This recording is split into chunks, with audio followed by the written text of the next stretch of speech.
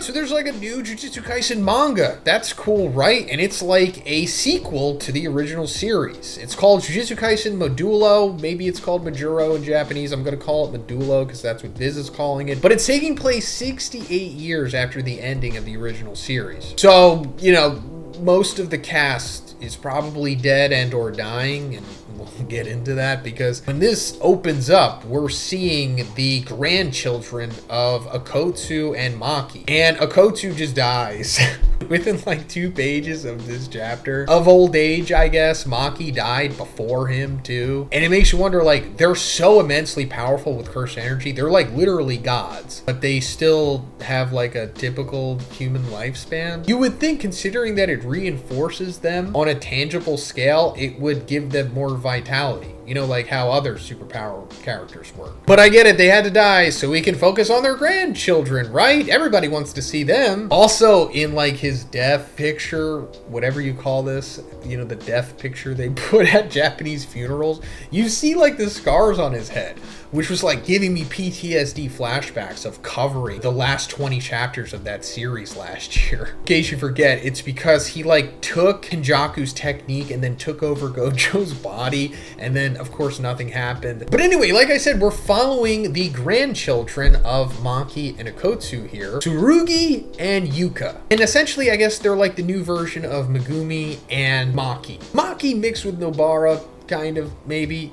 Yuka's actually a pretty good character. I don't mind her at all. It's just that Tsurugi is like, he's kind of like Megumi. Oh, by the way, did you guys miss me saying Megumi and not Megumi? It's not going anywhere. But anyway, the big twist in this series is not that we're going 60 years into the future. It's that freaking aliens are here. That's right, aliens show up to Earth. There's aliens in the Jujutsu Kaisen universe. And the exposition that we're getting about their spaceship hovering over Earth is that it's an extraterrestrial life form identifying itself as a Sumerian has appeared, accompanied by a mothership known as the Nonax, carrying nearly 50,000 of its compatriots. They are seeking sanctuary as refugees. And then when we see them talking to each other, we find out that America is, I guess, on the surface considered to be the powerhouse of planet Earth, but Japan, of course, still has a monopoly on cursed energy and all of the sorcerers, and no, we're not finding out why that is. We never will, probably. It doesn't really matter. I think only weirdos like me care about that stuff, to be honest. But America maintains that all authority regarding diplomatic missions lies with Japan. So these aliens, I guess, have to go through Japan if they want to have entry to Earth, essentially. And we're also finding out that these aliens have similar powers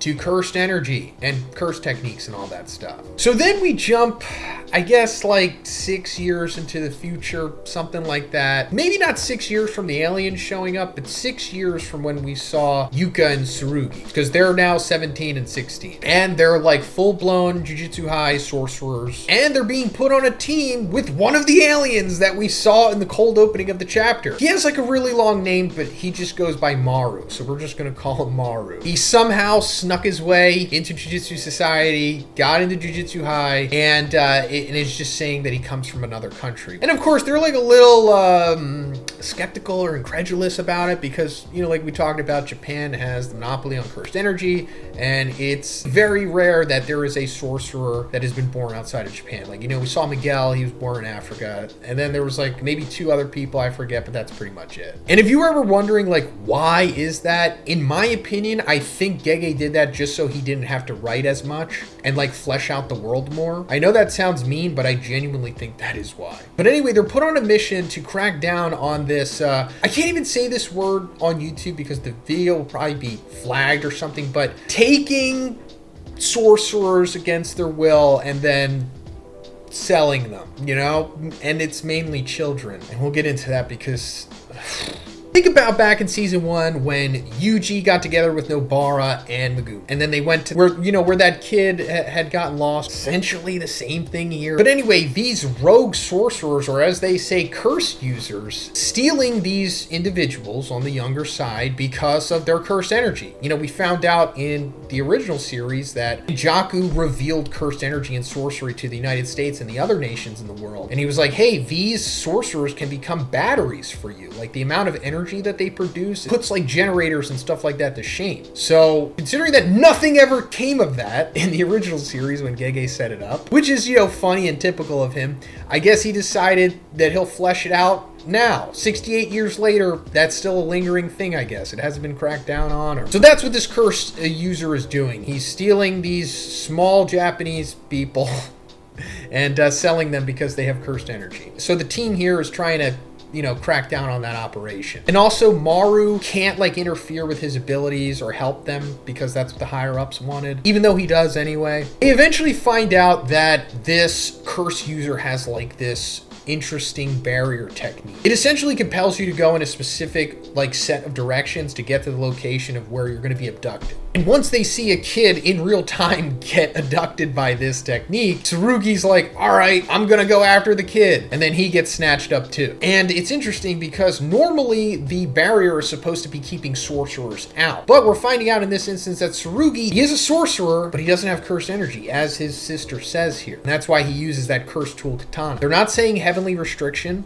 I don't know if he has heavenly restriction. I mean, he is the grandson of Maki, so it's very likely that he will have that eventually, but it seems like he probably had what Maki had originally. Like, she does have heavenly restriction, but something needs to happen for it to be fully unlocked. You know, like Mai, her sister, needed to die. I doubt that's what's happening here. I don't think Yuka needs to die for him to have full heavenly restriction. Anyway, that's why he was able to be abducted. So once Tsurugi is abducted, he's talking to the cursed user who's been abducting these kids. And it turns out that sorcerers, or at least some of them, maybe in the underworld, are aware of this alien invasion. And that the Inspector Generals declared this extraterrestrial invasion as a special grade incident on par with Sukuna's attack from 68 years ago. I like that they mentioned Sukuna. You know that they had to. Does that mean that Sukuna's coming back?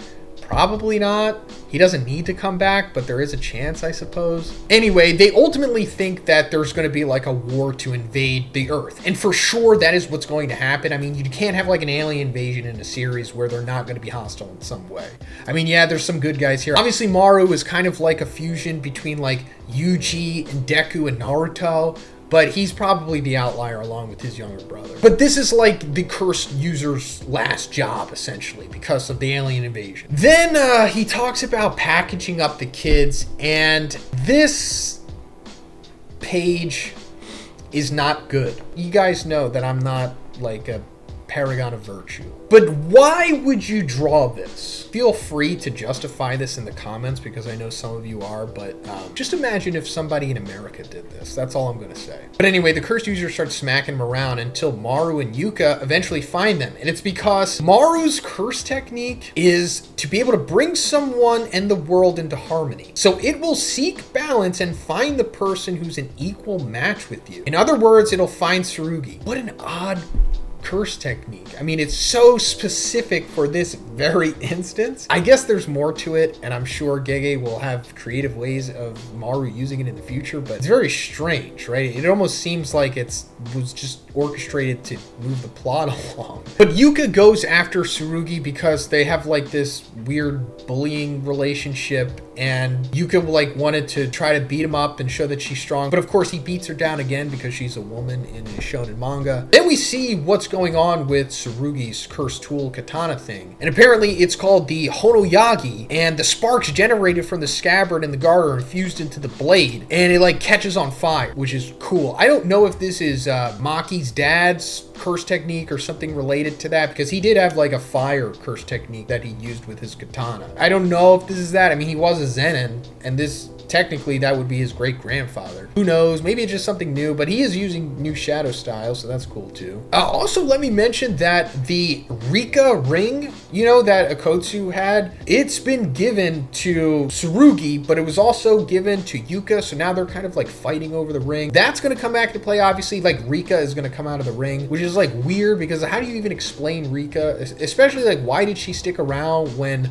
Maki and Yuta got together? Anyway, at the end of the chapter, Maru, like his bandage comes off his forehead, and you see that he has a third eye, as we saw in the cold opening. And he like, I don't know, does something to like knock the curse user out. He does like whatever Saturn does in One Piece to Sanji. And then we see the siblings notice that Maru has a third eye, and they immediately assume he's an alien, which is totally fine. fine. I'm not going to step on that because Tsurugi did just find out that aliens are here. And that's where the chapter ends. So this chapter opens up with us seeing Usami and this other guy. I don't know his name. Maybe they say it in the first chapter. He's not really that important yet. But they're meeting up with the Sumerians. That's kind of difficult to say because I'm so used to saying Sumerians, which I'm pretty sure Gege is like just changing the letters on that for his aliens, which Dandadan literally does. Like the aliens in Dandadan, or at least one of the races, are called the Sumerians, just like, you know, one of the oldest civilizations in, you know, human history. But they're talking about protocols with them coming into contact with humanity and whatnot, such as like infectious diseases and things like that, which is totally understandable because I'm pretty sure like War of the Worlds, you know, one of the oldest iconic alien invasion stories, The aliens are like eventually defeated by like bacteria. and we're seeing this guy Jabaloma, which is a hilarious name. And I'm sure some of you thought, just the way that I did, whoa, this guy looks like Tengen. Or at least looks like what Tengen becomes. Because Tengen starts off as like a woman. And then, you know, through the immortality technique that they have and not having a host or whatever, they become something like a cursed spirit thing. Now, does this mean that Tengen is a Sumerian? I don't know. Maybe? I mean, Tengen just looks like a normal human woman, but I guess the Sumerians, aside from their third eye, look like normal humans too, somewhat, except this Buddha-looking guy. And also, you know, the earlobes, like I said, Buddha. We all know that Gege loves Buddhism and including that mythology into this series. But when they're meeting, they seem cordial at first. Like, this guy's nice, probably a wolf in sheep's clothing. But as for them looking like Tengen, could be a coincidence or it could be a hint that cursed energy originated from aliens, possibly. And then somehow it infected humanity through Tengen doing something. I don't know. Like I said in my first review, we probably won't find that out, but I wouldn't mind if Gege just decided to say it was aliens the whole time. But Jabaloma introduces their representative, and it's this guy that we saw in the first chapter with the horns, who we assumed was going to be like the final boss of this series. And that seems to be the case for sure. This guy comes out aura farming as he's supposed to. We're not getting his name yet, but this guy is like for sure, you know, the final boss. And we don't get to see the meeting that they have. Maybe we'll see it in the next chapter, like Gege's doing some Pulp Fiction timeline stuff here. But Usami and the other guy are like stressed from having a meeting with this guy. And he's like, no wonder they're saying it's on par with Ryum and Sukuna. And we did hear that in the first chapter. And we didn't really know what to exactly make of that because it was always in context to the 50,000 of them. And I thought, okay, 50,000 of these guys is the equivalent of like one Sukuna or one Sukuna level incident, I guess you could say. And that very likely could be the case, or it just means that this guy is as strong as Sukuna. And I guess he kind of has to be, or at least rivaling Sukuna, because if he is the final boss, which, I mean, clearly he is, look at him. He has to be really powerful, and it would just be kind of anticlimactic if, you know, the final boss of this series isn't as strong as Sukuna, you know? Then we get more of Gege trying to be like Togashi again with his superfluous dialogue, which I talked a lot about when I was reviewing the original series. Essentially, they're just saying that negotiations or just talks between the Sumerians and Earth, especially Japan and America, is very delicate, I guess you could say, because boomers, right? It's all just saying that there is going to be a war, because they're saying, you know, war is one thing we can't allow. We must avoid it at all costs. And they talked about it in the first chapter. There's going to be an invasion. There's going to be a conflict. There's going to be hostility, because at first it doesn't seem like they are. They're refugees. They're just here to find a new place to live. They just want to chill. But obviously it's never that simple. But also Gege did tease the curse merger a lot in the first series, and that never materialized. So it's very possible that there is never a war, and it's kind of just like the sorcerers fight horned final boss guy, and that's like an isolated incident. But anyway, this conversation wraps up with Usami saying, like, we need to not be like the boomers. We must strive for true harmony. We can't open up the Sumerians' hearts with our adult formalities. We need the spirit of a new era. And I like how this guy responds to him. He's like, we're really going to entrust the fate of Japan and the world to a couple of teenagers? And it's like, yeah, that's essentially what most shonen manga is. Gege has broken it down to its bare essentials. Then we get into like this long sequence of Tsurugi trying to convince Yuka that aliens are here and that Maru is an alien. She's incredulous about it because I guess somebody has to be. I mean, she's not like reading the series the way that we are, so it's understandable that she just doesn't automatically believe this. So they go talk to the terrible guy from the first chapter who was, kidnapping kids. And he tells them a little bit more, like that their names are the Sumerians, how their ship is holding 50,000 of them and it's hovering above Earth, and that to prove to Yuka that these things are real, and I guess Tsurugi to a smaller extent, even though he's already accepted the truth, it's that considering that there's 50,000 of them in that ship, supplies have to be running low. So at some point, Earth is going to have to give them supplies or trade or whatever. And at that point, the ship, which has been made invisible by a barrier technique, will become visible for the transfer. And if the siblings can go there at the right point, at the right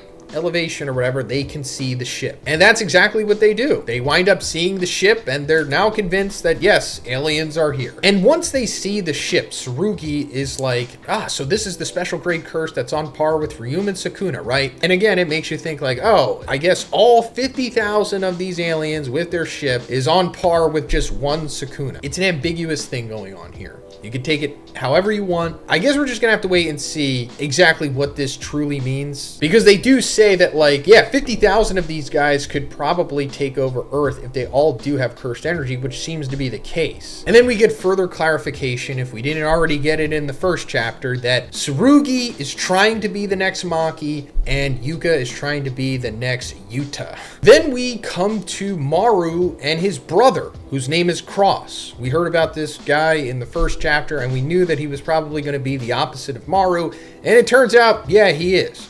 Maru is like the clean-cut babyface, and Maru is seemingly just straight heel at this point. I mean, it's so black and white in this introduction chapter. It seems that our opinions are split on the matter between conflict and coexistence, and Maru's like, no, conflict is wrong. It's like, okay, now we know the difference between them. But we're also finding out exactly why they're having Maru infiltrate Jujutsu High and work with Yuka and Tsurugi. And it's because, as Cross says, spend more time with the Earthling sorcerers and present your evidence for consideration. That's your job right now. Essentially to see, how do they feel about conflict and coexistence? How strong are they? What else can they do? Because there are nefarious motives to what the Sumerians are doing here, at least some of them. Like I said, for sure there's going to be a war or at least a secret war to some extent. And the chapter winds up ending with Tsurugi coming to the roof, and he sees Cross, but he thinks it's Maru because they're identical and he hasn't met Cross yet. He's making small talk with him. He's like, hey, why are you up there? People are going to think you're, going to jump or something. And Cross is like, shut up, don't talk to me. And Tsurugi's like, what's his problem? And he darts away. And that's where the chapter ends. So in this chapter, we're following our new trio of Tsurugi, Yuka, and Mero, and I guess they're going on their second mission. This mission involves them going after what is implied to be a cursed spirit shark thing. It's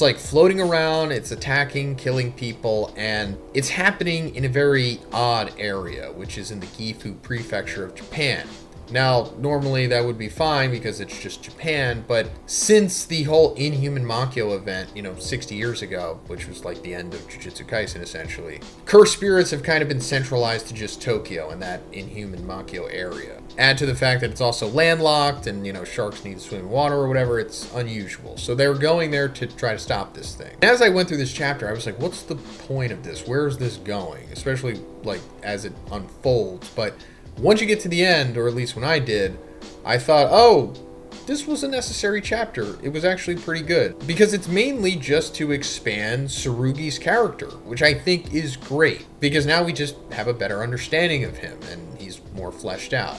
And I'm sure in the following chapters, Yuka and Mero will get the same treatment. And I like this. It does show that Gege is improving, because I felt like the original series kind of lacked this to a degree. Somewhat with Megumi, but I think mostly with Yuji, to be honest. Trigger warning, I'm going to criticize Yuji as a character. I feel like he needed much more fleshing out and depth in the original series. He always felt kind of shallow to me as a character. Almost like Gege kind of just needed an MC for the sake of it being a shonen manga. And it was almost like he was an afterthought. He was kind of just put in there because everything else was just so much more interesting, and he didn't really have that one singular character. You know what I mean? Of course, this is just my opinion, and you can watch several other video essays that are like an hour long on Yuji, on YouTube, that will make you think he's the most complex character to ever be written. But to me, I feel like he was kind of shallow and still kind of is. And that's fine. It's not like every MC has to be Paul Atreides, but that's just how I feel. So like I said, I appreciate that Tsurugi is getting a better fleshed out treatment here. And it's only just the 3rd chapter. It will continue to go on as we go through these 6 months of this series, or at least at this point, it seems like this series is just going to last 6 months. I'm pretty sure that's what Gege had initially planned out. But anyway, back to the chapter itself. In the beginning here, we're seeing that as they're on their way to Gifu, they're like briefing each other about what's going on. And we see that Tsurugi has animosity towards Meru because at the end of the previous chapter, Tsurugi unknowingly had met Meru's brother, who I believe his name is Cross. And the whole thing about them is like there's a dichotomy. Meru is like Gary, Stu, Deku, Tanjiro type, and Cross is more like a Bakugo, or like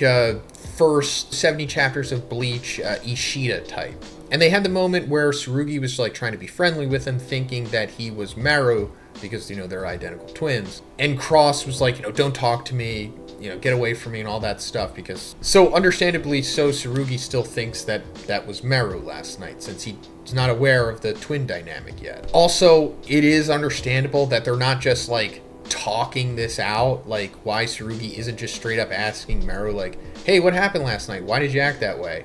Because they are teenagers, so it's not like they're super emotionally intelligent and going to try to talk through everything. I mean, granted, it seems like adults nowadays don't even really do that too much, like Gen Z, millennials. Not all of them, of course, but it seems like a lot of them, and I'm speaking, as one of them, serious lack of emotional intelligence nowadays. But anyway, one of Yuka's very few lines of dialogue in this chapter is like valuable exposition for, I suppose, like casuals coming into this manga, because Tsurugi's like, you don't know what cursed spirits are? Talking to Meru, you guys use Jujutsu too, right? And Yuka's like, cursed spirits are incarnations of accumulated cursed energy that leaks out of people in this country. That's what yokais, ghosts, and apparitions really are. And I appreciate that because, like I said, it gets us refreshed, but also it's for sure going to play into how that works with the alien race of the Sumerians, or whatever they're called. I want to say Sumerian, but that's not it. Sumerians? Yes, Sumerians. I can't wait to see how that dynamic works with the Sumerians. Like, they're going to create like these weird alien cursed spirits. Anyway, they eventually get to the place of where these shark attacks were happening, and it turns out that it's actually not a shark. It's a former Jujutsu High sorcerer who is now 46 years old in a shark costume. His name is Osada. I think that's all we're really getting on him. And I'm pretty sure he's going to come back into play later on because of what he reveals his curse technique to be, and that is seance. Now, if seance sounds familiar to you, that's because we saw it in Season 2 of Jujutsu Kaisen. It's that technique that old granny lady uses to freaking bring Toji back in that iconic sequence. Now, the way that it worked in the original series was that it granted the user the ability to contact the dead and summon their body or soul's information. Shapeshifting into that person while using a summon requires their corpse. Transforming into someone using their body's information allows the shapeshifter to utilize their physical abilities. The technique is supposed to signal its own end when the shapeshifter's cursed energy runs out, even if the original caster dies. Now, that for sure was based off of the Edo Tensei from Naruto, which is cool. I loved the Edo Tensei from Naruto. I'm sure that's extremely polarizing, and that's fine. One day I hope to make a video essay about that and how I think that strengthened the Fourth War and just the series overall. But anyway, Osada's technique works a little different. He says that my curse technique seance allows me to summon and draw out the powers of whatever I wear, regardless of location. So this guy is probably one of the descendants of Ogami, the old granny lady who had the seance technique. I'm just guessing, could be wrong. Usually that's how curse techniques work in this series. It's like My Hero, they are hereditary. But Also, like My Hero, I guess the curse techniques kind of change and alter as they are passed down hereditarily. Not extreme the way that quirks are, but I guess they just subtly change. And since it's been like 68 years or whatever, it's understandable that it has changed a lot. And we do know that curse techniques kind of change and alter with, contemporary times or whatever.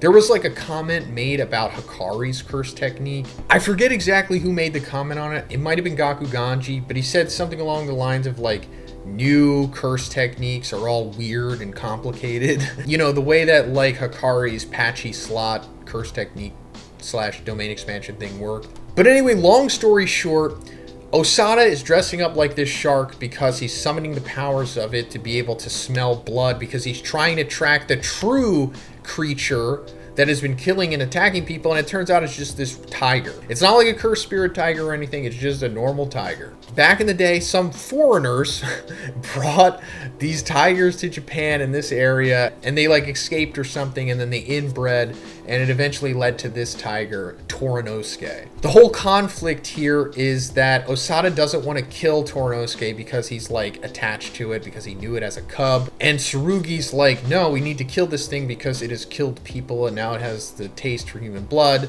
so on and so forth. And of course, this is supposed to like split the audience essentially. You're gonna have the animal lovers and the more affable people that are like, keep the tiger alive, let's try to reform it, let's try to put it in a better environment. It is our fault for bringing it there in the first place and having it, the situation happen the way that it did. And then we have the Tsurugi type people that are like, no, just instantly kill it. That seems to be the pragmatic thing to do. So they eventually come across Torinosuke and it attacks them, of course, because it's a freaking tiger. And Osada realizes in that moment, oh, this isn't the same cub that I knew back in the day. It's a completely different murderous beast now. And I guess he essentially just allows Tsurugi to kill it, And Tsurugi does take it out swiftly. And like Meru, Deku, Gary Stu guy is, upset over this. And his whole mission here is to like see if humans are compatible with the Sumerians. And he also explains that his curse technique is shared with Cross, his younger twin brother, so he's forbidden from using it except for emergencies. And it's at this moment that Tsurugi realizes, oh, he has a twin brother. That, a-hole from last night was probably him. But going further, Meru says that my brother can tell if I use a lot of energy, and if it ever gets to the point of where I have to use my power, it would only make him trust Earthlings less. So that's why he hesitated before. Even though he used his curse technique in the first chapter within an hour of meeting them, and then he used whatever his eye blast thing is minutes after that. I don't know like what the eye blast thing is. It might just be a Sumerian thing or whatever, but he said that his curse technique was like he can help people find things that they want, more or less. But anyway, this is like a further bonding moment for Meru and Tsurugi here, and they get back on good terms. Then we discover that there is another tiger cub that was left behind by Torinosuke, and Tsurugi is about to go and just instantly take it out, which I like that. I like that Tsurugi is about that life. And I know that this is supposed to split the audience down the middle, or, maybe into thirds or whatever, but ultimately he doesn't wind up taking it out, and he does trust that Osada is going to take care of this tiger. So Osada essentially gets to have his cake and eat it here. Maybe even the audience too. And Meru's like, are you sure about this? And Tsurugi's like, doesn't matter. Nobody knows how that cub will turn out, just like with us. And that, reinforces Meru in thinking like, oh, maybe humans and the Sumerians can coexist. And like I said, this is pretty solid chapter, a good way to give depth to Tsurugi, and it's kind of just overall like a low stakes kind of slice of life-y chapter. Not everything has to be, oh my god, the world's ending, we gotta figure out how to fix it, what I mean. Alright, so we're following another mission with the trio here today. This time they're going after a weird occurrence in a school where a child seemingly keeps repeating the first grade, but like in a weird supernatural way. So of course, Jujutsu High has to go investigate it. Usami is revealing to the crew that Maru is an alien. They already knew, of course, but he's just saying it out loud because it's just revealing that, like, all right, now everybody is on the same page, which I know seems unnecessary, but it's I don't know, the protocol that the Sumerians wanted or something, and they agreed to with the Jujutsu higher-ups. As they say, the embargo's finally been lifted. The embargo of 3 1/8 chapters. But they are still kind of doing like this soft Cold War thing between the Jujutsu sorcerers and the Sumerians, because Usami obviously doesn't fully trust them, as he shouldn't, and he wants Tsurugi to get as much information from Maru as he can. And in the previous chapter, he did get a bunch of information. He found out what Maru's goal was, trying to figure out if the humans can coexist with the Sumerians, more or less. And Tsurugi remembers that, but he actively chooses not to tell Usami, which is straight up treason, and it's because Maru told him not to tell anyone. But still, if this happens in real life and you're around like a suspicious person and they tell you not to tell anybody, you should definitely tell someone. But anyway, back to their mission. There's like this little kid in the 1st grade who keeps repeating year after year, and it's kind of like a facsimile of the same person. And of course, they call the parents and they check the records or whatever, but it leads to just some kind of like weird loop where it's like nonsense speaking. And there's nothing they can do about it, I guess, other than just allowing it to happen and ultimately just having to rely on Jujutsu High to solve it for them. Sure. I also like when the teacher is like calling the parents, he's like tapping his temple to like make the call, which I guess is showing that they all have like neural links in the future, which is pretty good foresight from Gege, because I do think that in 50, 60 years, we're all probably going to have implants to some degree, right? We're not going to have like phones anymore. We're either going to have like, hyper glasses or straight up, things in our heads. And when I say Neuralink, I know that that is like a company, and I'm not necessarily supporting them. I'm just saying the idea of what the Neuralink is and what it can become, I think would be pretty cool in real life, right? I would sign up for the 2nd phase of it. Why not? Have ChatGPT in your head, that would be incredible. But ultimately, what this is all boiling down to is that they have to go investigate this kid directly as he leaves school to figure out what's going on. And we're also finding out what this guy's name is, Mino. Maybe his name is revealed in like the 1st or 2nd chapter when he's having like a conversation with Usami. I don't really remember, but now I know for sure this guy's name is Mino, and he is a weakling. So we don't have to speculate about that. Or at least we're told he's a weakling. I don't know, maybe he's like a sleeping giant or something. But I guess this guy is like the new version of Ichiji, more or less. But anyway, their theory is that there is a curse user, who again is just a bad sorcerer, winds up taking the place of some random kid who enrolls in the school each year and probably killing their families and using a rental property for bait, to lure in the families and the kid or whatever. And that because of that, it's very likely that they're going to have to fight this curse user, which, of course they are. Why wouldn't they? So Tsurugi and Tanjiro eventually wind up finding this kid. Yes, I know I said Tanjiro. That is like my joke on Maru. He is essentially just Tanjiro from space. And I think this chapter more so solidifies that than ever. And they start questioning the kid immediately until they eventually come across this like Shikigami thing. Like, it actually has a pretty cool design that's like protecting him. And it's pretty interesting because Maru, when he sees this, says Kalian, however you pronounce this word. It's never brought up or mentioned again in this chapter, but for sure that is like letting us know that there's probably some kind of creatures like this that come from the Sumerian world. Maybe their own version of cursed spirits, which we really haven't gotten into yet. But like I talked about in the previous review, we for sure will see what happens when cursed energy leaks out of the Sumerians and whatever kind of cursed spirit or creature that forms. It's probably something similar to this, judging from his reaction. Tsurugi is about to attack it, of course, but then he has like this quick inner monologue thinking about how it can't get out of hand too fast because they can't have Maru using his abilities, because it was revealed in the previous chapter that if Maru uses his abilities or uses it too much, his brother will notice it because they're linked in some way, whatever. And if the brother senses that, then he's going to know that there's like a problem. And Tsurugi is trying to avoid that because they don't want to go to war with the aliens, as stated here. And I mentioned this before too. This is a major Chekhov's gun at this point in the series, right? This is essentially what the series is about. Is Japan going to go to war with the aliens? And, there's a chance that it might not happen. Because, like I also said before, Gege built up the curse merger for so long in the original series. You know, all of humanity merging with Tengen through the barriers that Kenjaku had put up. And it seemed like it was going to happen, and I wouldn't have minded. It would have been pretty cool. Yeah, there would have been millions of people dying, but it's freaking manga. But it ultimately doesn't happen. Not even close to happening. It kind of just fizzles out with the rest of the storylines that were going on. So it's very possible the war might not play out in this series too. I mean, at this point, I would say there's like a 75% chance that it will, but there's that 25% chance that Gege just doesn't feel like making that happen because this is a limited series. And I do think that we're going to see the alien Sukuna guy fight for sure, because that would really be anticlimactic if he never does anything. But as for like a full-scale war of the 50,000 Sumerians versus Japan, probably not going to happen. But it would be cool if it did. And also, the way that we see these three guys in the background, these are probably going to be like, you know, the three strongest guys, or the three guys that they for sure fight.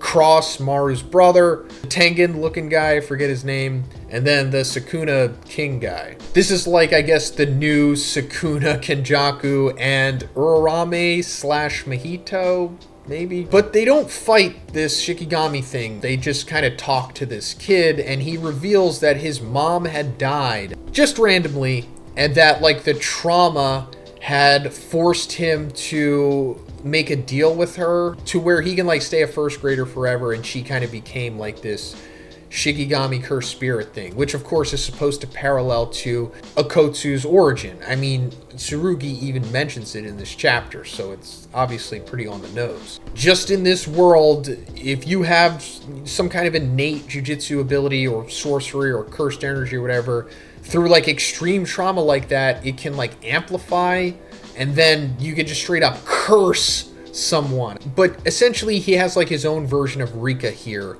who is like allowing him to be a first grader forever so that he can, I don't know, feel more comfortable with life or whatever and deal with the trauma. But also, like, I guess that's who we heard on the Neuralink phone. It was just this cursed spirit like malfunctioning or trying to mimic what human conversation was like. Then they eventually wind up going to his house. And I really like the way that this sequence plays out, because as you're reading it, you obviously don't know what's going to happen at the end, because at the end of the chapter it's revealed that this is all a facade. But Mino and Yuka wind up going to the little kid's house ahead of time. And once Tsurugi and Maru find out what's going on with the kid, they go to his house as well. And you think, oh, they're all going to the same house, but they're actually not.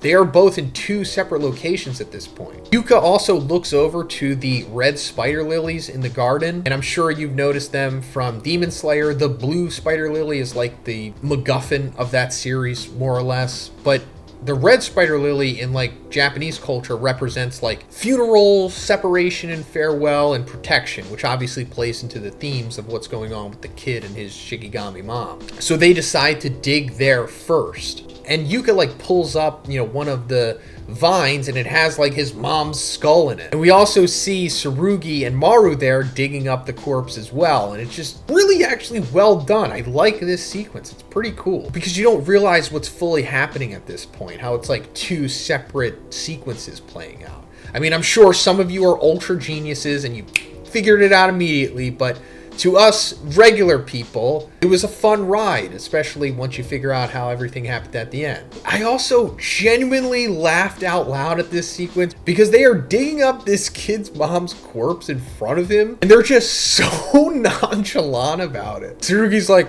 guess this is his mom's body. And then Maru's like, did you bury her yourself? And he's like, yeah. And Maru's like, oh, that must have been tough. You did a good job. Like, what? I mean, I know that once you find out what happens at the end, it all makes it seem okay. But in the moment, this is ostensibly like a 7-year-old kid. But once this happens, they're like, okay, I guess we're going to have to put this kid into Jujutsu High and like somehow reform his trauma. Even though like I don't think therapy is like really a thing in Japan.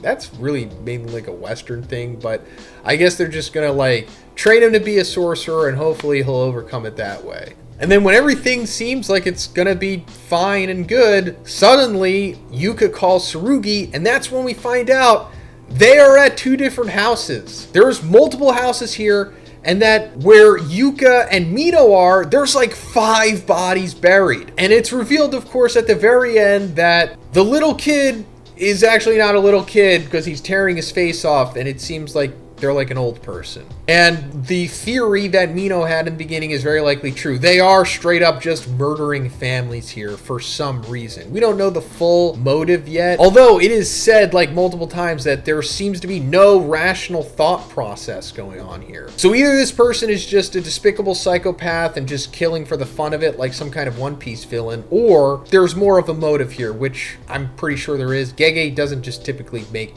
curly mustache villains. All right, so we're coming back to Tsurugi taking on this old first grader sorcerer guy, because in the previous chapter we saw that the team was investigating this strange occurrence of this first grader who kept coming back year after year as like a facsimile of themselves. And once they went to go investigate it, they thought at first, oh, this is just a kid who saw his mom die and like accidentally created like this Shikigami curse technique out of it, similar to what had happened with Akotsu and Rika. And that allowed him to like keep repeating the first grade as a way of like dealing with the trauma, I suppose. And as we'll come to find out in this chapter, that is partly true, but it's not a little kid. It's actually like this old guy who is literally murdering families, I guess in order to take their skin to fuel this curse technique so that he can keep being a first grader over and over again. And in the very beginning of the chapter here, we're seeing this girl like calling to her mom because the things in her room are like levitating. And at first you're supposed to think like, oh, is her curse technique awakening or something? But I don't think that's what it is. I think it's what's going on with Maru, who we see unconscious here, and we'll come back to that at the end. At the end of the previous chapter, Maru was somehow like incapacitated by the old first grader sorcerer guy. And he's going to be MIA in this chapter until like the very last panel. So as we go through this chapter, we see a really great fight between Tsurugi and this old sorcerer. We find out that the name of this is Maternal Wraith's Fury Marmalade Boy. But it essentially works with this guy having this Shikigami who like defends him autonomously and uses like huge threading needles, can like manipulate his appearance using other people's flesh,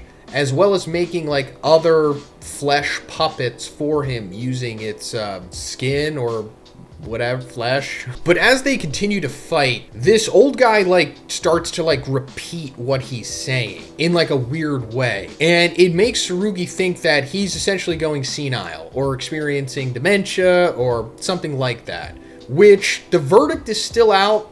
But it does seem like there's a bit of that going on here because this guy does appear to be very, very old. I guess that explains essentially what is ultimately happening here. It's as Tsurugi says, wait, the cause of this whole incident is an elderly curse user who just went senile and lost control?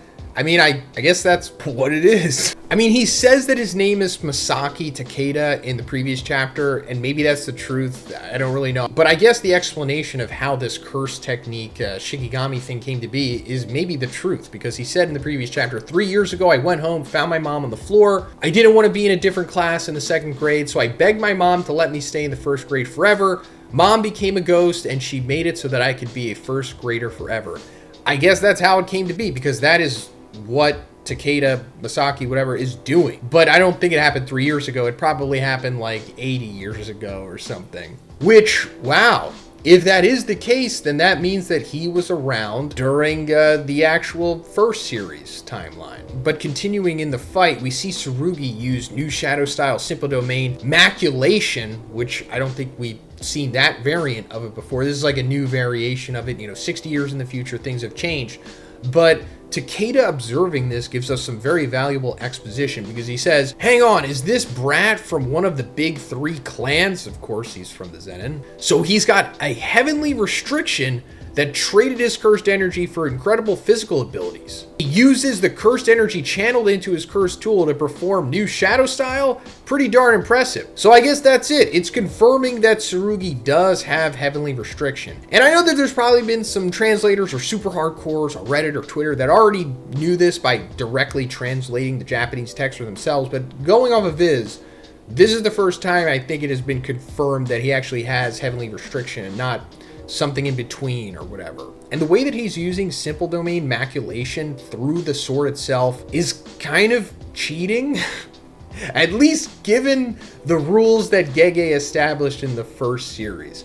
And that being said, since Gege did make the rules, he can just do whatever he wants with them. Because Takeda says he uses the cursed energy channeled into his cursed tool to perform new shadow style.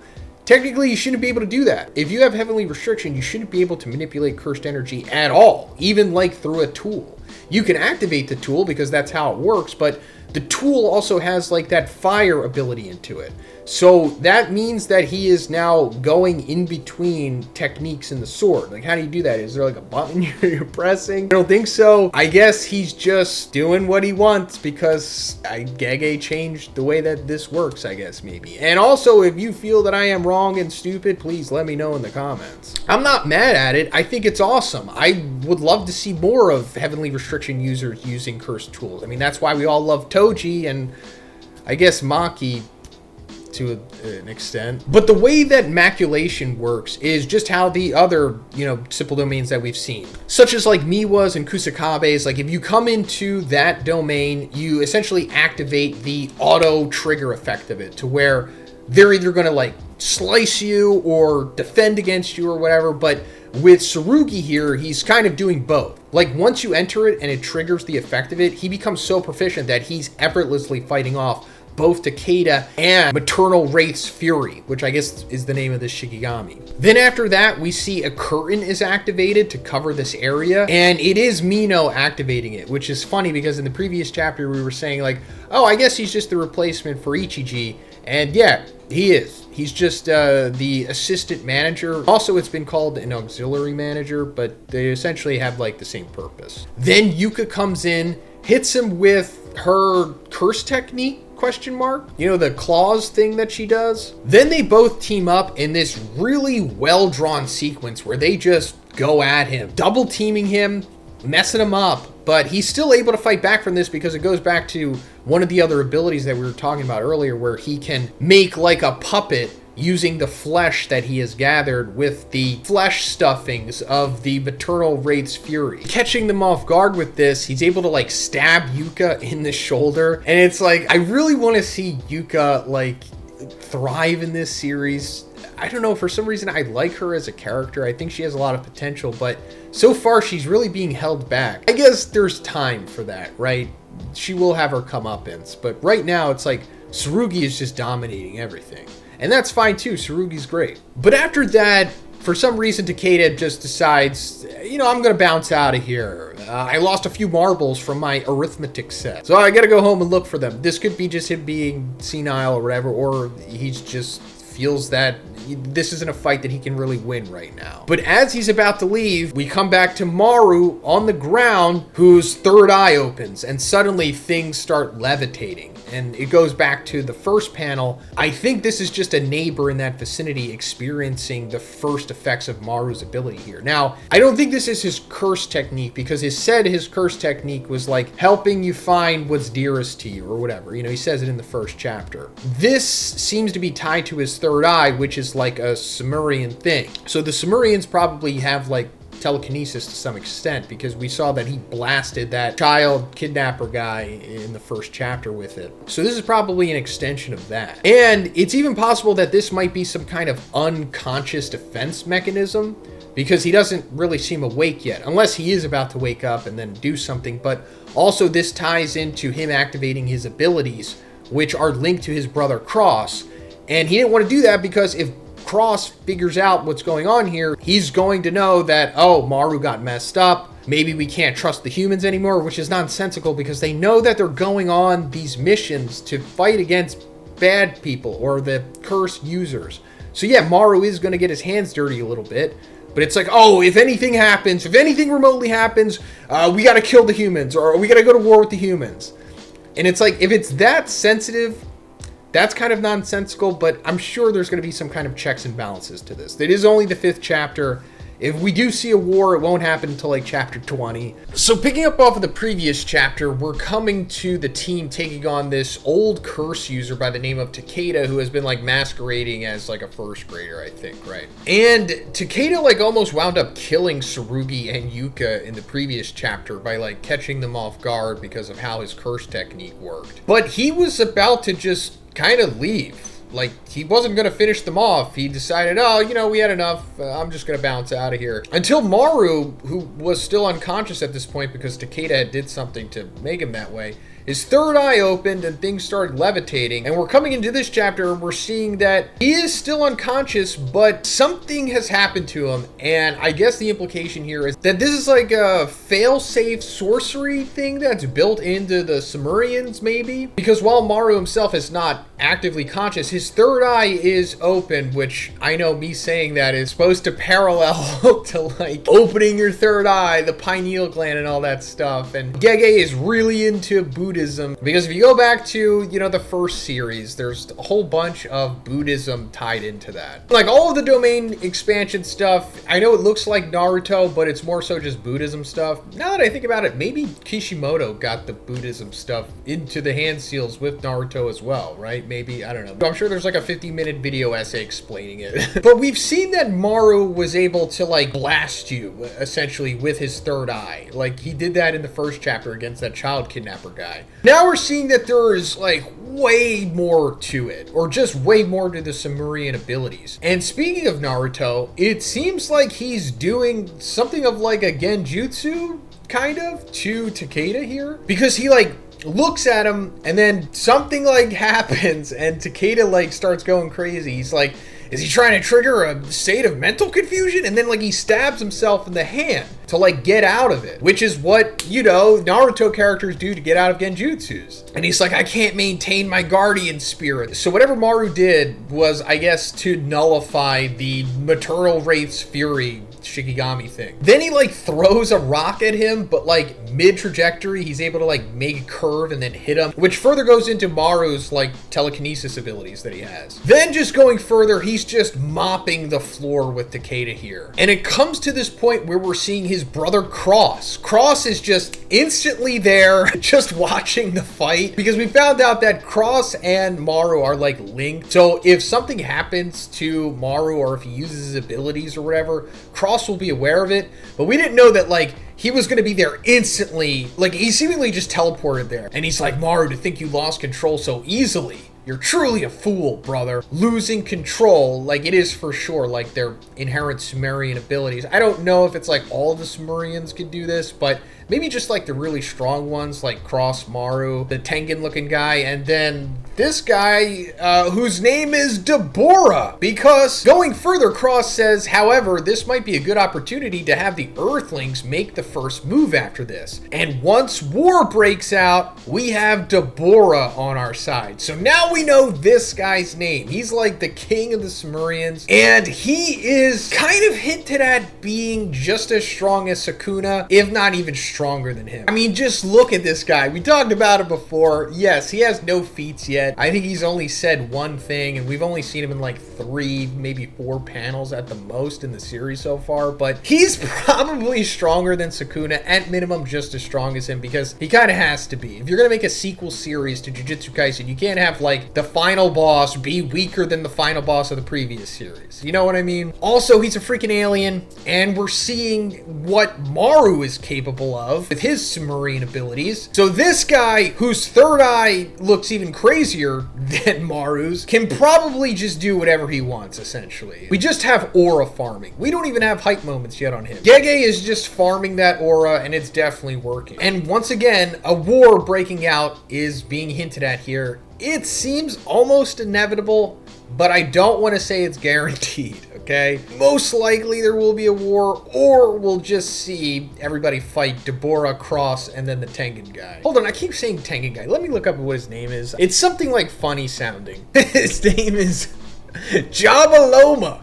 He is the diplomatic envoy of the Sumerians. So there you go. But anyway, coming back to Maru smacking around Takeda here. They're in like a gymnasium and there's like basketballs and everything floating around. And Takeda's like, anti-gravity. No, it's probably a curse technique using the concept. No point in thinking about it, but what else can I do? So yeah, Takeda isn't like reading the series the way that we are. He doesn't know that this isn't his curse technique. And I say that it's not his curse technique because in the first chapter, Maru tells us what his curse technique is. When they're trying to find Tsurugi from that child kidnapper guy, he like takes Yuka's hands and he says, my curse technique will seek balance and find the person who's an equal match with you. In other words, it'll find Tsurugi. So unless he's like lying, which I don't think he is, his curse technique is essentially something that's like not even like offensive, which I guess is like a balancing act, because if he had a curse technique that was busted, then he would just be too broken. And we'll get more into what he could do because we see later on it's not just telekinesis. But we're coming to the most exciting part of the chapter, because as Takeda's getting beaten down here, he's like, why do I have to remember it now of all time? The one and only time I had to flee for my life after a crushing defeat. And then we see this hooded guy smirking and we get a close-up on his eye. So if you're thinking like, who is this guy? It's most likely Yuji. Yeah, this is most likely Yuji because of the close-up on his eye. He has the scar there, same way that Yuji does. And his eye looks like Yuji's, although all the eyes kind of look the same in this series.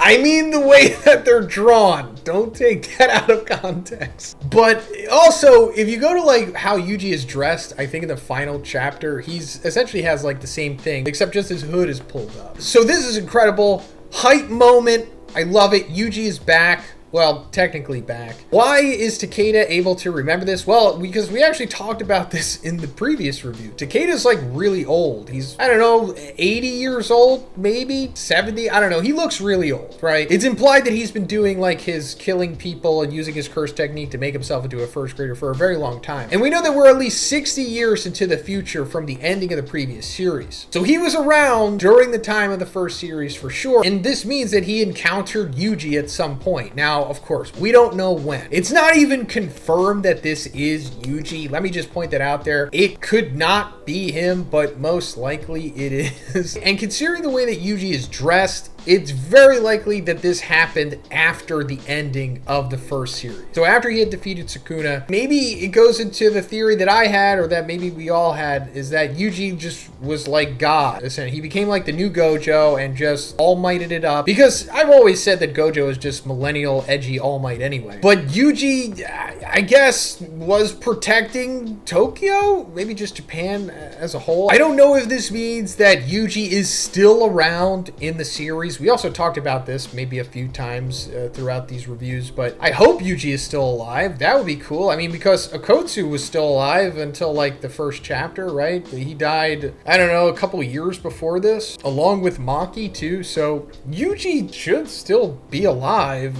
I don't know. I mean, it would be cool if Yuji was alive, but I just don't want to get anybody's hopes up. But this seems like it is him. And Maru is so powerful here that it's like reminding him of Yuji. Now, does that mean that Maru is as powerful as Yuji? No, I'm sure Yuji is way more powerful than Maru. I'm sure Yuji is strong enough to maybe defeat Deborah, at least prime Yuji. I'm just guessing. We don't know anything. But anyway, going further, Maru continues to just beat down Takeda until he eventually like punches him into a swimming pool, and we see that he can alter the temperature of the water. He makes it hot at first, and then Takeda like jumps out of there. Then as the water is like rising, he freezes it. So yeah, the Sumerians, or at least Maru, so far has like telekinesis, eye blasting stuff, implied genjutsu ability, and he can like alter the temperature and properties of water, which is like busted. But Maru is about to just kill Takeda here, I guess, until Tsurugi jumps in and stops him. And at first I'm like, why are you doing that? Just let him kill him. And he does explain why he's protecting Takeda here, because later on he says, Jujutsu sorcerers and the Jujutsu headquarters aren't always united. Even among Earthlings, there must be some radical factions out there that with a hardline stance. People want to use aliens, but don't want to accept them either. And those people are always searching for a reason to start a war. That's why I can't let Maru kill an Earthling, even if he is a curse user. No, maybe I simply don't want him to be a trigger for war. And this is implied to be told from Cross's perspective, but I guess it's also Tsurugi saying this as well, just not speaking as if he was an alien, you know, with the Earthling stuff, because it mirrors the sentiment. I don't want him to be a trigger for war. You know, Maru, wake up. So take that for how you will. And Tsurugi's trying to wake up Maru here, and he's like, we're gonna be neighbors, remember? It goes back to, I think, 2 chapters ago, when they're like talking to Takeda when they still think that he's like a kid,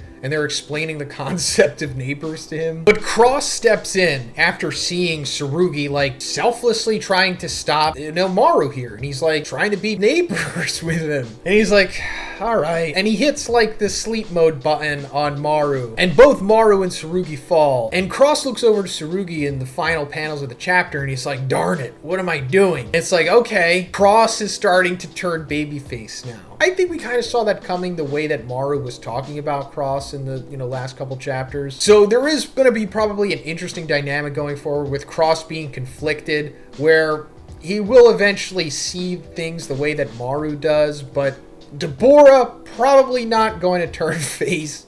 He's probably going to be heel forever until they kill him at the end of the series, maybe. And then Jabaloma looks straight heelish, so I don't think he's going to turn face either. All right, so coming into this chapter, we're seeing Usami track down Takeda, that old first grader curse user that we've been following these last couple chapters. In the previous chapter, we saw Maru like going berserk on him while unconscious, and before he was able to deliver the final blow to him, Tsurugi stepped in, stopping that because, you know, he felt that that would have triggered a war between the humans and the Sumerians. And then after that, Cross jumped in, and I guess that sequence led to Takeda being able to scurry away, which is, you know, where we're picking up at the beginning of this chapter. And Usami is able to stop him using curse speech. He actually has like the snake eyes and the fangs drawn on his hand. This is actually a really cool application of using the curse speech. And then of course this raises a ton of questions. It's like, wait, is Usami a Inumaki descendant? Is he a part of that clan? Does that mean that he actually has this curse technique? I don't know. The Inumaki clan was never really fleshed out or explored all that much in the first series. I mean, go figure. I always thought that Usami was like a descendant of the actual Usami. And if you don't know who that is, that's fine, because only really like, I guess, hardcores would know who that character is. I think he's only mentioned once outside of supplementary information, like when Kusakabe is fighting against Sukuna. But his curse technique was the ability to like summon various Shikigami in the form of chess pieces, which can create a pseudo-domain marked by squares and lines on the ground or space. Considering that this Usami is not doing that, I guess he's not a descendant of him, and the name is more so just recycled because Gege never fleshed out this guy in the first series. Your guess is as good as mine. But we're coming back to the end of the previous chapter with Cross picking up Tsurugi, and he's like, what did you just say? Answer me, did you just say the word neighbors? And Tsurugi's like, that's what you guys call it, right? Maru said it's a friend who understands why the things that matter to you are so important. And Cross is like, you think we could be neighbors? You do know about this country's history, don't you? What could you humans possibly understand about us? I know hearing the word neighbors in this context is like weird, because we, at least English speakers, know that neighbors doesn't mean what they're talking about here. But according to the Sumerians, it means a friend who understands why the things that matter to you are so important, which is like best friend. It could be like how Nakama is used in One Piece. Nakama could be like comrade or teammate or something like that, but it's more so, I guess, just better to say Nakama since it's like its own thing. But aside from that, Cross really irks me in this chapter because he has like this weird grudge against humans, and how we apparently did something to him. I say we, them, and how we'll never understand what he's going through or what the Sumerians are going through. And it's like, why don't you just tell us? That'll help. We don't know anything about the Sumerians. Why are you here? Why are you refugees? Why are you so upset? Maybe just a little bit of communication would help. I'm not saying you have to lay your emotions out on your sleeve and just show your cards on the table. At least just give us a sentence of why you're here. What happened? That would help, right? Even at the end of this chapter, when he is called out for that, he still says nothing. Then after this, he decides that he wants to send Maru back to the mothership to treat his injuries that he received in the previous fight. Even despite Usami saying no, he's like, no, we're going to send him to the mothership. He assumes that Cross thinks that they're going to try to probe him.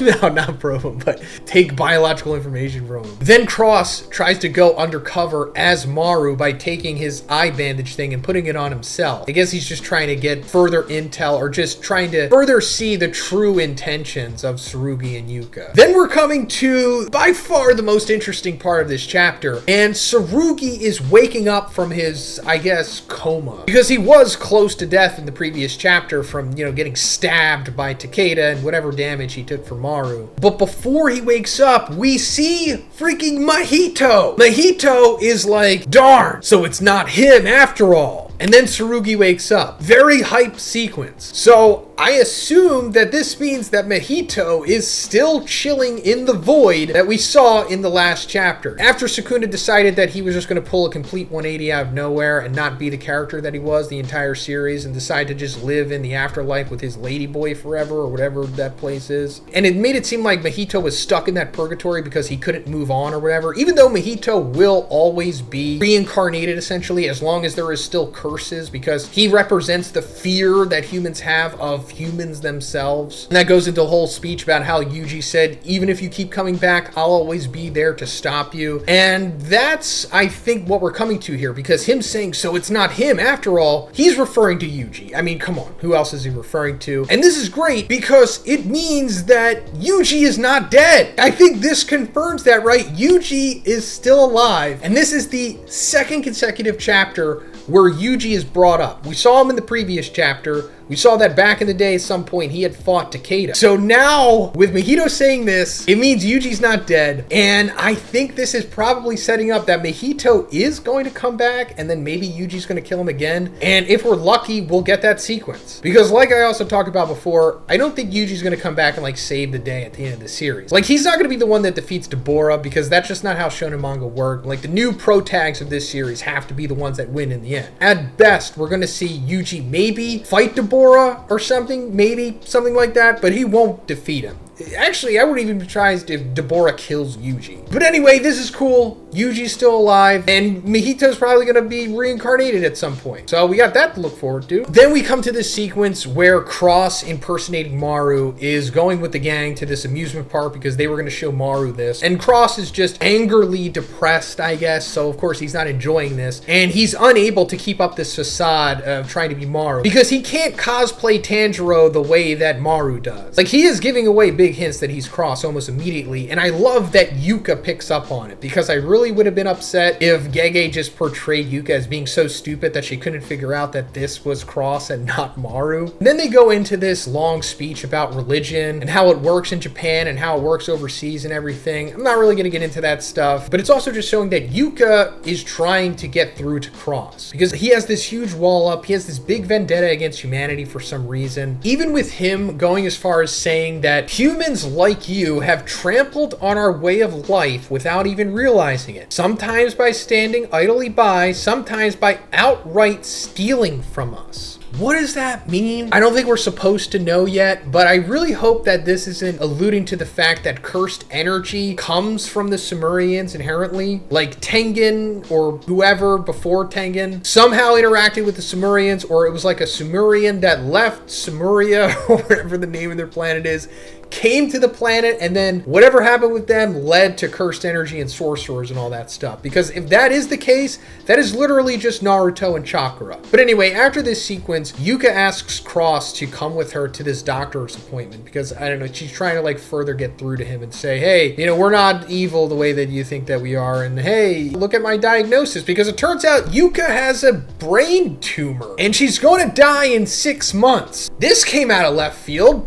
All right, Gege, let's see where this is going. And also the 6 months thing, I suppose that's supposed to line up with the lifespan of this series, because Gege said it was only going to last 6 months or something like that. Even despite that, Cross is really not really showing any compassion here, which I guess is expected. And they further have this back and forth until it gets to the point of where Cross is like, don't compare yourself to us. We suffered a man-made disaster, not some illness or unfortunate accident. And Yuka's like, sure, but you said I had my future stolen from me too. Maybe you lost your home, but you won't die. I'm gonna die. And then Cross says, you think you're gonna change my mind because you won a contest of bad luck? It's like, whoa, That's mean. But him saying, we suffered a man-made disaster, not some illness or unfortunate accident, I guess that's alluding to how the Sumerian Empire fell and why they had to leave their planet and come to Earth, which Cross is not grateful for at all, and it really irks me. And Yuka's like, it's okay to be upset about how unfair it was, and it's okay to not forget it, so just tell me what happened to you and your people, because we are not your enemies, which is sound logic. I appreciate that Gege is using Yuka as this mouthpiece here. And then, of course, Cross just deflects this, doesn't answer anything, and he just continues to be idiotically angry at her. And it goes into them metaphorically talking about stealing and whatnot. And she goes on to say, and how long will you steal for? And Cross says, hating people and stealing from them is easy. And that's why it becomes an endless cycle. And Yuka says, well, let's put an end to all that, Cross. So overall, this was a good chapter, but Cross is just so frustrating that it makes me, like, not enjoy his dialogue, because I just want him to, like, shut up or get beat up or something, you know what I mean? But maybe that's what Gege wants. Hopefully this gets resolved in the next chapter, because I just want to move on from him. So we're officially in a flashback. This is centered around Maru and Cross as they are kids back in Sumeria? Because at the end of the previous chapter, we saw Cross and Yuka having like this heated conversation about essentially humanity coexisting with the Sumerians. And Cross was being like real stubborn and narrow-minded and kind of talking around the fact why he hates humans, or hates the fact that the Sumerians have to coexist with them. And Yuka was just killing him with kindness, essentially, trying to get to the bottom of why he feels the way that he does. And it seems like he's finally opening up here, because this flashback is essentially just him telling this story to Yuka. So we're immediately finding out that Cross and Maru's parents were killed by the government of Sumeria. They resisted until the very end, only to be crushed into rubble of their home. And as his father died, he was clutching some rock that he thought was ordinary, but the way that he was holding it made it seem like it was super significant. And now he wonders if there was really something more to that. So this rock is probably going to come back, and it's probably going to be super significant. We're also being introduced to this guy, Dura. He's kind of like the Gojo, I guess, of this flashback, maybe. But his full name is actually said in the title of the chapter, Dura Val Babidi Machika. And if you're thinking, whoa, Babidi, that's like that Dragon Ball Z guy. But also, isn't the king of the Sumerians named Deborah, who is also from Dragon Ball Z and a part of that final DBZ arc villain clique? Yeah, I guess Gege is really calling these characters after Dragon Ball Z final arc villains. But since we found out that their parents have died, Cross and Maru are orphans now, and they're taken under the wing by this guy, Dora. And the whole crux of this chapter, and I guess just the flashback in general, is that Dora is trying to build this canal. He comes from the same tribe that Cross and Maru come from, which are the Rumelians. And the Rumelians as a whole just have beef with the other tribe, or the other race of Sumeria, called the Deskunti. But they're essentially just like manually, with like a pickaxe, going through this patch of land to make this canal, so that trading between the Rumelians and the Deskunti are just easier, because if they didn't, they'd have to go all the way to the bottom of the continent and then up again, you know, just like this U shape, which is just unnecessary. So making the canal will make everything better. And then there's other applications for it as well, like Dora running water from the river nearby, making the land fertile, and just giving everybody clean water in the process too. So it's overall just a net positive. It's a good thing that this is being made. However, the issue is that all the Rumelians don't like the Deskunte, because they're like kind of evil, I guess, and they've done really bad things to the Rumelians, as we saw in the beginning of the chapter. Later on, we'll find out that the Deskunte killed that guy Jabaloma's daughter. We'll get to that, but I'm not laughing at his daughter dying. I'm just laughing at Jabaloma's name. That's never not going to be funny to me. I don't know why. We're also finding out that the only people that can actually make this canal are the Rumelians themselves, because of these creatures called the Kalians. According to them, they're sacred beasts, and they refuse killing them altogether, so they kind of just let them do their own thing, you know, on this patch of land. Similar to animals in a country, in our world, in real life. And I'm sure a lot of you are actually watching this video, and if you are, hey guys. Also, Kalian is mentioned one other time in this series, and it's back in chapter 4. When Takeda, who is still under the guise of being a first grader, first summons his Shikigami, Tsurugi looks at it and he's like, a Shikigami guardian spirit, and then Maru responds with a Kalian, and at that time I thought, oh, is a Kallian like a cursed spirit of the Sumerian world? And it turns out, no, he just heard guardian spirit and associated with the Kallians, which don't appear to be cursed spirits. They just seem to be like straight up real, like mythical animals, I guess. I don't even know if they're mythical. They look like something from Princess Mononoke, but I don't know if they're like supernatural in any way. They're just referred to as beasts that are sacred. But as this chapter goes on, Dora is like bonding with Maru and Cross, explaining to them why the canal is important, because it can be used as a device to essentially bring peace between the Rumelians and the Deskunte. And Cross is having a hard time understanding this because, I don't know, I guess this is just trying to show like the bell curve of Sumeria with this. You know, on both ends we have like Maru and Dora, even though Maru doesn't really talk that much in this chapter. In the middle, we would have like Cross and the rest of the Rumelians, because all the other Rumelians are against this project. They're even sabotaging it multiple times in this chapter, but Dora's like, you know what, they just don't understand. Let them just do their thing and we'll just keep doing our thing. Hey, also guys, if you haven't already, please subscribe as well. This is mainly just for my Jujutsu Kaisen guys. I'm covering all the chapters. You know, however long this goes, it's supposed to be 6 months, but maybe Gege will go longer than that. Probably not. But once we get to January, Season 3's coming around. Going to be covering that. And then I'll have some other Jujutsu Kaisen content coming out as well. And I like the video. All you got to do is just a couple centimeters over with your thumb, boom, like, and it'll help the video grow. So thank you. I appreciate it. But over time, Dora, I guess through just grit and determination and just being kind, gets through to them along with the rest of the village. And we see that guy Jabaloma come back. And he's like, hey, the Council of Elders have given their approval, so the whole village will work together to continue the canal project. And Jabaloma is apprehensive of this because he doesn't like the Deskunte. He lost his daughter the same way that Maru and Cross lost their parents, to their isolationist policy. But he never got angry or consumed by hatred, and he kind of just, I don't know, wore a mask to hide it. Which, I'm still wondering if Jabaloma is evil or not, or maybe he wasn't always evil, but he seems like he's going to be a bad guy current time in the story, but I could be wrong about that. And if he is, there's probably a reason why he's justified in feeling the way that he does, you know, especially because we're seeing what's happening with Cross. But once the canal is completed, we see this ship coming through, and I'm assuming this is the Deskunte because they look different than the Rumelians, and the big difference is that they kind of look like Black Clover characters, I guess, but they have horns, which Deborah has as well. So I guess that means that Deborah is a Deskunte, and that for sure means that he's evil, I guess, and he is going to do some bad things later on in the story, because I guess it's being painted here that the Rumelians are the baby faces and the Deskunte are the heels. I could be wrong about that. I don't want to be bigoted and say that all Deskunte are bad. Maybe there's some good in there, but it seems like maybe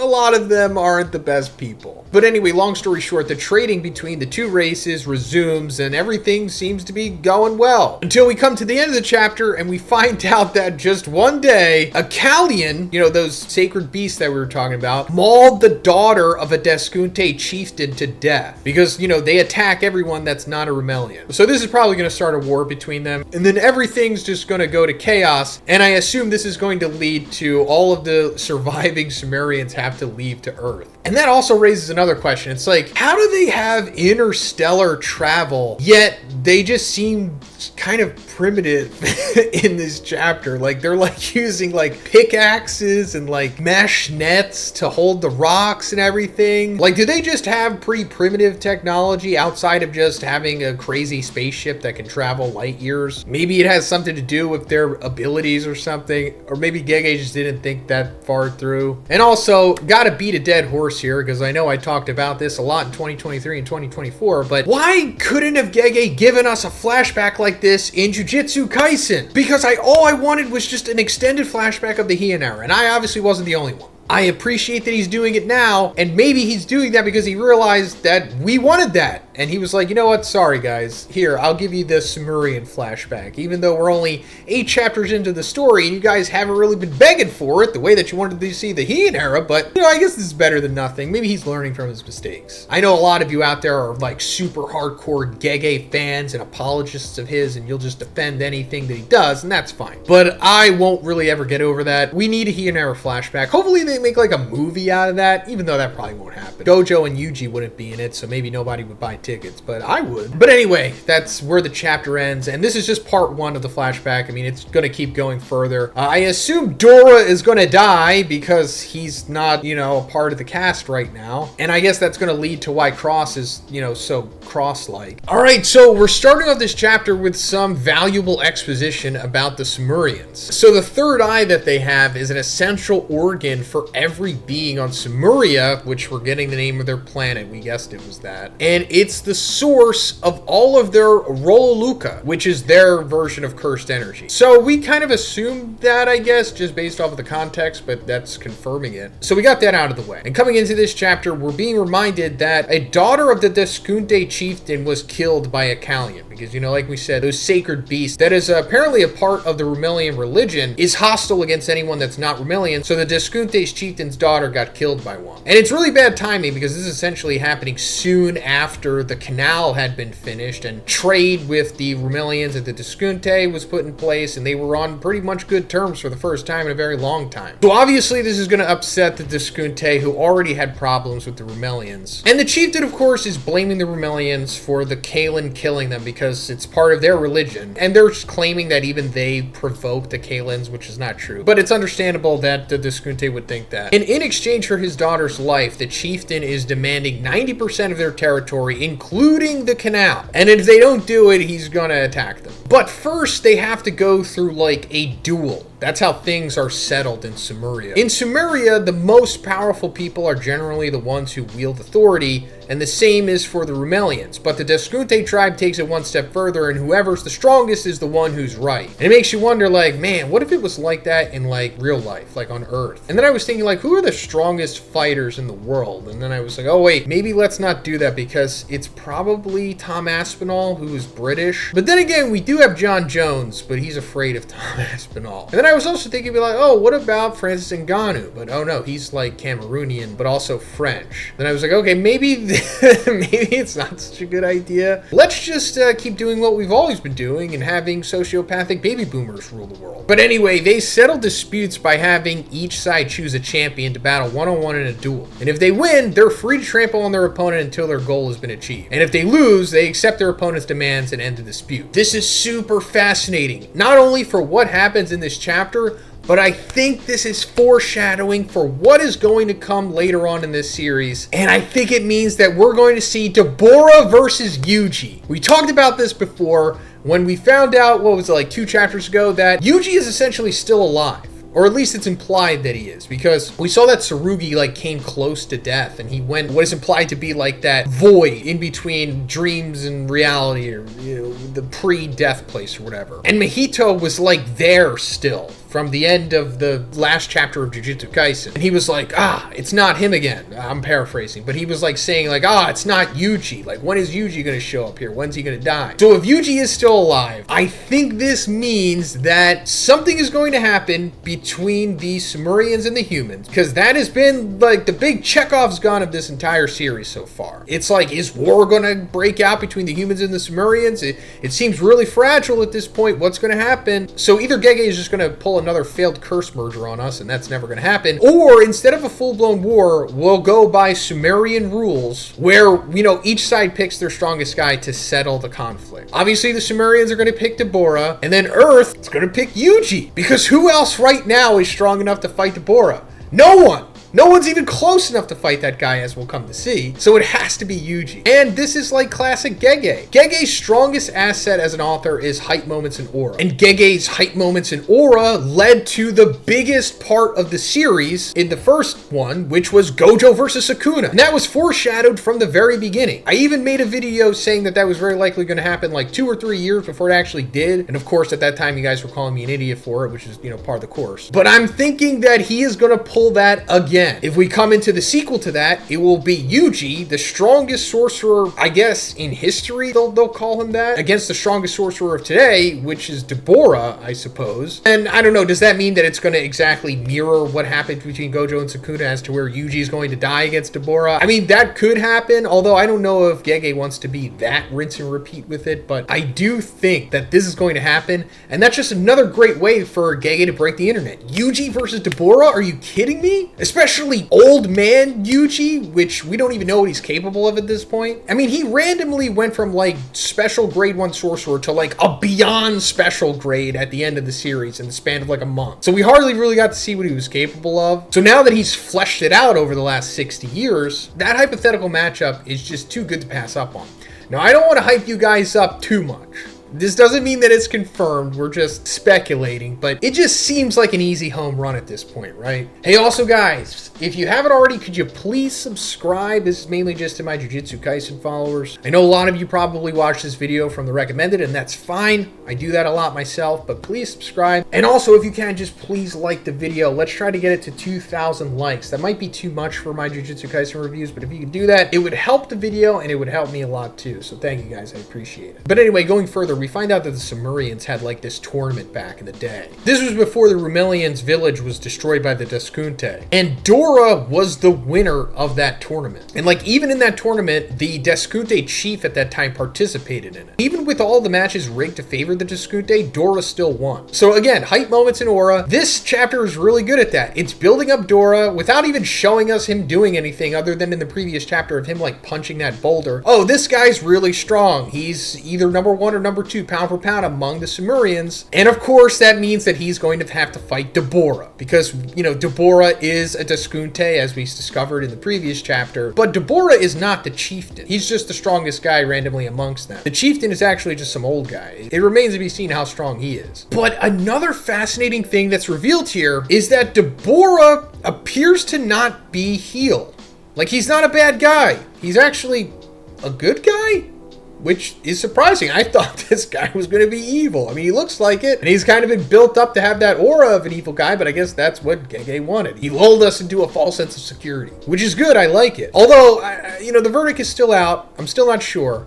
But we'll get into that a little later. Because we're even finding out that Deborah is reluctantly fighting against Dora here. Apparently, they took his little sister as a hostage so that he would fight Dora to the death. We're also finding out from Dora here that what originally caused the exile of the Rumelian people 10 years ago, you know, what started in the previous chapter, was not over religious stuff with the Kallians. It was an invasion to take over the Rumelians' Mul quarry. So Mul is a special ore that can convert Roluka, or cursed energy, into forms of energy. And this is bringing everything full circle and making things make way more sense than they did before. Because at the beginning of this flashback in the previous chapter, we found out that Cross and Maru's dad died in this invasion 10 years ago, but he was holding one of these stones, one of these Mul rocks. And we're finding out it's because it's really important. It can convert cursed energy into other things, other forms of energy. But Dora is just pulling the mask off of all of this. This is more so the Deskunte trying to take over their Mul inventory more than trying to get revenge for the daughter or trying to overcome whatever their religious quarrels are with them and the Kalins or whatever. And Dora is just trying to get through to them, being like, hey, look guys, we're not asking you to succumb to our religion. We're just asking you to respect our way of life, which has grown from it. We Rumelians are only humans just like you, and that's really funny. It's like, did they consider themselves humans too? Usually in series like this, when you see like a humanoid person outside of Earth, they're usually referred to like as Terrans. And the chieftain's not hearing this. He's just like, all right, Deborah, begin. And Deborah just immediately kills Dora. Like, we don't even see it, which is understandable. Hype moments in Aura here. We got to build up Deborah as like this big final boss of the series. And it's explicitly said that he is holding back against Dora here. Like, he destroys him. And he even felt bad doing it. He's like,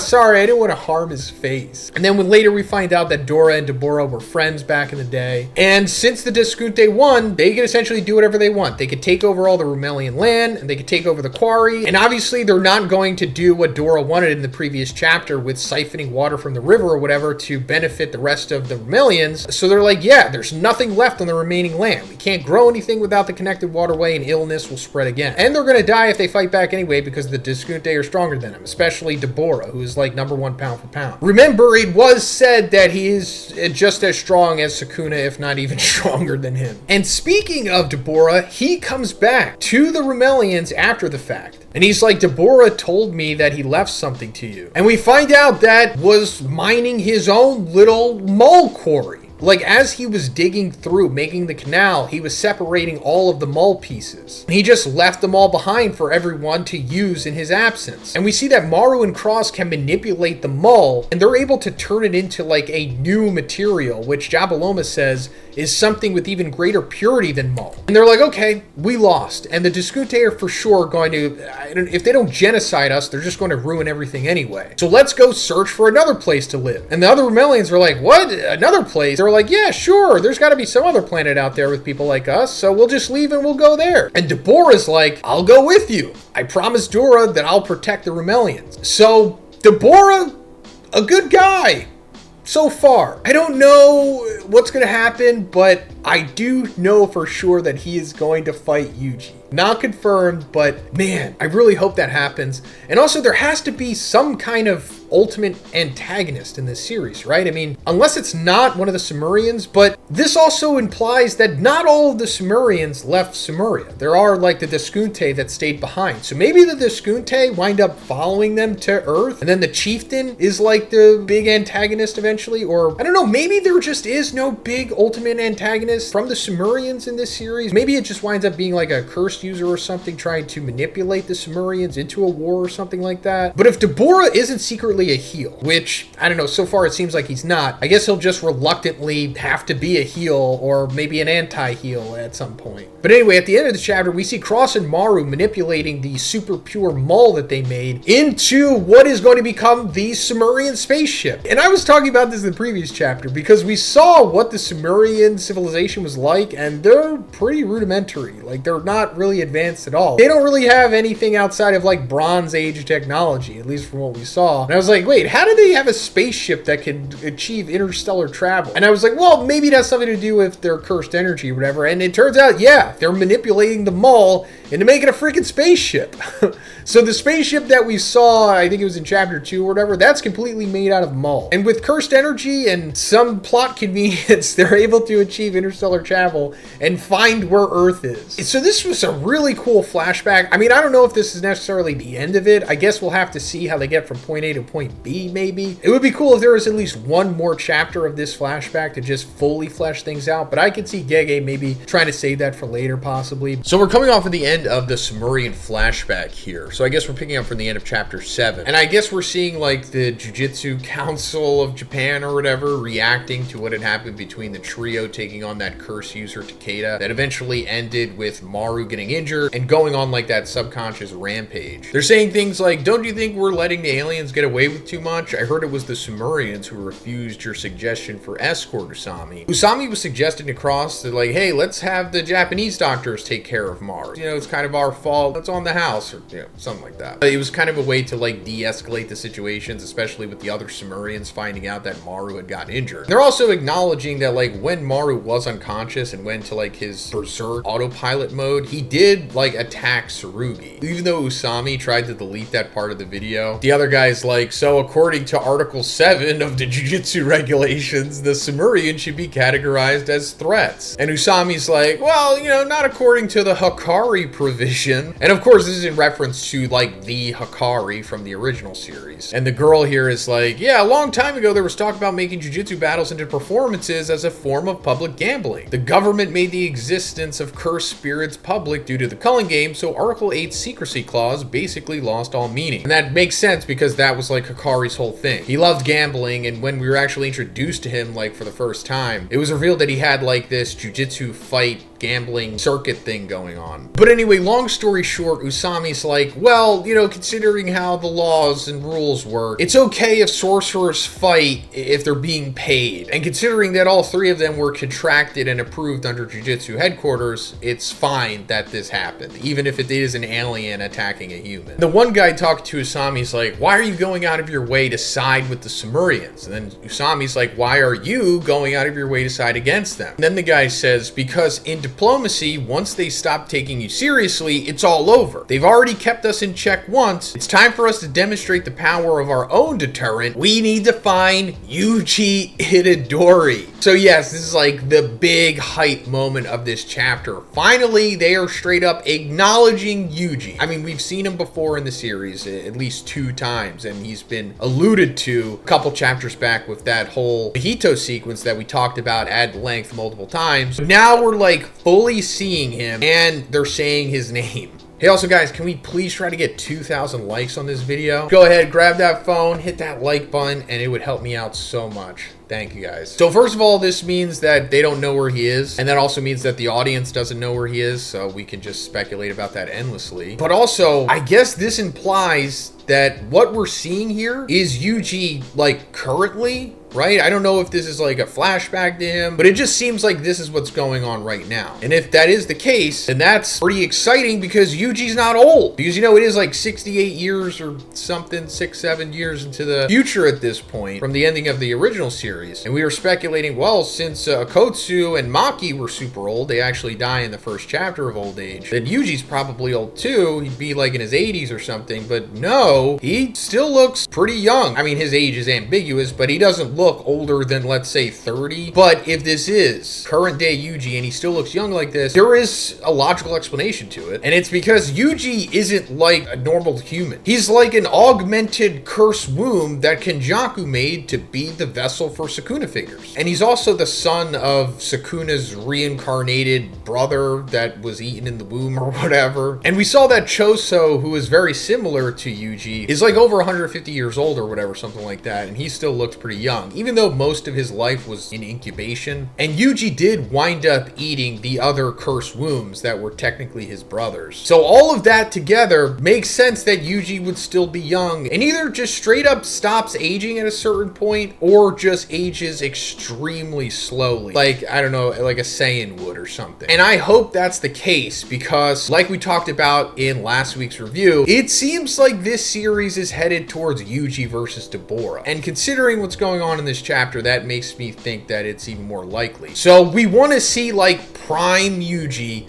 taking on Deborah. We don't want to see like 80-year-old something Yuji, who's, you know, maybe past his prime or whatever, taking on Deborah. We want to see our boy at the peak of his power, looking young and cool, taking on Deborah. So fingers crossed, let's hope that is what is actually going on here. Because also them saying here that we need to find Yuji Itadori is because, you know, he said if they stop taking us seriously, it's already over. And we see later on in this chapter when the Sumerians are talking about themselves, a lot of them want to just straight up take over humanity. Like, they know that we are kind of weak in relation to them, especially Deborah. And Jujutsu headquarters is aware of it too. I mean, we talked about this as well in the previous review. There's not a lot of strong characters. Like, all of the powerhouses that were around in the first series, they're gone, and there's not even like updated contemporaries to them. So Yuji is by far the one above all in the world right now. So this guy wanting Yuji to come back into the fray to show the Sumerians like, hey, we have the god of sorcerers who can just essentially willingly do a black flash if he wanted to. So, you know, watch your tone, okay? Because he'll just do 17 black flashes in a row. And he'll also literally manipulate your soul if he wanted to. But anyway, as usual, Usami's trying to deflate the situation. It's like, hey, you know, let's not do that. Let's just try to make it work with the Sumerians. We don't have to show them our atomic bombs just yet. So after this, then we come to the Sumerian side of things, and we're seeing that guy from the Sumerian flashback. I don't know if we got his name, maybe we did, but he's like one of the Rumelians that, you know, gets the most screen time besides Maru, Cross, Dora, and Japaloma. And this whole big sequence is just talking about them voting to see if they want to coexist with the Earthlings or not, especially because of what just happened with Maru and him getting injured. He's also mentioning here, it's like, they said now that Dora is gone, Deborah is the most qualified to be our chieftain. And they think that because he's an outsider, he can make the most objective decisions. So as we saw in the flashback in the previous chapter, Deborah is not the same type of race as like Maru and Cross and the rest of them. They're all Rumelians. And Deborah is a Deskunte. And the Deskunte Deskunte are like bad people of Sumeria. They're essentially like aggressive authoritarians, as where the Rumelians are religious and somewhat peaceful. But as we also saw, Deborah is kind of like an outlier amongst the Deskunte. He's not necessarily aggressive or authoritative. He's just ultra powerful, and he kind of wants peace in his own way too. Like, he didn't even want to kill Dora, who was like the Gojo of the Rumelians. He was just forced to do it. So that's why he came with them in the first place, is because that was Dora's last wish. And I guess Deborah himself doesn't want to be affiliated with the Deskunte anymore. And the way that the Sumerian politics essentially works is that the strongest guy is the leader.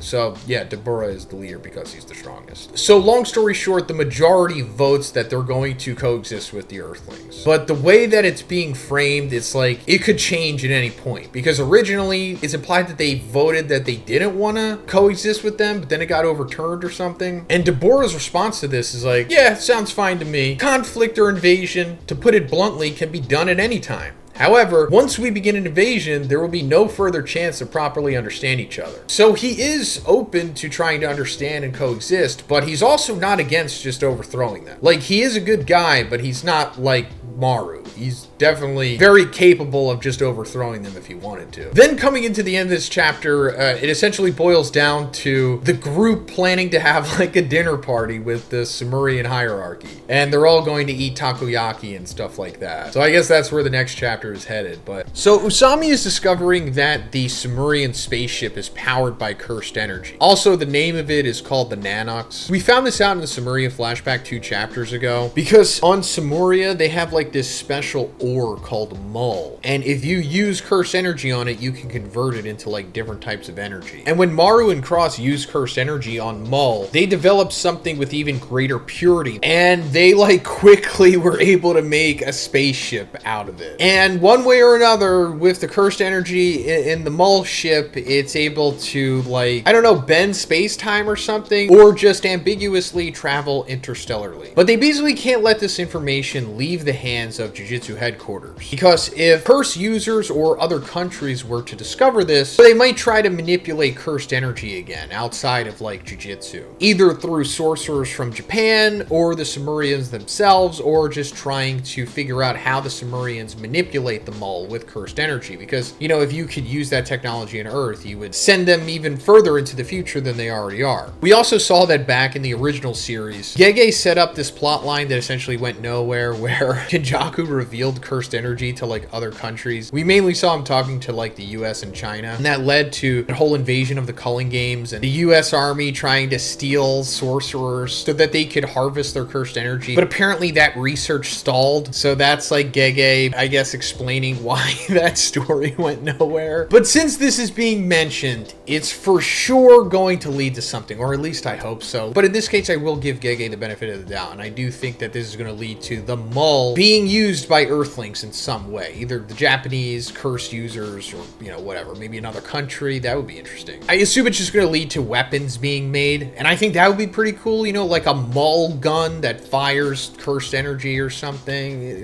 like that. We only really saw technology being used with cursed energy from like Mechamaru in that one sequence where he fights Kenjaku and Mahito. And it makes you think like, man, a high school kid was able to develop all that. If like the countries actually tried, they could have made some serious weapons. But the research stalled, guys. There's no point digging any deeper into that. So then we come back to this dinner party that they're trying to have with the higher ups of the Sumerians, where they're going to feed them takoyaki, because I guess they feel that that's like maybe the best choice for accessibility from Japanese food, maybe. But then we go into this sequence where Tsurugi and Maru go out to find this rare mutated octopus that only has one tentacle because it's the most flavorful or whatever. But it's like underneath a reef that's guarded by jellyfish, and they like compare the size of them, which for sure is supposed to be like a euphemism of like, you know, a measuring contest between men, because, you know, that's essentially what a man versus man has always been since the dawn of time, I guess. Hey guys, also, can we please try to get 3,000 likes on this video? That might be way too much for my Modulo reviews, but I do think you could do it. Please grab that phone, hit that like button. It would help me out so much.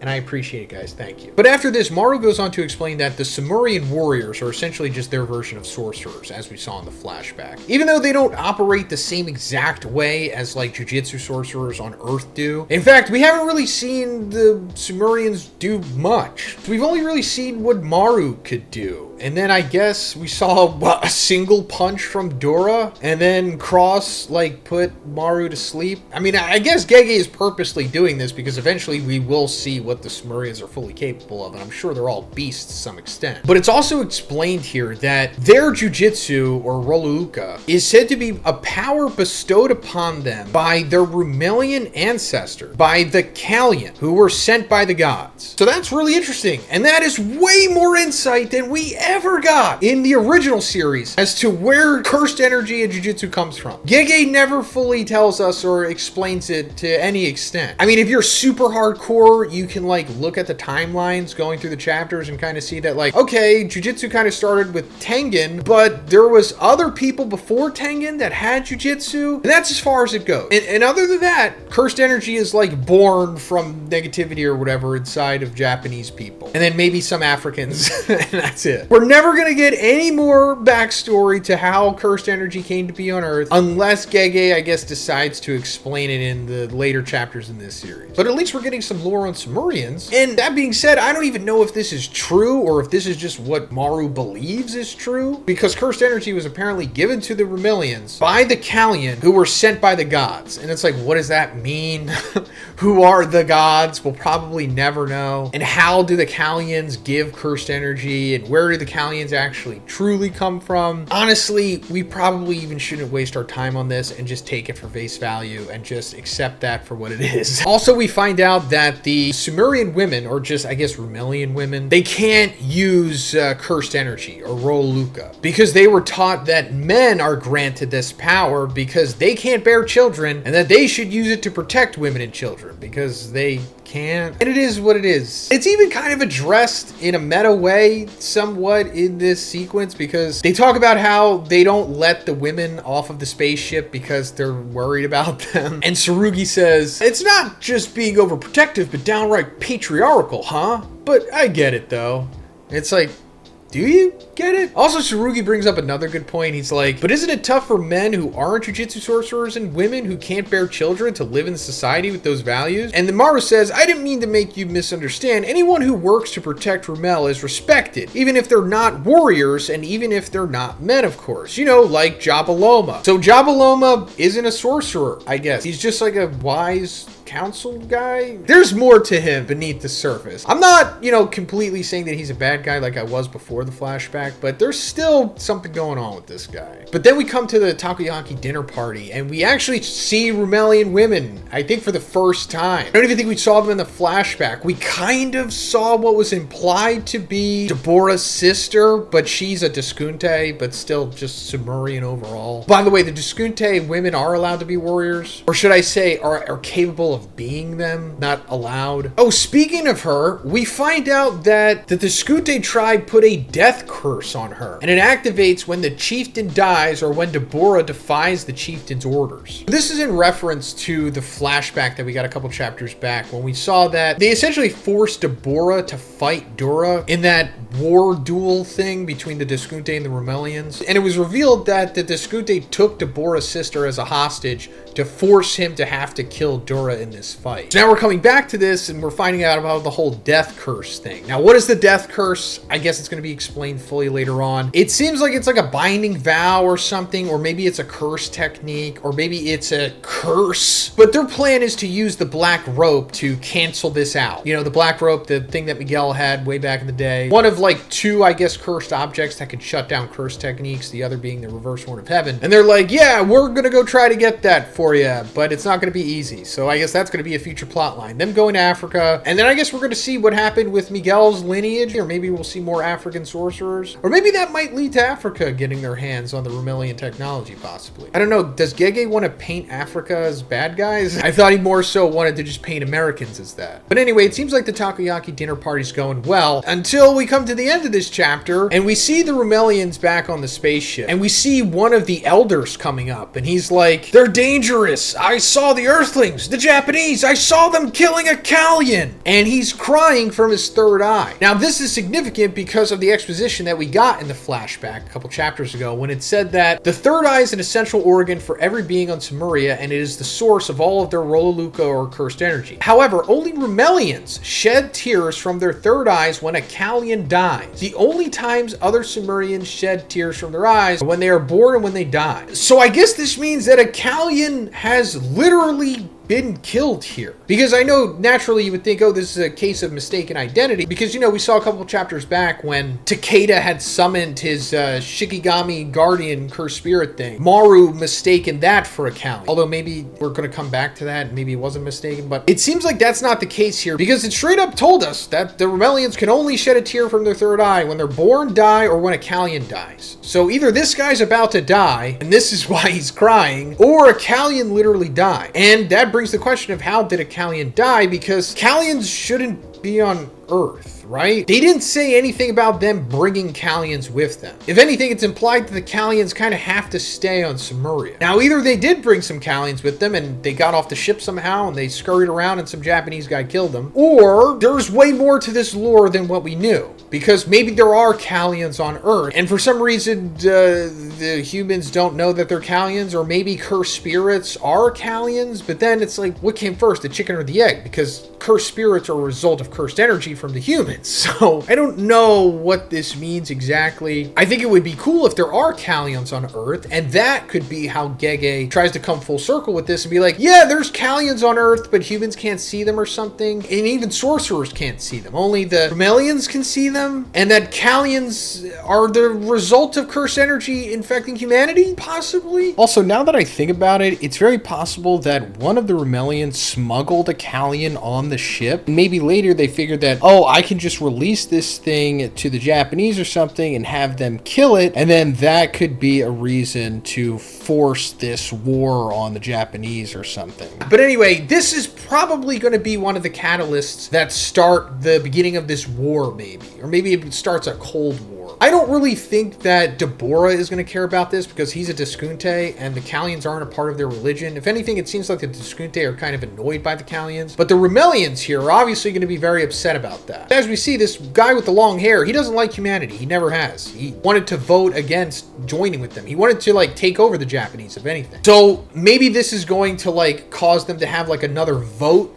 because we saw that they did this vote in the previous chapter to whether they want to integrate with humanity or just overthrow them or the Japanese. And they voted to, you know, be peaceful with them for now. So maybe this is going to change that. And there might be a civil war amongst the Sumerians or something. So coming into this chapter, we're seeing that Usami is finding out what had happened at the end of the previous chapter with Rumelians thinking that humans were killing Callions on Earth because we saw the elder crying from his third eye. And the Sumerians can only cry from their third eye for like a set amount of reasons. Like when they're born, when they die, and when a Callion dies. Because Callions are like linked to them. It said that the Callions actually give them cursed energy, or what they refer to as Rololuka. And Usami, just like the audience, is saying there must be some kind of mistake. Callions don't exist on Earth, nor do any similar creatures. And Jabaloma's like, yeah, well, you know, the guy was crying, so we gotta figure this out. So naturally, they're gonna have to go to Tokyo to see what's up. And we'll get into Tokyo because it's pretty fascinating what's going on there. But we're momentarily cutting away from that, and we're coming to the trio here. And Ruka is explaining to Maru that since cursed spirits became public knowledge to the world back in the original series, the government essentially is lying to everyone, saying that they only can appear in Tokyo. Which obviously is not the truth, because we know that cursed spirits are a result of like cursed energy leaking out of Japanese people and just manifesting that way. So they can appear anywhere a Japanese person is, in theory. But in order to mitigate that from happening and just keeping them in Tokyo, they have these warding barriers set up all around it, such as the one we see here, which is in Kyoto. This is just making sure that cursed spirits don't manifest outside of Tokyo. We're also finding out, once this sequence continues later on, that changing the talismans is simple enough, but you gotta be careful of the cursed objects that are placed there to ward off cursed spirits. And that as time passes, the quality of the cursed object changes, and sometimes a ward becomes a beacon. So that's crucial information there, because when I originally saw this ward ball thing, I'm assuming I'm not the only one that thought this is like Sukuna's finger. I mean, it's not confirmed and we don't know for sure. And I say that because in the very last panel of the very last chapter of the original series, we see one of these shrine things and it has a Sukuna finger inside of it. The very last one in existence. And a lot of us thought, oh,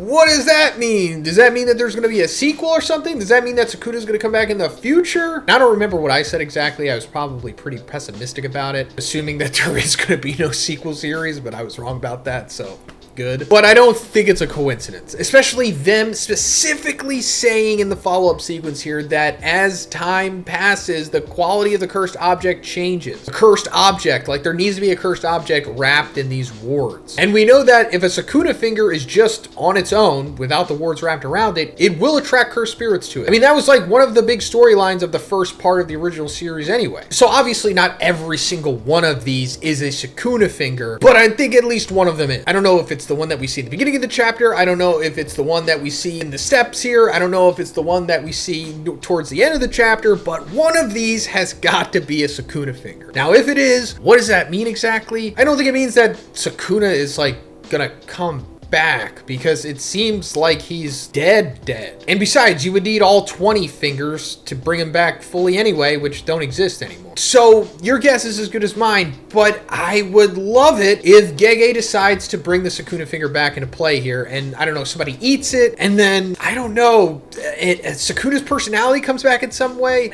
It would be interesting. I don't need Sukuna to come back, but since Yuji and Mahito are coming back, bring Sukuna back too. I mean, at least in some way. Maybe just the finger itself gives a power up to somebody. Because I guess in theory it could possibly do that. Maybe. I'm not really sure. But regardless, if Sukuna comes back in some shape or form, I do think that the finger will be used in some way. Hey, also guys, can you please subscribe if you haven't already? I always cover these chapters every Sunday. I'll cover the spoilers when we get enough information about them. And also, I'm going to cover Season 3 of Jujutsu Kaisen in January, Part 1, whenever that ends, in April or something, and then Part 2 once we get it maybe in the fall. We're almost at 300K. Let's try to get there before the end of the year. That would be amazing. And let's try to get 3,000 likes on this video too. All you gotta do is just hit that like button on your phone. It'll help me, it'll help the video. Thanks guys, I appreciate it. Now, back to Tokyo. So other than just making sure that cursed spirits don't appear outside of that place, it's no longer accessible to the public. And that's because it's like The Last of Us, but instead of zombies, it's cursed spirits. And speaking of that, they also have like this ritual where they cull the cursed spirits every now and then, called the purification ritual, you know, to keep them in check so they don't spill out of Tokyo. And that's actually going on right now. And we cut to that in Tokyo and we see a team of 2 sorcerers participating in it. It's that broccoli cut guy that we saw being confrontational with Usami in chapter 10. We're finding out his name in this chapter. It's Yakumaru. And he has like another sword-wielding sorcerer with him. Yakumaru actually has like a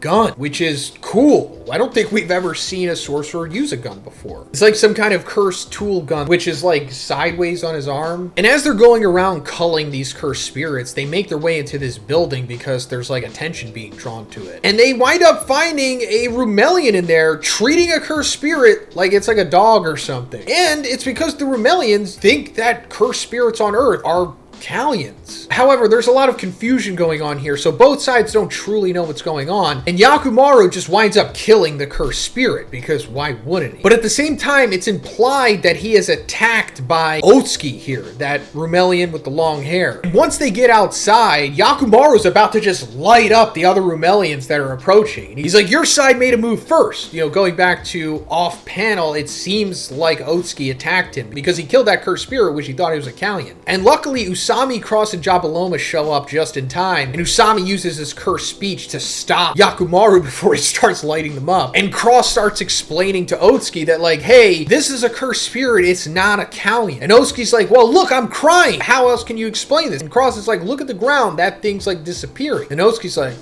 that's weird. And then Cross explains to him what cursed spirits are. And Usami reveals that all of this really started because they weren't giving the Sumerians enough information about cursed spirits and Jujutsu in the first first place. And then also at the same time, the Sumerians weren't supposed to leave their ship without the knowledge of the sorcerers. So they're kind of both at fault here. Like, no one should be in Tokyo at all, let alone the Sumerians. But also, you know, the sorcerer should have told them what was going on. And Usami also reveals that cursed spirits and Kallians are very close to being the same thing. Cursed spirits are spiritual creatures and Kallians are physical creature. And it's not more explained than that in this chapter, essentially. But even then, what we've seen of Kallians, they don't look like cursed spirits. And it was stated that not all Kallians look the same, but the Kallians that we have seen, even the silhouettes, they all look like Studio Ghibli animals or something. Not weird, freaky creature monster things like this one that's licking Otsuki's face. Like, he should just know, like, oh, this is like a weird thing. I mean, I guess my body feels that it's a Kallian, but I don't know. My eyes are telling me a different thing, because his third eye still does cry when a cursed spirit dies. And it makes me think, it's like, why exactly is that happening? And I'm sure once we get more lore revealed on this, there's gonna be like some kind of crazy reveal as to like Kallians and cursed spirits and how cursed energy came to be. And hopefully we get into whatever the gods are, the gods that made the Kallians. But like I said before, don't hold your breath about that stuff. But in my spoiler video for this chapter, I equated this to kind of like a person eating sugar versus eating like sugar substitute, you know, like sucralose or something. Like, yes, it's not affecting you metabolically the way that sugar would, but your brain for sure knows that you are kind of eating sugar, but it's like confused as to what's going on. So I guess a similar thing's going on with the Rumelians when a cursed spirit dies in relation to a Kallian. Because also Cross says, if it was truly a Kallian, the strain of those tears would be much greater than what you're feeling right now. Then Cross is like eventually able to calm things down. Because, you know, Cross has been a big proponent in trying to establish peace between the humans and the Sumerians, especially since he just had that simple talk with Ruka a couple chapters back, because before that I absolutely hated Cross. But just as I say that, out of nowhere, Yakumaru shoots Cross. He's like, he reached for his weapon, he made his first move. Because before this sequence, Otsuki, referring to Usami apologizing, was like, you know, why is he apologizing? And then on the contrast, Yakumaru was like, do we really have to bend over backwards to take fault and grovel to these refugees? Which I guess is showing that Yakumaru is just the Otsuki equivalent of the sorcerers. They're both like just being a problem to this cause. They both don't want to coexist. And Yakumaru, you know, already getting attacked by Otsuki, I guess thought that Cross was going for his sword or something, and straight up shoots him multiple times. He shoots him at least twice, and he goes through him. Like, these are piercing wounds. And of course, chaos erupts. The Sumerians just want blood at this point, until suddenly Deborah shows up. Big Daddy Deborah is here. And he's like, what are you doing? Or at least I think he's saying, what are you doing? That's where the chapter ends. So it's like, uh-oh. He is the strongest guy in the world right now besides Yuji. No one here can take him. So if he decides that he wants to fight, he's probably gonna solo everyone. Now, is that gonna happen? I doubt it. He might just kill Yakumaru and then be like, eye for an eye. But at the same time, I fully expect Cross to recover from this. I'm assuming the Sumerians definitely have reverse curse technique. And if any of them are able to use it, it's probably Cross and Maru, because they seem to be like prodigies with Rololuka, or, you know, using alien jujitsu. Just taking a guess. We haven't seen anything like that yet, or at least I'm pretty sure we haven't. But it seems like this is going to be solved by that. But it's not going to solve the fact that Yakumaru decided to kill him. And this might finally be the catalyst for war here. I mean, I don't know for sure. We are only 12 chapters in. I don't know how many chapters the series is going to run, because Gege said that it's going to be short and intensely compact, and it'll be about 6 months worth of work if it's not canceled, so about 3 volumes worth. And it started in September, so we're about 3 months in, meaning that in theory we only have about 3 months left, and the first volume is coming out, and that covers chapters 1 through 7. So that means we're only gonna have like 21 chapters in this series, 22, maybe 25. So we're about halfway through the series right now. But I just have a feeling that Deborah is going to try to surprisingly diplomatically solve this. Because while Deborah does care about Cross and Maru, especially because Dora asked him to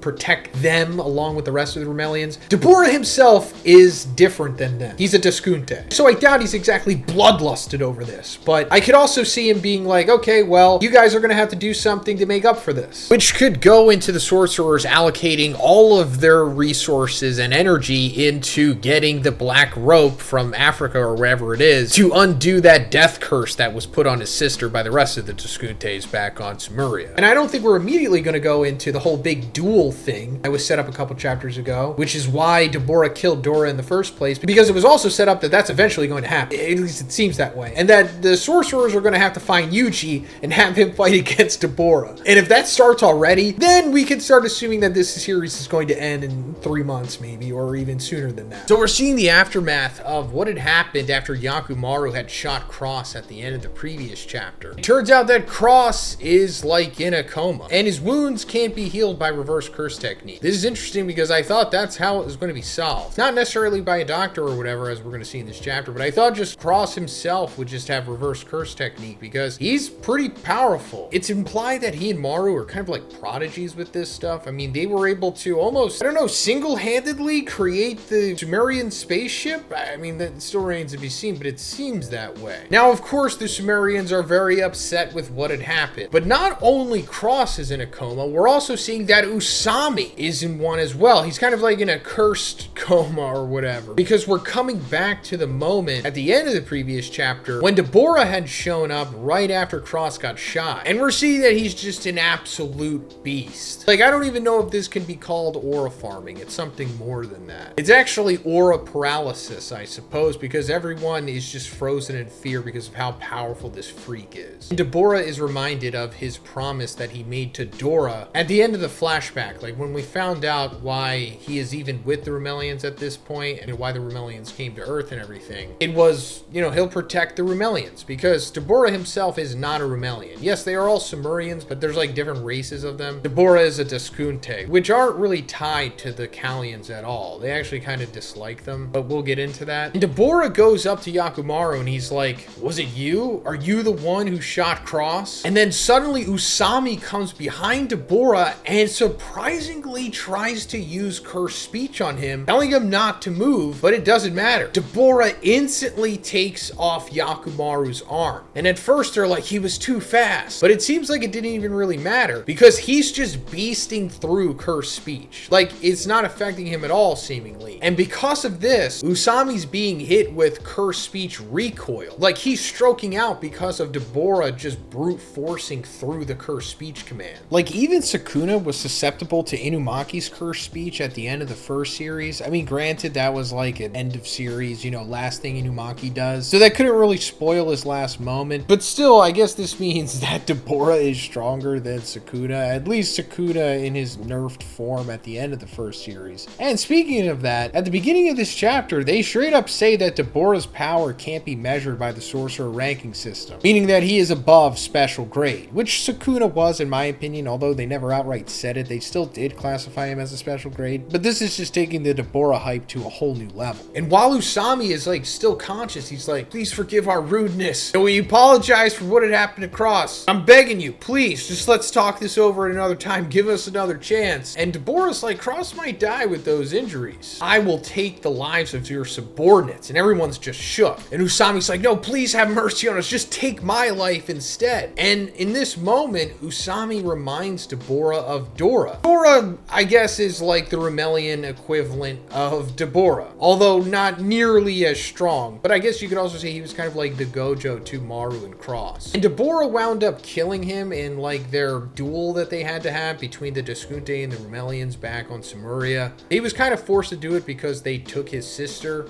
and like put a curse on her or whatever. Sorry if I keep like bringing up old stuff and reminding you guys of things and explaining things you already know. It's just because I know not everybody is like a returning viewer to this video. A lot of people that watch my reviews kind of just find them through browse or whatever, and maybe they're just casual Jujutsu Modulo fans. And that being said, hey, subscribe if you haven't already, guys. We're almost at 300k. We got about a month left to get there before the end of the year. I always review Modulo chapters every Sunday. I also get out the spoilers on Thursdays. That's not guaranteed every time, but I'm trying. And definitely going to be covering season 3 of Jujutsu Kaisen once it starts airing in January. And also, guys, if we can get 3,000 likes on this video, that might be too much, but I think we could do it.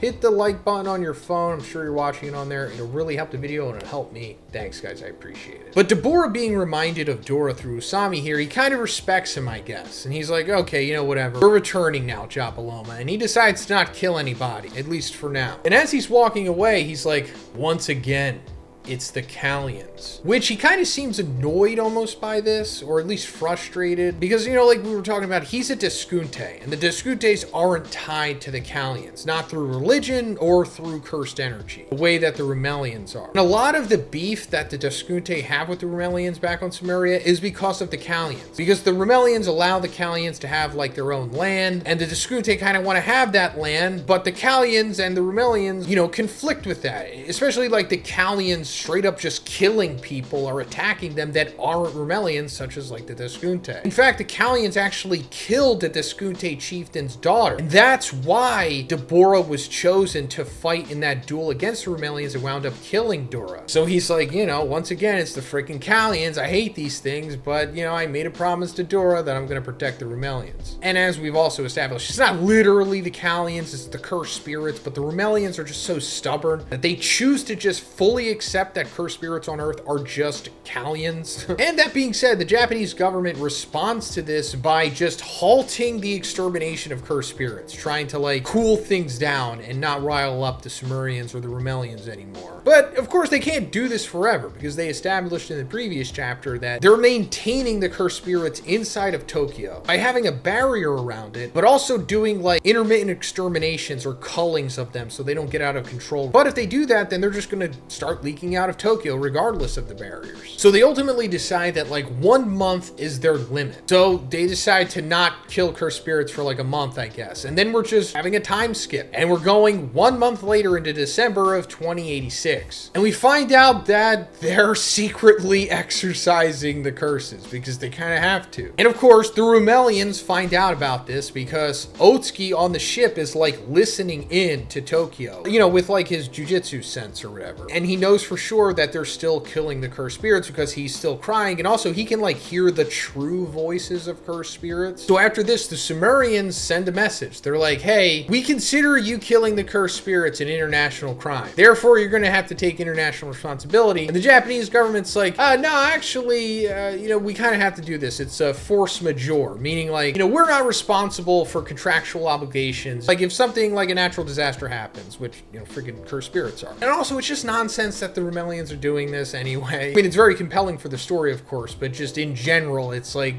what are you doing? Stop. You don't even live here. This isn't even your planet. But they continue to take out curses, and this is further upsetting the Rumelians. And Otsuki winds up telling Deborah, he's like, you know, you can't even hear the voices of the Callians, but I can. After all, you're just a Discunte outsider. And he's like, I'm sorry, Japaloma, but Otsuki's right. I am nothing but a Discunte warrior. And I guess him saying this makes him realize, well, I might as well make myself useful and put the hammer to the nail. And then we find out that the Sumerians have this big proposal, and it's that to protect the cursed spirits from further being killed, that they want to establish a new Rumelian government within Tokyo. And that if the government refuses, then they're going to do a duel as the way of the Discunte. So it's come to the point that we thought it was going to once this concept was introduced back in the flashback when, you know, we saw Deborah kill Dora. And the government refuses because while it would just be easy to give the Rumelians or the Sumerians Tokyo, since humans can't live there anyway, that's not really the issue. It's the whole issue of them keeping cursed spirits from being killed. Like, Earth just can't continue to be that way because cursed spirits would just kill humanity if left unchecked. Which is interesting because it's like, why aren't they killing the Sumerians? I wonder if Gege is going to explore that anymore. But we see them discussing this duel, and they're like, well, nominating anyone but Yuji to duel Deborah would be out of the question. Which we were talking about a couple weeks back when this duel concept was introduced. So yes, we were justified in our speculations that that was probably going to lead to Deborah taking on Yuji. But it's not that simple, because it turns out that Nobara, who first of all is still alive, is giving a testimonial on what's going on with Yuji. By the way, Nobara would be, I guess, in her 80s at this point. It's really hard hard to see what she fully looks like, but it seems like she's doing pretty well for herself. And she says, the last time that I saw Yuji was at Hana's funeral, and he said that he wouldn't be going to any more funerals. He might look like a musclehead, but he's surprisingly sensitive, you know? He just can't bear to see anyone else off. After all, he can't age, you know? So every time I saw him, I was painfully aware of just how old I'd gotten. He always looks like he feels so bad about it. So that is a huge reveal, and it confirms another thing that we thought about Yuji when we saw a panel of him a couple chapters back, is that he is still young and that he can't age, which is really cool because, let me just put it out there, he for sure is going to come back into the story. Regardless of what we're going to be talking about at the end of this chapter, Yuji is going to come back and he is going to fight Deborah. Even Gege can't fumble this. Yes, he has set up many things in the original series that never went anywhere and had disappointing outcomes, but this is not going to be one of them because that would just be evil. However, it's just going to take us a little bit to get there. Now, as we also talked about before, Yuji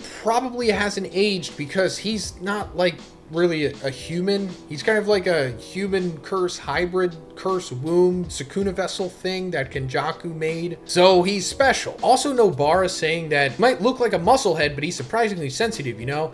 Yuji was muscular, I guess, originally. You know, not like what you would say a musclehead, even by anime standards. So I guess this implies that he has gotten much larger over time, which would be pretty cool to see like a big buff Yuji. I mean, he didn't really look buff in that panel that we got of him, but maybe he is. And also this is telling us that Hana, who is like Angel or the vessel of Angel, has died, which is understandable. I mean, most of the original cast should be dead or dying at this point, since they're all like in their 80s, 90s, or 100s. And let me also point out that in the spoilers that we did, it made it seem like Megumi had died, but no, Megumi is still not accounted for. We don't know if he's alive or dead, but I'm sure he'll be mentioned or come back at some point, since Nobara is in this chapter. So, you know, we got to go through the whole original trio, right? But anyway, it's not Yuji who's being chosen because they can't find him yet. So in the interim, it turns out that they've chosen Ruka? Also, trigger warning from this point on, I'm going to be calling Yuka Ruka. I don't know why I was saying that. Maybe I was thinking about Rika's ring in relation to her and like my wires were getting crossed. Because, you know, I'm an idiot, but this is really going to trigger a lot of you. So just fair warning, I'm going to be saying Ruka a lot. So I have so many issues with this. First of all, the way that they're depicting Ruka in the final panel here,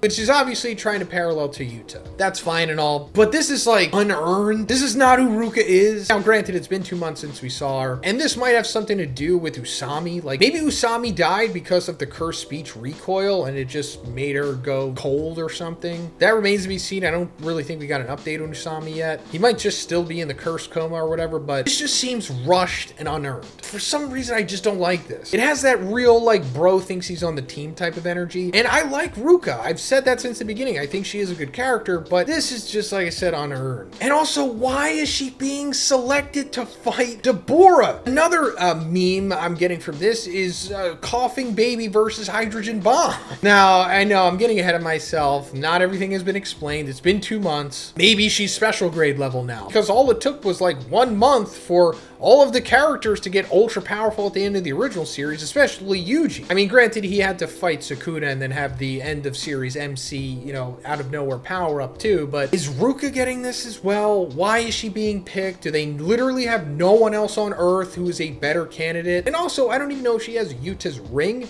You know, the Rika ring, which was highlighted in the first chapter. It was like handed down to her kind of, but then it was also given to Tsurugi, and she asked Tsurugi for it. I don't know if we got an update on the ring. But even then, Rika is not enough to take down Deborah. Like, Deborah could easily solo Rika. So I'm not really sure where this is going. I mean, I guess Gege has some kind of plan for it. And I know that Ruka is dying. She has like a brain tumor or something, and she only has a couple months left to live. So now that we're 2 months into the future, maybe she has like 3 months or 4 months, something like that. So it's understandable why she's going to nominate herself, but it just, this is just kind of frustrating. I know we're eventually going to see Yuji fight Deborah, but why make us go through hoops like this?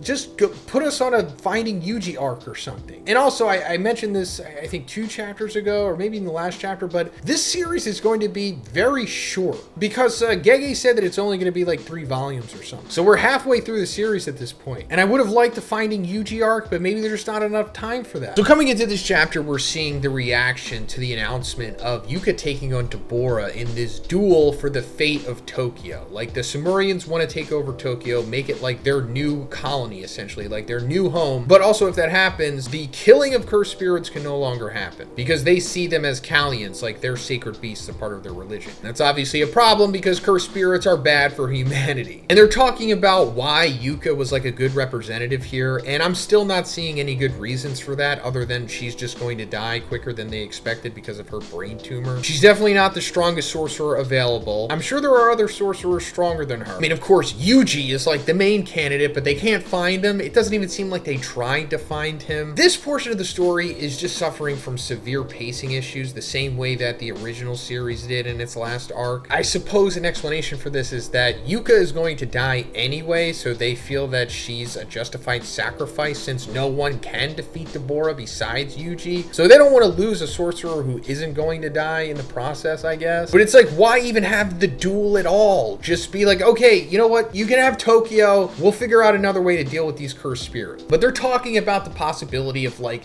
nuking the Sumerians, which is hilarious. And to be honest, they probably just should do that. Just shoot a nuke at the spaceship because why not? Maybe Deborah could survive it. I don't know how strong he is. He's being hyped up beyond belief at this point. He's probably stronger than Sukuna. He just beasted through cursed speech in the previous chapter. I don't know if that means he could take a nuke, but I highly doubt the 50,000 other Sumerians can take a friggin' nuke because Cross is nearly dead from just getting shot 3 times by burst energy bullets, question mark. We don't know how Yakumaru's ability or whatever his cursed tool was works. So I'm thinking that there's no way they're gonna take a nuke, especially a modern nuke. And considering how Gege works, this whole nuke speech in the beginning of this chapter might just go nowhere. It's probably just idle dialogue because he does that. But then we go to this quick flashback of seeing Cross and Maru as kids again. And we're touching on the rock that their father had given them before he had died. And we thought it was going to be Mull because that's when Mull was first introduced. Like the special ore from Sumeria that can be manipulated with cursed energy and turned into other forms of energy. But no, it turns out it was just a regular rock. And Maru knew this, but he didn't want to tell Cross that. And I'm sure there's some greater meaning to this. Maybe some of you guys already know that, or maybe it's just going to be revealed in another flashback as to why his father was holding on to that rock. Maybe it has something to do with Sumeria.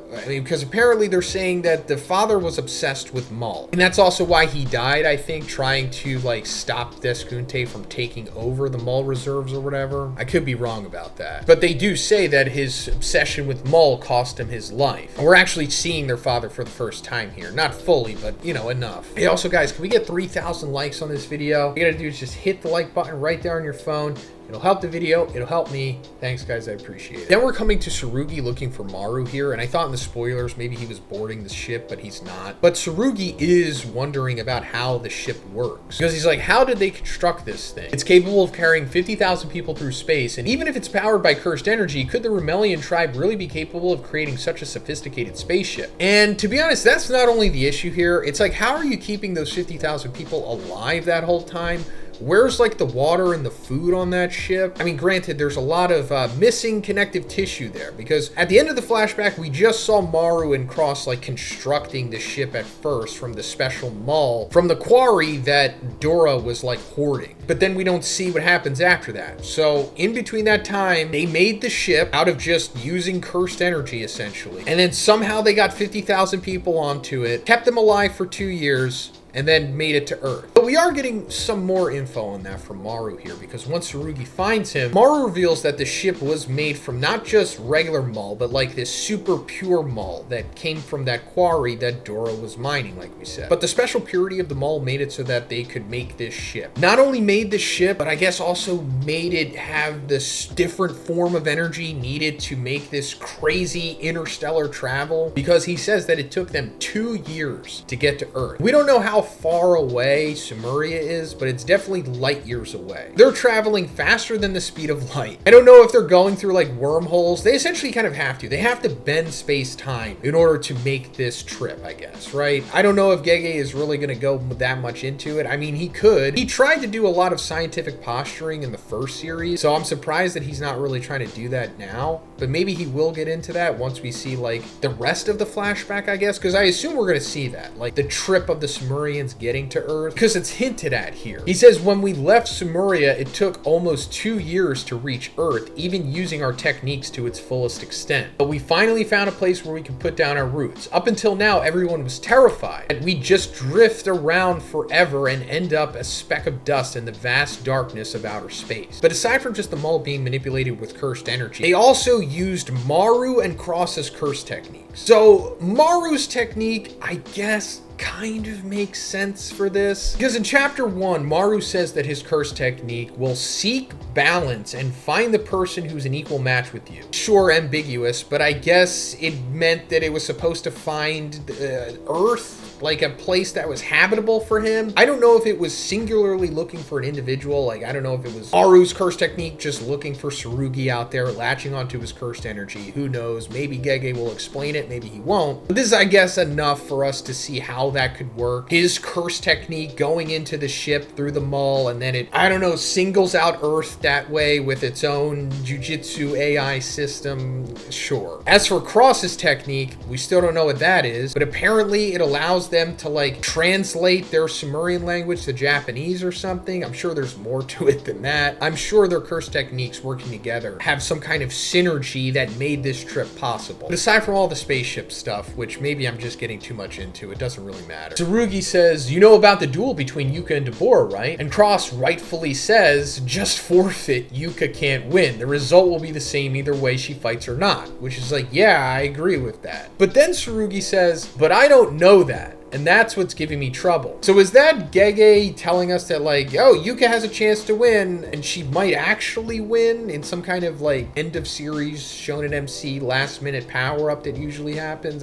Maybe. Because Tsurugi also says there's something Earthling sorcerers use as a last resort when their lives are on the line, a binding vow. And Maru says, and it boosts their cursed energy and techniques. Still, that doesn't mean that she could beat Deborah. And yes, for sure, it shouldn't matter. Because like I said in the previous review, Deborah versus Yuka is Hydrogen Bomb versus Coughing Baby. It doesn't matter if you give the Coughing Baby several binding vows. It's not going to magically make them strong enough to defeat the strongest character to ever exist in this series. But I guess it will. I guess this is enough to give her a fighting chance. Maybe Gege is going to borrow even more from Hunter x Hunter and have Yuka wind up doing what Gon does in the Chimera Ant arc. I'm not going to spoil it for anyone who hasn't gotten that far in Hunter x Hunter, who hasn't read it or wants to read it, but if you know, you know. Also, it's possible that Yuka's technique might give her a chance to defeat Deborah because we don't know what her curse technique is. We've only seen her do some things with it, which ultimately just winds up giving her like claws with cursed energy on them, right? But considering how her hands go and then it like activates that claw thing, what she says with savage jaw strike, as well as like biting twist, it's kind of implied that this is a new form of the Ten Shadows technique. Instead of like summoning multiple Shikigami, it more so adapts her body to mimic the Shikigamis of the Ten Shadows. Like she does this to mimic the Divine Dogs. I don't know, fill in the blank. But I wouldn't be surprised if this is the new version of the Ten Shadows, and that would be kind of cool. Now, how does she have the Ten Shadows? Well, she does have Zenin blood in her veins. Maki is her grandmother. While Maki didn't have a curse technique herself, she still was a Zenin, so the Ten Shadows curse technique is some way recessively in there, I guess. Going further in time, 60 years or whatever, Yuka now has a new variation of the Ten Shadows. And if she does have that, then of course Maharaga is going to be included in this in some way. So I guess that's what she's ultimately going to do against Deborah. She's going to do like whatever the Maharaga equivalent of this is, and then Maharaga out against Deborah and like adapt to him and then maybe defeat him that way. And it's like, that's cool, but it's like, stop going back to the Maharaga well. Yes, he is very cool, and the way that he was used in the original series, especially in the Gojo versus Kuna fight, was masterful. But it's like,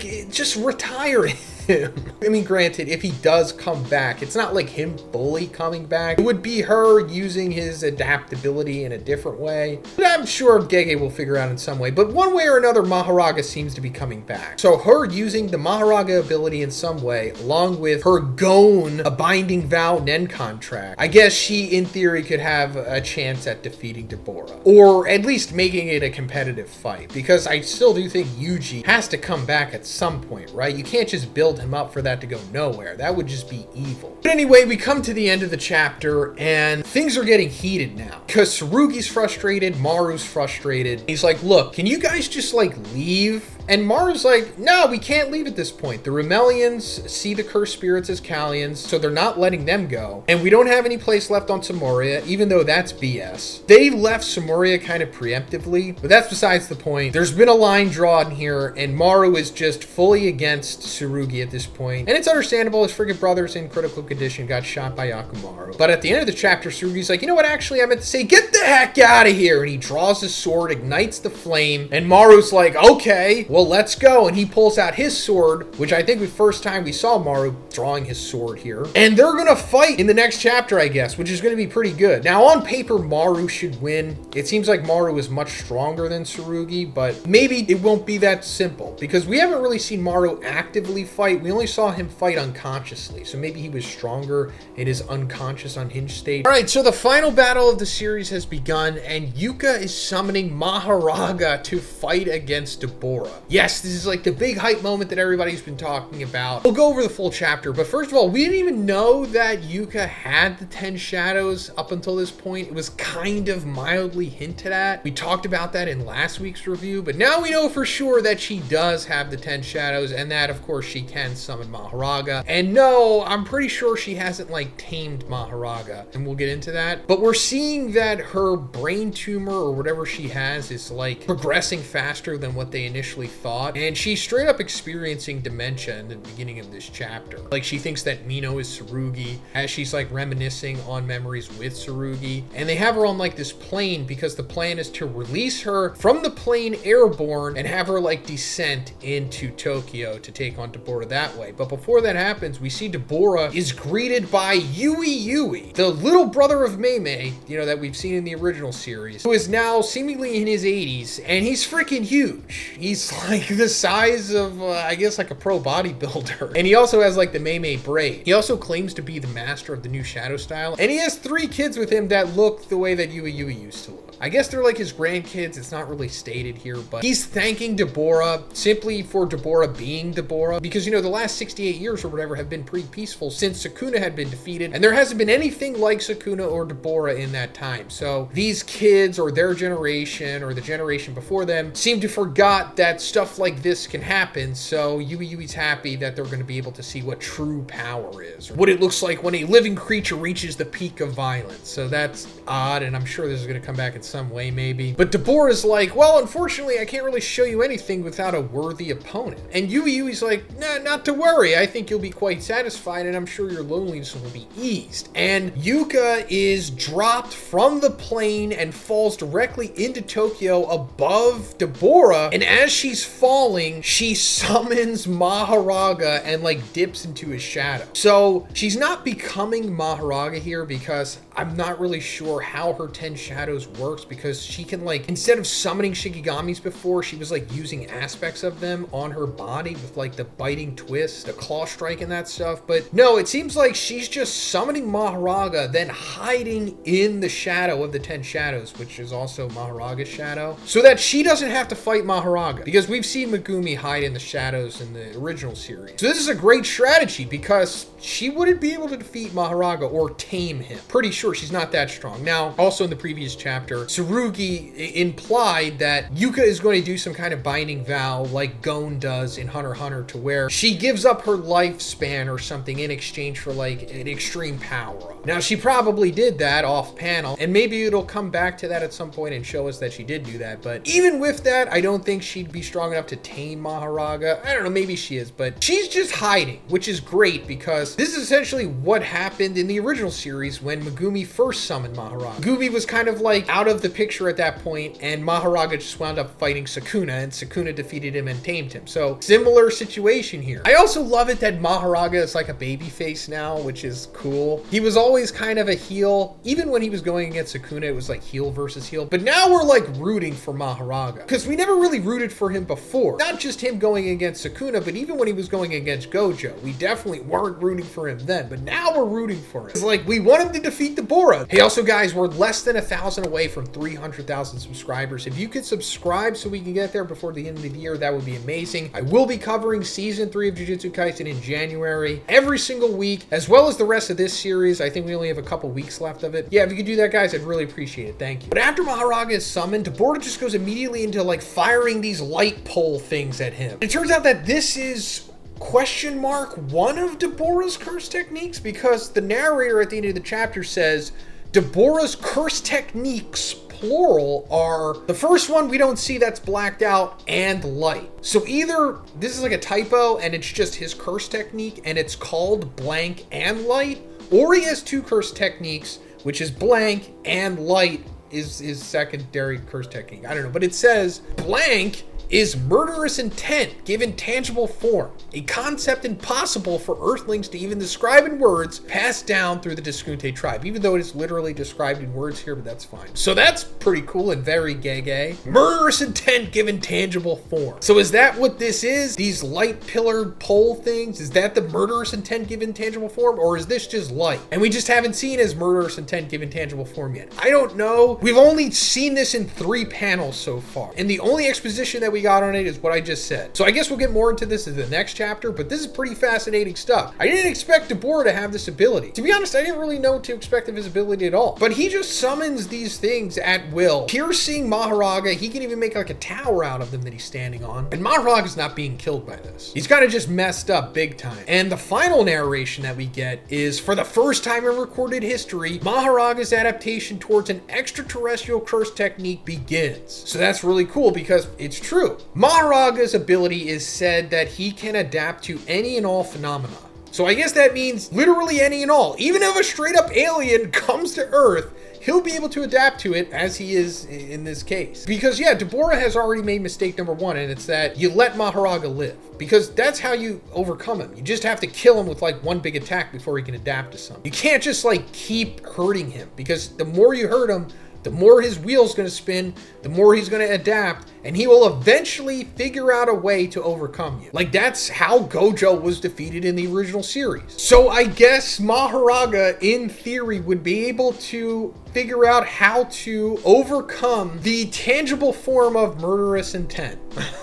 Something like that. Now, also, I don't think Maharaga is necessarily going to be the one that saves the day here. It's going to be pretty fun seeing him going against Deborah, but if he is the ultimate reason why Deborah is defeated, then that's kind of just rinsing and repeating and going back to the well that the first series did. Also, Yuji hasn't come yet, and if Yuji doesn't come, then wow, what a fumble. But I think it would be more interesting if Deborah does kill Maharaga, because then the Rumelians are going to be upset with him, because Maharaga is technically a Kallian to them. Yes, also technically, Maharaga isn't a cursed spirit, he's a Shikigami, but it's all the same stuff, and he looks just like a cursed spirit. And I don't care about the semantics of it. He is essentially a cursed spirit, therefore he's essentially a Kallian to the Rumelians. So if Deborah kills him, then they're going to be like, why'd you kill him? He was a Kallian. And then that can create some interesting conflict there, because Deborah's already kind of annoyed with the Kallians anyway, because they were essentially the reason why Deborah had to leave Sumeria in the first place. Because a Kallian killed the Diskunte tribe leader's daughter, and the Diskunte don't care about the Kallians in the first place anyway. They're not supernaturally connected to them the way that the Rumelians are. And they don't have a religion connected to them the way that the Rumelians do either. So that would be a fun aspect to explore. Now, as for Yuka, I guess she's just chilling in the Ten Shadows realm, or the Ten Shadows shadow, wherever you go when you go inside there. And she's just gonna wait for this all to blow over, I guess. I mean, who really knows where she is mentally in a battle sense? I mean, yes, she's experiencing dementia, as we saw in this chapter, but as for like battle IQ, I mean, she's cognizant enough to summon Maharaga, but you know, who knows what's going to happen after that. But I guess she's just waiting for this to blow over, or for Maharaga to either win or lose, or just use Maharaga the same way that Sukuna did and allow him to gain enough data from Deborah, and then she's going to use that data in order to defeat Deborah herself. And then also, at the beginning of this chapter, she says that in a flashback that her friend was possessed by a vengeful spirit that couldn't be graded, which I guess means it was just too weak, and that Tsurugi eventually helped her to defeat it. And she also says in the beginning of this chapter that if I get to be reborn, I'd like to be the older sister next time, to which before she leaves the plane, she changes that to I'd like to be the little sister again. So does this mean that if Yuka does wind up dying in this fight, maybe not necessarily to Deborah, but maybe like the brain tumor kills her or something first, then technically she's not being killed by Jujutsu, and therefore she can be reborn as a vengeful cursed spirit, or just a cursed spirit in general, and then maybe she becomes like Tsurugi's Rika or something, because Tsurugi technically has the ring. So maybe she inhabits the ring again, and then we have like the whole Rika and Akotsu thing happen over again, but now it's Yuka who is like the new Rika with Tsurugi.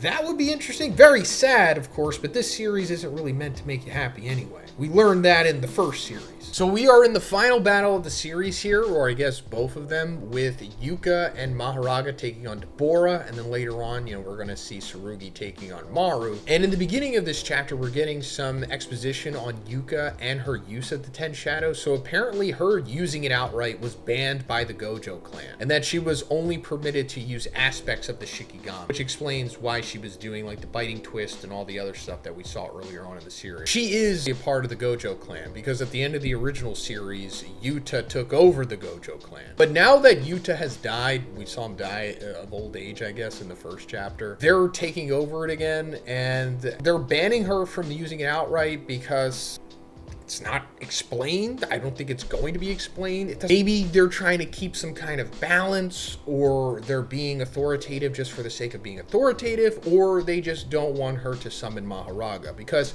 Maharaga is being mentioned directly after this statement. And it basically says that he was deemed impossible to tame, and that the only person in history who was able to tame him was Sukuna. And we already kind of knew that, because I think the only other time in the series that another Ten Shadows user besides Megumi and Yuka is mentioned is when Gojo is talking to Megumi in that flashback in the original series, and he says, and I'm paraphrasing, but like 400 years ago, the head of the Gojo clan, who had the Six Eyes and Limitless, just like Gojo, fought against the head of the Zenin clan, who had the Ten Shadows. And he doesn't outright say it, but it's pretty much implied that the Ten Shadows user summoned Maharaga, and he wound up killing both of them. And then going further, it says that like Maharaga, he only exists because it's like a last-ditch effort to like kill your opponent and yourself too, I guess, if you know that you can't win, something like that. And I have more questions about this, Maharaga and the Ten Shadows in general, but it doesn't really matter. It's never going to be explained, so I just won't waste my time talking about it. But anyway, it says that this time the ritual includes Deborah and Yuka, which, as we saw in the previous chapter, as Yuka was getting airlifted into Tokyo to fight against Deborah, she just summoned Maharaga and went directly into the shadow. And it says that she's currently in suspended animation, and that the ritual only ends with the death of Deborah or the destruction of Maharaga, making her death inevitable. And I don't know if she's necessarily holding her breath in there, because I'm pretty sure in the original series, when Megumi was fighting against Reggie said that there was no oxygen in the shadows. So I don't know if she's going into some kind of weird hibernation mode or something like that, and she's just chilling in there for the fight to be over. I don't know. But Deborah is continuing to like light up Maharaga with his manifestation of killing intent, which is just light pillar things. Hey, also guys, can we try to get 3,000 likes on this video? Take that phone, hit the like button. It'll really help the video, and it'll help me too. Thanks guys, I appreciate it. But Maharaga is continuing to regenerate, and his wheel is spinning, meaning that he's continuing to adapt to it. He's slowly figuring out how to overcome it. And then for like a little moment, they get into just an exchange of strikes, with Maharaga just kicking Deborah away, but then Deborah like lights him up more with his manifestation of killing intent. I'm sorry, I just think it's funny how Gege is just trying to make this more interesting than it actually is. I mean, it's cool, of course, but I guess he realized that like just saying Deborah fires like light beams is kind of boring. So many characters have this ability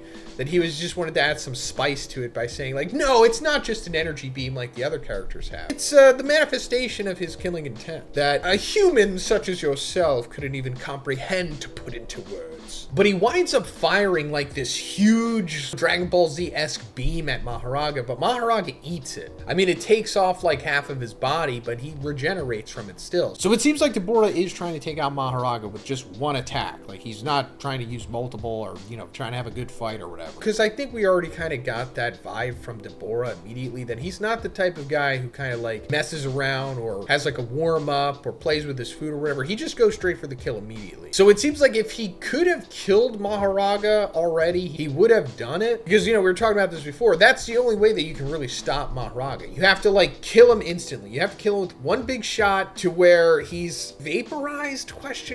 Or get him to the point of where he can't regenerate. Because if you don't, he's going to just keep adapting until he defeats you. Because we saw that's what Sukuna and Gojo did. Sukuna hit him with the Fuga, and Gojo hit him with the Hollow Purple. Also, we're seeing like some of Deborah's crazy physical strength in this chapter. Like, he throws a part of a building at Maharaga. And I wonder, it's like, have we seen physical strength on this level level in this series before, or at least in the original series, and I wonder if Sukuna was this strong. Granted, I'm probably forgetting one of the many sequences in Sukuna's Gauntlet, like the big last 30 chapters of the series where everyone is fighting him slowly. But this is pretty impressive physical strength for Jujutsu Kaisen. But Mahoraga catches the building and he kind of just brute forces through it. And he's like, assuming it's not invincible, there has to be something more to it. And he winds up like blowing its freaking head off, but it still comes back after that. And then he realizes that, oh, every time it resurrects, the wheel turns. So he's slowly figuring out that it's adapting to his abilities and figuring out how to overcome him. So I guess in the next chapter, when we come back to this fight, he'll change up his strategy, because this is where the fight ends in this chapter. Like, we're gonna go into Tsurugi versus Maru at this point. And I also talked about this before, but it's like, where does this go? I mean, Mahoraga like isn't going to defeat Deborah. That would kind of be anticlimactic, I guess, if he does. But is Gege just gonna kind of redo what he did in the original series with like letting Sukuna sit back and figure out how Mahoraga adapts to his opponent, like with Gojo, and then once he sees what he does, then he just mimics that, you know, like with the world cutting slash. He was like, oh, okay, I see. All you have to do is just manipulate cursed energy at a molecular level. So is Yuka like doing that in the shadow? Like, she's just going to observe how Mahoraga is going to adapt to Deborah, and then she'll be like, oh, that's all I need to do. I just need to manifest more of killing intent than he does. Then again, it's like Yuka isn't that skilled of a sorcerer to be able to analyze and improvise the way that Sukuna did. But maybe she did that crazy binding vow that made her buff up to beyond special grade level or something in exchange for the rest of her lifespan, maybe. I guess we'll see what happens, but now we're coming to Tsurugi versus Maru, and they're like in their sword fight here, and we're finding out that Maru is using Cross's sword, and he's seeing the difference in their strength because he's getting a taste of what heavenly restriction is, which Tsurugi has. Maru was like skeptical of Tsurugi's heavenly restriction. Now he realizes it's like, oh, you get a substantial physical buff from having no cursed energy, but also because of that, he can't read his moves. Because normally when your opponent is using cursed energy, you can pick up on what they're doing because of that. You can just read the energy itself. But since he doesn't have that, every attack is like a surprise attack, which is funny because it's like, oh, you're just having like a normal fight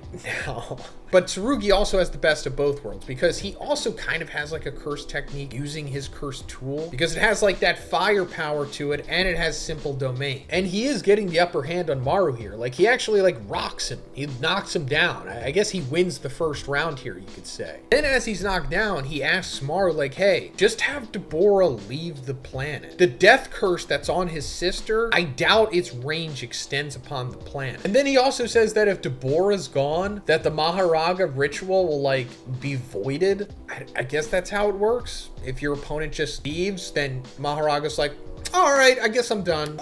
Sorry about that. Never mind, guys. But then Maru's like, no, Deborah can't leave. If he even gets close to the range of the Deskunte leader, then the curse can take over. But it's like, you're already super far away from Samoria. Like, they're over 2 years away. We don't know how many light years they went, but they went pretty far. So it's like, how long is the range of this ability? It spans light years? And yes, I realize this means that they would have to find another planet to live on, which they say that it's not guaranteed. I mean, it was hard for them to find Earth in the first place, you know, like we said, 2 years, so they'd have to go through all of that again. But they're also not even supposed to be here in the first place, and with them taking over Tokyo with all of the cursed spirit Kalyan nonsense, which I'll talk more about, kind of just irks me. Or maybe this is just a social commentary on colonization, possibly. But also, like, the curse is tied to Deborah himself, as well as his sister, because, like, in theory, he can just have his sister go somewhere else. Deborah can just go back to Samoria and kill the chief, because it says that it activates when the chieftain dies or when Deborah defies the chieftain's orders. So if she is out of the range of it, which I guess she should be now, like I said, there's no way that it spans freaking light years, unless I guess it does, but he could just send her to Earth or send her somewhere else and then just kill the chieftain, and then it should be over. And even if there is some kind of post-mortem jujitsu stuff going on, they just don't ever have to return to Samoria. I don't know why Deborah just didn't kill the chief and send off his sister in the first place, because it's kind of implied that no one could take Deborah, not even the rest of the Deskunte. So just have his sister go to Earth and then just have Deborah do what Maki did to the Zenin clan,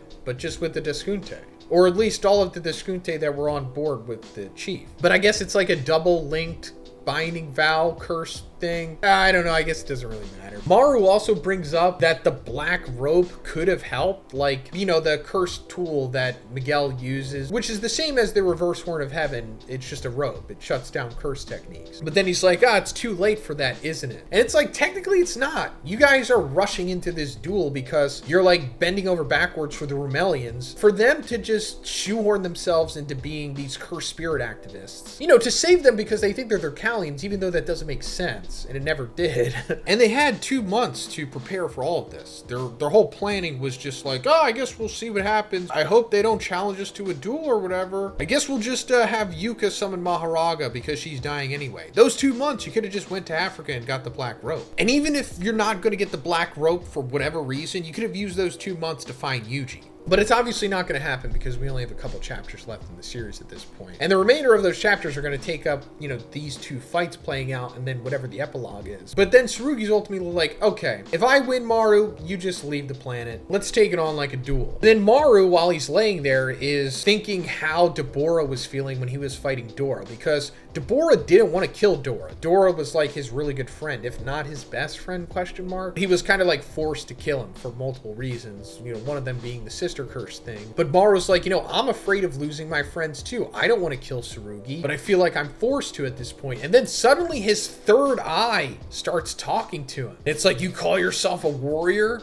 You dare belittle Tsurugi in this way? And then he's just like instantly convinced by it. He's like, oh, you know what? You're right. All right, Tsurugi, let's fight to the death. And this is interesting because we didn't really know that the third eye had a mind of its own. I mean, there was some hints to it. Like when we saw, it was like chapter 6, I think, when Maru was fighting against Keita. He like went unconscious and then the third eye took over and like fought for him. So that's, I guess, coming full circle here. But not only that, but Maru is seemingly activating his curse technique too. And it says that Maru's and Cross's curse technique are chaos and harmony. So I don't know if this means that their individual curse techniques are chaos and harmony, like one has chaos and one has harmony, or they both have the same curse technique, or 2 which are both chaos and harmony, because that would make sense as well, because at the end of the chapter here, we see like Maru essentially manipulating gravity. And we saw that before, like when he was knocked unconscious, gravity was manipulated. And we were like, okay, that's definitely a part of his technique. But also in the first chapter, he told us that his curse technique was like finding what's closest to your heart, which I guess is the harmony one. So I guess this is what chaos is. Gravity manipulation, possibly, or telekinesis. And that would also make sense because both of them are piloting the ship. Like the ship works because of them. So I guess using chaos and harmony synergistically is how the ship worked. The ship, using harmony, was finding Earth, like finding a civilization and a planet that was compatible with the Sumerians. And then the chaos, gravity manipulation, is what allowed it to traverse space-time, or just interstellarly travel light years, I guess. So he's using chaos against Tsurugi here. And I guess that's going to take us into round 2 in the next chapter. So coming off of the previous chapter, we saw Maru activating his curse technique against Tsurugi, which is gravity manipulation, question mark, telekinesis to some extent. Maybe it will be explained, maybe it won't, but that kind of shifted the fight into the favor of Maru, and he gained the momentum there. And coming into this chapter, we're cutting away from that momentarily, and we're coming to Tsurugi having like this inner monologue slash flashback kind of, where we're finding out about his father for the first time. His father, of course, is Yuta, or Akotsu's son. I mean, of course, that's how lineage works, but just to emphasize who this character is. So this guy kind of sucks, I guess. I mean, not from like a fighting perspective. We don't have any idea about how he ranks up in there, but just as a person, he kind of sucks. So first of all, Akotsu, Maki, and Tsurugi's mom just didn't want to talk about this guy. And he also just disappeared after Yuka was born. So it's not exactly fully explained why he left at this point, but I guess it's implied that once he found out that one of his kids was going to have a curse technique, that was enough for him to just leave or something. Because, you know, Tsurugi doesn't have a curse technique. He has heavenly restriction, which in itself is like a curse technique. I mean, it's just as good, if not better, than most curse techniques anyway, and it's even more rare than having a curse technique. I would be happy if my child had heavenly restriction. Are you kidding me? But anyway, that's besides the point. But his whole thing is that I guess he's like jaded that his generation and the generation after him aren't strong like the generation before him. You know, like the generation that that we see in the original series. And it's also like, why does he care? It doesn't really matter because, first of all, he wasn't a part of it. Like, he probably came around a decade after Sukuna's death, maybe. And yes, he probably grew up seeing all of these strong sorcerers, but I don't know why he's so jaded about it, because he had nothing to do with that stuff at all. He didn't participate in it to any extent. Now, as for him disappearing, it is what it is. I mean, it's probably better that he was gone, but does this mean that he's still out there? Probably. I don't think he's dead. I mean, unless he was killed or something, but he wouldn't be dying of like old age at this point. He'd probably be in his like 50s, maybe in his 60s at the most. Does that mean that he's going to come back? Maybe. I mean, we're coming towards the end of this series now. We have maybe what, 8 chapters left, something like that, maybe even less than that. So maybe he'll come back, but knowing Gege, I wouldn't be surprised if this is as far as it goes. But this sequence ends with us finding out that before he had disappeared, I guess shortly before that, he was talking to Yuji. We don't know what they were talking about, but the conversation ended with Yuji saying, "It doesn't matter." I mean, I guess this has something to do with either the birth of Yuka or the strength of sorcerers in the modern day. Is it related to Yuka having the 10 shadows? Is it related to some kind of fight or something? Or you can just insert your own fantastical theory as to what they're talking about here. I don't know, I guess Yuji is ultimately telling us what Gege wants us to think, and that it literally doesn't matter. But it's cool to see Yuji again.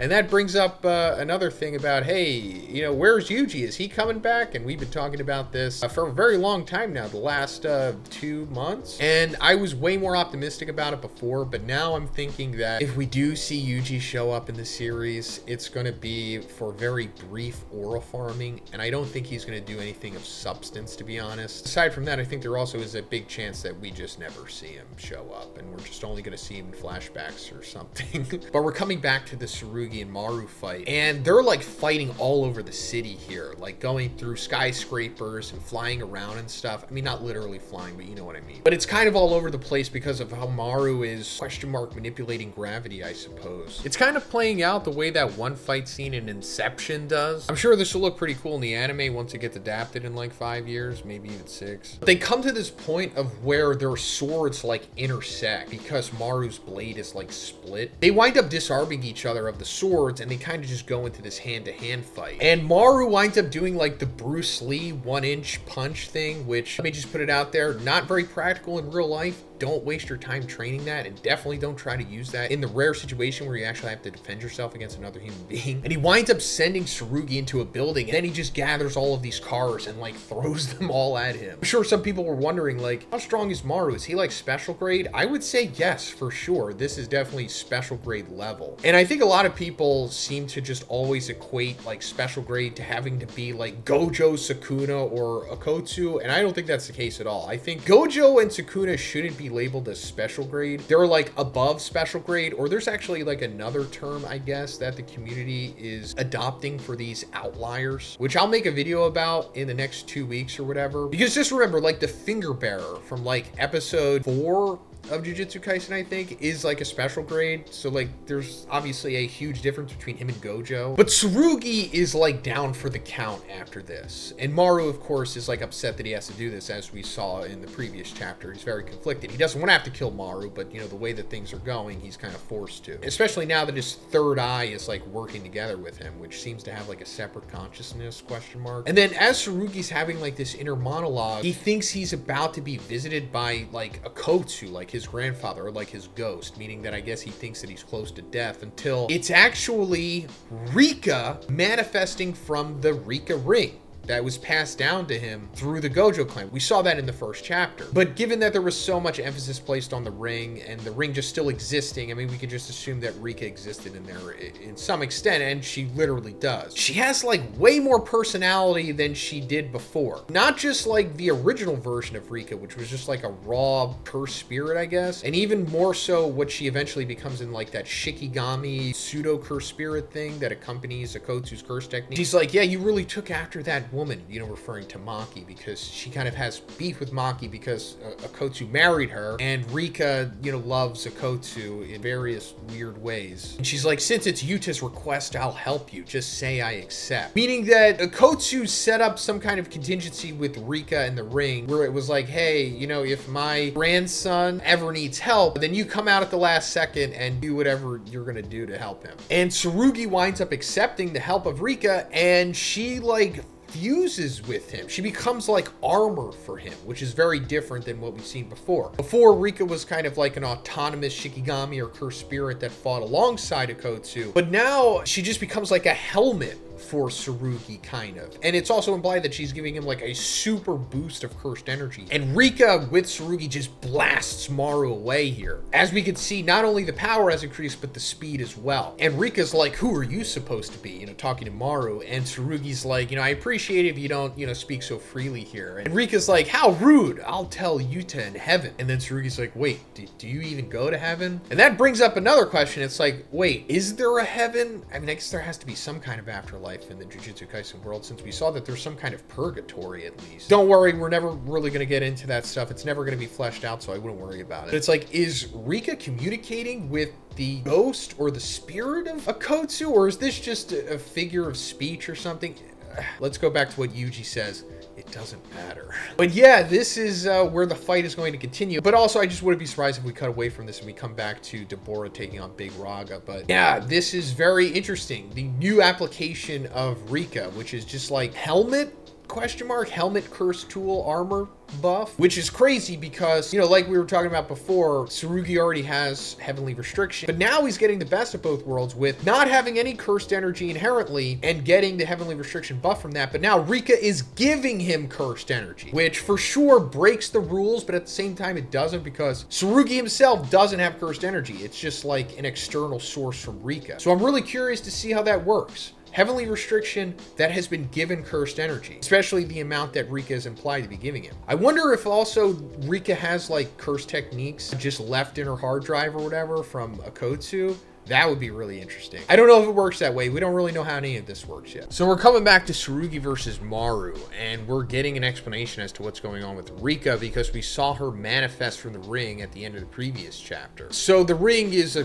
cursed tool, of course, because I guess it essentially became one as soon as Rika died, back in Jujutsu Kaisen 0, and her vengeful spirit inhabited it. And it says that it still contains immense cursed energy as well as the will of Rika, who remains subordinate to him. Also, a little bit later, Maru says this amount of cursed energy isn't something that can be contained within a single person. Someone with unfathomable power must have poured cursed energy into the ring over the course of years or decades. So yeah, that's what's going on with it. Akotsu was pouring his cursed energy into the ring over decades, I guess, as a way of protecting his grandchildren even after he, passed away. And it somehow still has Rika's will in it. We don't really have to go into semantics about this stuff because I know most of you just don't care. It's just cool. Rika's here. She's manifested through the ring, and she becomes this cursed tool helmet thing for Tsurugi, who has heavenly restriction, meaning that he has 0 cursed energy, just like Maki and Toji. Now that he has this helmet, he has cursed energy, but seemingly all of Akotsu's cursed energy? Well, I don't know if it's all of it, but it's a lot of it, which means that he is one of the strongest characters ever at this point, right? It doesn't really seem that way because seemingly he would just kill Maru at this point, unless Maru is much stronger than we thought. But you'd think that a heavenly restriction person with Akotsu's cursed energy would be able to just destroy nearly any sorcerer that isn't calamity level. Calamity level, I guess, is the new term that we're going to be using for Gojo, Sukuna level guys. But that's not necessarily what's happening here. I mean, Tsurugi is taking it to Maru. He is beating him, but he's not destroying him the way that I thought that he would. And he's not really doing anything new. He's kind of just doing what he was doing before, although he's just a little more feral about it, I guess, because Rika is also with him. And like we talked about before, Rika has much more of a personality now than she did at the end of Jujutsu Kaisen. This is more like her vengeful cursed spirit form, which I guess has something to do with how she's still around after this point, because that was Akotsu's cursed technique more than anything. And I don't think this is Akotsu's cursed technique. It's just his cursed energy, which somehow has like a vestige of Rika in it. But the strength here is emphasized through Maru saying that they're just brute forcing through his curse technique, which I guess is manipulating gravity. After Tsurugi blasts Maru into the water, Tsurugi's like, you know, I'm sorry, Maru, but I'm gonna win no matter what it takes. Meaning they're like, hey, if I have to use this ring to get a crazy power up that I wouldn't have otherwise, I gotta do what I gotta do. If I gotta be a Nepo baby about it, I gotta be a Nepo baby. I mean, it is shonen battle manga after all. Nepotism is like a huge part of that. Maru's like, you know, no hard feelings. You don't have to apologize because I feel the same way. I'm gonna do whatever I have to do to win as well. And as he's stepping on the ground, like the saplings and the weeds in the ground or whatever start growing super fast, and he manifests like this pseudo forest behind him or whatever. Now this goes more into what his curse technique is, which we still don't fully know yet. I mean, we've saw before that he can like alter the elements to some extent. Like he could make water hot, or he can change it to ice, along with manipulating gravity. So I guess whatever principles are going into that are applying to like vegetation as well. Now I don't know how this is going to help him overcome Tsurugi / Rika, but I guess it is to some extent. But that's where we're ending the fight for now, because we're coming back to Deborah versus Mahoraga. Hey, also guys, can we try to get 3,000 likes on this video? Just hit the like button right there on your phone. Thank you guys, I appreciate it. And at this point, Mahoraga has fully adapted to Deborah's light attacks. Like the wheel is no longer spinning, and when Deborah uses the light attacks on him, he just brute forces through them. Like he even like gets up in his face and tries to blast him that way, but it just does nothing. Then he just slashes Deborah across the face, and Deborah starts panicking. Like he finally realizes what's truly going on here, and it's like, oh crap, he's fully adapted to my light attacks, and there's pretty much nothing else I could do at this point. Then he starts getting smacked around some more. So much to the point of he gets sent into a flashback where he's remembering his time as, I guess, a teenager with Dora. And we're finding out from this flashback that Deborah was always kind of an outcast from the rest of the Deskunte, and I guess that's why he was friends with Dora in the first place, because normally the Deskunte aren't really cool with the Rumelians. So it was odd that Deborah was like so cool with Dora, who was like the Rumelian mascot. And it's because he was just such a freak. He was so powerful that he could beat anyone without even really trying, but on top of that, he didn't want to fight in the first place. Like he never even had a worthy opponent. And I guess that kind of isolated him, because the Deskunte were more of like a warrior type of race. And as we come back to the present, Deborah, who just got knocked into a building, is like scared and panicking as he's remembering this flashback with Dora. And the flashback fully ends with Deborah saying like, you know, I'm a warrior and I'm strong, but I don't want to fight. And Dora's like, nah, you got it all wrong. It's not that you don't want to fight. It's just that you've never been in a real one before. So you've never really become a warrior because of that. However, one day somebody's going to come along that's so strong that you think you're going to lose, and then you'll understand. And as that's happening, he is getting beaten down by Mahoraga here. So yeah, we're finally understanding Bora's character here. And it's that, yes, he does look menacing and he does aura farm. I mean, he is a Gege character after all, but he was just born a freak. Like he's just the strongest. He didn't really ask to be. I doubt he really trained that much. At least it seems like he didn't. He's just inherently the strongest. He's kind of like the Gojo of the Sumerians, I guess. Except Gojo did train and did want to fight and wanted to be the strongest, as to where with Deborah, he didn't really care about being the strongest, he just couldn't help but be it. And because of the culture that he was brought up in, he couldn't escape it either. So he kind of became like this introverted outcast in a way. But he couldn't be exiled because the Deskunte needed him. Also, he has like this sister that we barely know about or have any information on, but because of her, he couldn't just run away or live his own life the way that he wanted to. She was the thing that was keeping him in check, because you know, the binding vow that the Deskunte chief put on her or whatever. So Bora essentially had to follow orders because of that. But as Mahoraga continues to beat down Deborah here, he remembers those words that Dora told him and sees that, oh, it's finally coming to fruition. But now, instantly, as I am getting beaten down close to death, I suppose, I am coming to the realization that you were talking about. And it's not about whether I want to fight or whether I don't want to fight. It comes down to me having to fight. I have to fight to save the Rumelians here, to protect the Rumelians. And it's like, partly that is true, But at the same time, it's not like the Remelians are facing extinction or anything. Like, the humans are very willing to work with the Remelians here. They've been trying to compromise and been trying to make some kind of cohesiveness happen. It's the Remelians who are causing the problems with the humans. You started this whole duel and everything. I understand where this is going, but at the same time, it's like unnecessary. All of it. But now Deborah is getting his second win. And he just grabs Maharaga's fist that has like his blade of extermination on it, and he breaks it barehanded. This is pretty impressive, of course, but also I think it's been broken before, or at least it can be broken, and it's not like it's gone forever. I'm pretty sure he could just regenerate it because Maharaga just regenerates everything else, so why wouldn't he be able to regenerate the Blade of Extermination? Also, the Blade of Extermination is more so a tool to be used against cursed spirits because it's enveloped in positive cursed energy, which is like an instant kill to them essentially. So it is a cool feat here, and it is more aura farming, but I don't really know how substantial this is. And also, we talked about this during the spoilers, but this is essentially Deborah getting the power of friendship here, which is, I think, great. And normally I wouldn't be on board with this, but because Deborah is an antagonist, I think that's a great way to make an antagonist overpowered. Give them something that a protagonist would have, such as the power of friendship, because nothing beats that. Not even Maharaga can adapt to that. So then Deborah essentially says like, hey, sorry, Maharaga, I'm gonna try for real now. And it says about Deborah's curse techniques, blank and light, that his physical body couldn't withstand the acceleration of light, so he's never able to move the speed of light himself. And while we're getting that narration, Deborah says that, well, there's only one thing left to do, beat him with my bare hands, and I'll push my body in strength and speed to their absolute limits. And it's like, okay, yeah, you can do that for sure, but can you like vaporize Maharaga with like a strike or something? Or, I don't know, somehow utilize the light into being something that he hasn't adapted to yet and then vaporize him? Because that's the only way you can beat him. Unless you can like just beat him down until he just dies and then he doesn't regenerate anymore. And I guess that's possible too, maybe. I mean,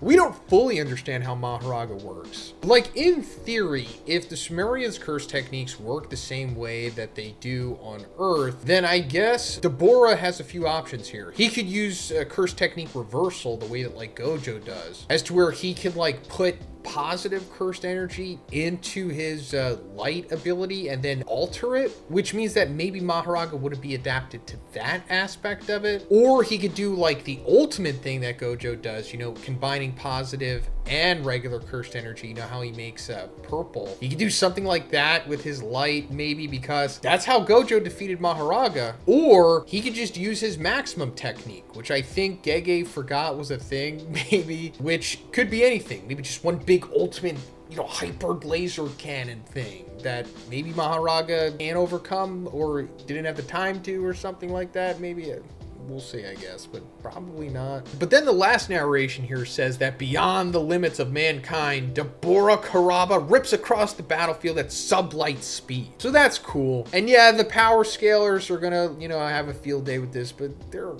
very small portion of this fandom. It doesn't really matter. We're just having fun with this, or as we should. But yeah, he's gonna be moving really fast, which I guess is way faster than Maharaga. And maybe that's enough to beat him, just moving at sublight speed. So the chapter opens up with us seeing Deborah hit Maharaga at sublight speed, because in the previous chapter we saw that Maharaga had like fully adapted to Deborah's like light beam curse technique thing. So Deborah figured, oh, I'm basically screwed at this point. I might as well try to beat him down with brute force, because that's essentially the only thing I have left. But I can also kind of move near the speed of light, and this is something that he can never really do before, but he's gonna just try to do it now. And he does move sublight speed, as indicated at the end of the previous chapter. And he's also like using his third eye in tandem with this. We haven't really seen the Deskunte, which is like the race of the Sumerians that Deborah is, use their third eye before. I mean, we've seen the Sumerians, I guess just Maru use the third eye, and it more or less just like lets them lock in and become even stronger, or just pull out their full potential, I guess. Also, it kind of has like a consciousness of its own, question mark, but I guess it's like the same with the Deskunte. However, when he first does this, which is happening in the very first panel of the chapter, it just like hits Maharaga's shoulder. And we'll get back to this because this is extremely important. It's essentially the crux of the first half of this chapter. But he comes around and goes for a second attack against Maharaga here, but he's moving even faster. It doesn't say that he is moving literally the speed of light. It just says that more closer to light. So whether he is or not, it doesn't really matter. He's moving incredibly fast. Also, the narration says the closer he gets to the speed of light, the more the air behaves like a solid than a fluid. And just the drag of him throwing this kick at Maharaga at near light speed is like him going through like a thick layer or something. Dabura also being guided by the power of friendship here, remembering Dora, because he equates him to being a warrior, which Dabura was kind of insecure about because he was so powerful that he never really had to be quote unquote a warrior. But all of this together allows him to land this near light speed or just straight up light speed kick, it remains to be seen, on Maharaga, and it's like a freaking nuke going off. I mean, yeah, that's probably what would happen if something hit something on Earth at light speed, although maybe it would be even worse than that. I don't know.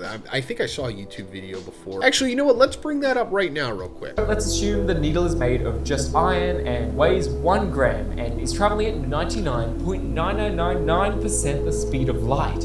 When it strikes the Earth, it will have a kinetic energy of 201 million billion joules of energy. That is the equivalent of 3 Tsar bombs, the largest nuclear weapon ever detonated. It would definitely create an impact crater, significantly smaller than if it were an asteroid because the needle is just much smaller, but definitely big enough to cause some damage. It would form a huge fireball, probably a bit smaller than this, but still much bigger than even the biggest nukes. Now, of course, this is highly theoretical and nothing can travel at the speed of light, so you don't have to worry. Okay, so that puts into perspective what would probably happen if Dabura hit him, but obviously Dabura's bigger than a needle. You get the idea. Still pretty cool regardless. I mean, he can't just cause Armageddon because the series would be over, or maybe Yuji would do something.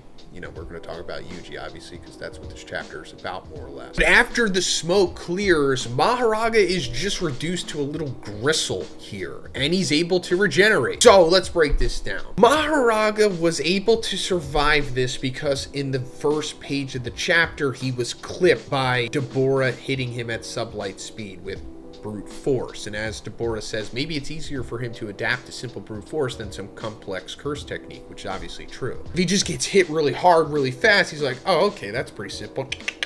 I figured it out. Rather than just trying to, figure out what's going on with the manifestation of killing intent light beams. So that's why we saw that in the very first page. Because if Dabura just did this, light speed kick immediately, he would have killed Maharaga. So yeah, Dabura doing this might be the most impressive feat in all of Jujutsu Kaisen. Like, more impressive than what Sukuna and Gojo have ever done. At least just on a physicality standpoint. I mean, he's not doing like crazy domain expansion, shrinking, and modulations the way that they were in their fight, Sukuna and Gojo, but I don't think Gojo or Sukuna could replicate this. I'm actually pretty positive they couldn't, because if they could, they would have did it. So I think this answers the question that yes, Dabura is stronger than Sukuna and Gojo. Does that mean that he can defeat them in a fight? No. But if they just weren't using like techniques and stuff, yeah, he would defeat them probably. But that's where they gain the advantage over him with their skills. But regardless of that, he does enter the ranks of Gojo and Sukuna, the two characters who have actually defeated Maharaga. And I say that because he technically does defeat Maharaga. I mean, he doesn't like tame him or end the fight here, but like he would have. The way that Sukuna finished Maharaga with the Hyuga, the divine flame arrow thing, and then Gojo ends him with the hollow purple. This is more than enough to have been able to defeat Maharaga, but unfortunately he got clipped and was able to adapt to it before it was able to completely vaporize him. Like, the same thing would have happened if Sukuna like clipped Maharaga with the Fuga and didn't completely kill him, or same thing with the hollow purple. It's just that they were able to make make direct hits on him. But just Deborah made an unfortunate little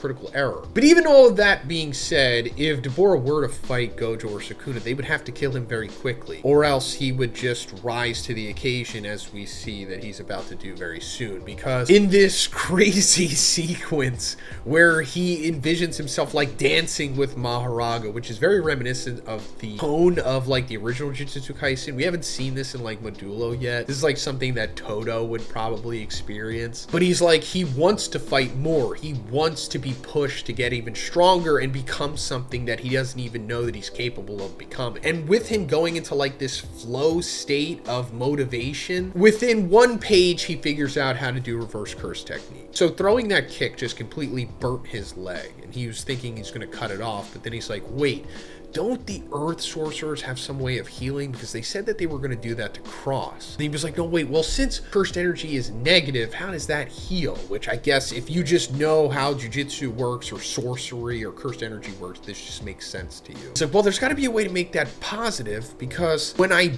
broke the sword that Maharaga had in the previous chapter, we talked about that, the sword of extermination, which is coated in positive cursed energy as a deterrent to go against cursed spirits. He sensed that that was like different than negative cursed energy. He was like, oh, maybe that's positive cursed energy. And then he's just like, within seconds, maybe I could just do it myself. And then he does. He creates positive cursed energy and then heals his leg through reverse curse technique. So yeah, now Deborah knows reverse curse technique, and I'm sure he can heal in a very similar way to Maharaga. I mean, I don't think he's going to come back from being a gristle the way that Maharaga does, but he can heal just as well as Gojo and Sukuna were. So that goes back to what I was saying about Gojo and Sukuna fighting against Deborah.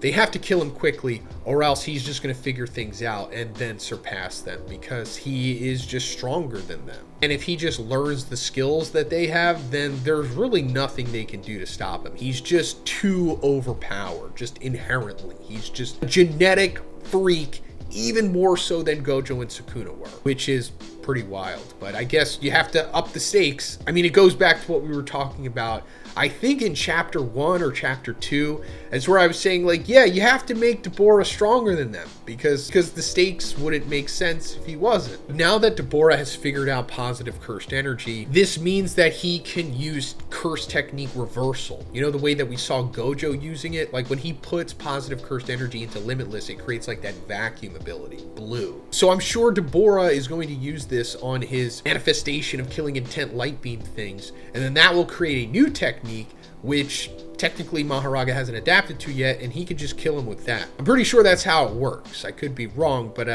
assuming that this would be something different that Maharaga hasn't adapted to, since he's only adapted to just the negative cursed energy, the regular cursed energy aspect of the killing intent light beams. And then if that doesn't work, then he can get real spicy and do what Gojo's ultimate thing is, combining negative and positive cursed energy. That's how he makes Hollow Purple. He could do that with the light beams and then just, I don't know, make a reality eraser beam or whatever. Like something even greater than the world-cutting slash that Sukuna does. But anyway, we're cutting away from that and we're coming back to Jujutsu headquarters, and they're like brainstorming a way to stop the cursed spirits pouring out of Tokyo as a result of this fight. So they're like, okay, we've designated an additional 10 kilometers beyond the prefectures neighboring Tokyo as evacuation areas, and they've adjusted the barrier surrounding Tokyo to redirect the cursed spirits towards the ocean as much as possible. But then they're also going to have sorcerers out there to kill off any cursed spirits that are trying to escape. So this is a reason as to why they're going to encounter the Sumerians in this chapter, because the Sumerians are also in this area as well, because they think that the earth sorcerers are going to play dirty in this duel. They don't think they're going to respect the rules, because this guy Otsuki, like the main foiling Sumerian guy, this guy that sucks but he's integral to the plot, he's like, we're going to make sure that they're not going to do anything, and if you encounter any earth sorcerers, just straight up kill them. And as he says that, he hears some of the earth sorcerers in the same building that they're in, and they wind up encountering each other, and they're about to just go all out until we come to the biggest hype moment and aura farming sequence of the series, and it's Yuji finally showing up. I genuinely was not sure if this was going to happen. I mean, yeah, of course, there was thousands of Chekhov's guns everywhere building up to this sequence, but with Gege's writing, it doesn't really conventionally go off of that stuff. There was so many things that were set up in the original series that had no payoff to it, so that's why I was unsure if if he was just going to do this, because I can see Gege just finding it amusing if he were to just build up and excite the audience with Yuji and then just never have that payoff. But thankfully, he did do it. I'm sorry I doubted you, Gege. I probably still will, but I appreciate that you did this at least. But Yuji is outside of the building while the Sumerians are encountering the Earth Sorcerers here. And he says, man, I told them this would happen. Not that I actually said it out loud, but still. And he has an orb of blood in his hand. When we were going over the spoilers, I couldn't see that this was blood, but I'm so glad that it is blood and not something else, because I didn't want to have to speculate it being some communicator or some kind of device or something. I'm just glad that this is blood, you know, because he has blood manipulation from being a cursed womb and having consumed his other siblings. So first of all, we don't know why Yuji is here. He just randomly shows up. Jujutsu headquarters was looking for Yuji, but like they couldn't find it. They essentially kind of gave up on it, but he's here and he somehow knew that this was going to happen. I don't know if when he says like, I knew this would happen, I don't know if he's talking about aliens. I guess he somehow knew. Hopefully Yuji actually talks or says something or gives us some exposition dump or monologue or something in the next couple chapters. But Mino comes across him and he's like, holy crap, it's Yuji! You know, Jason Bourne. Then Yuji's like piercing blood and he puts his hands together and he shoots out dozens of these blood streams. But it's not like, you know, the pressurized blast that I typically see with piercing blood. They're like tentacles almost. And they go all throughout the building and start tagging both the human sorcerers and the Rumelians here. And it looks like it's killing them, but I'm pretty sure it's not. I think it's kind of just like hitting them, you know, like a water stream would without just piercing you, which, you know,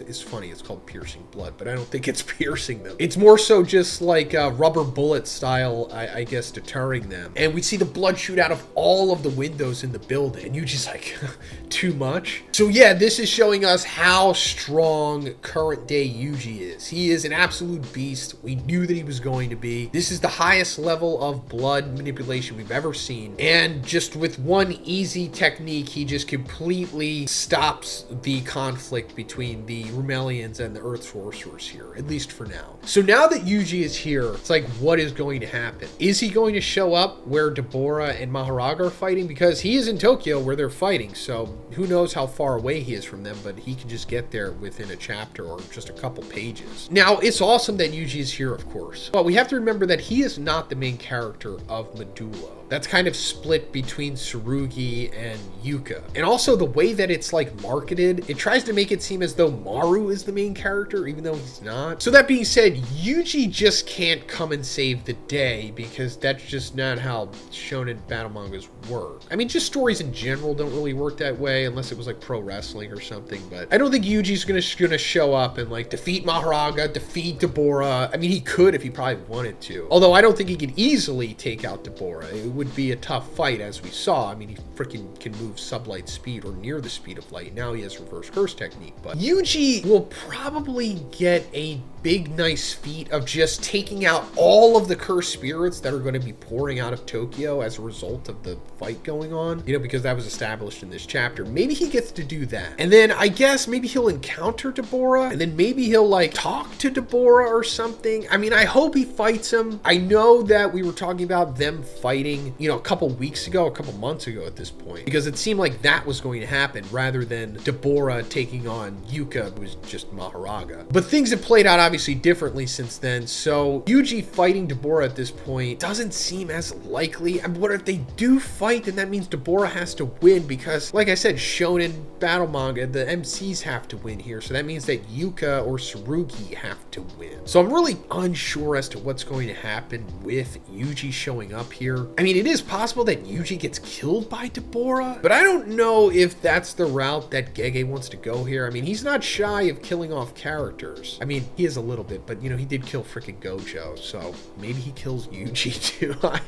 I don't want to put that out. I don't want to manifest that, guys. Don't worry, but he has to encounter Deborah at some point now that he's here, but I'm just unsure as to what's going to happen there. I mean, yeah, it would be incredible if we get Yuji versus Deborah. That's going to be like the next Gojo versus Sukuna internet breaking event, but it can only lead to Yuji losing. or some kind of weird thing that happens as to where Deborah doesn't lose. So we're seeing Yuji fight in this chapter, and he's probably the strongest sorcerer to ever live at this point. He has insane blood manipulation, as we saw in the previous chapter. He can seemingly hit black flashes at will, which I know the narration says is impossible, but it doesn't really matter at this point. And he can also create dismantles that are like the size of buildings and wind up creating explosions that rival like an old school nuke. So yeah, that's the long and the short of it. Yuji is unbelievably freaking powerful, like for any battle manga series at this point. He's definitely surpassed Gojo and Sukuna, and he very likely could defeat Deborah, maybe even low to mid diff if he felt like it, but he doesn't, and we'll get into that. There's a lot to break down in this chapter. I just wanted to catch your attention immediately in this video because it's probably going to be a longer one. So coming off the previous chapter, like we talked about, Yuji does that insane blood manipulation stuff to stop the conflict between the Earth Sorcerers and the Rumelians, and he incapacitated most of them, to which we're also finding out that his blood does have poison in it, just the way that Choso and the other curse wounds did. Because after this sequence that we're about to talk about, he tells Mino that before long they'll just feel like they got a really bad case of the flu. Tell them they'll be fine if they rest up for a couple days. That's like the implication that, yeah, his blood does have poison the way that they do. But anyway, let's back up a little bit. Otsuki, you know, the jerk Rumelian guy, he wasn't affected by this at all and busts out of the building and comes directly down on Yuji with like an axe. This is the first time we've seen this guy fight. And Yuji just grabs the blade. And Otsuki points out that it's like not even touching him. Then he points out that Yuji is an earthling, but his aura is Kallian. So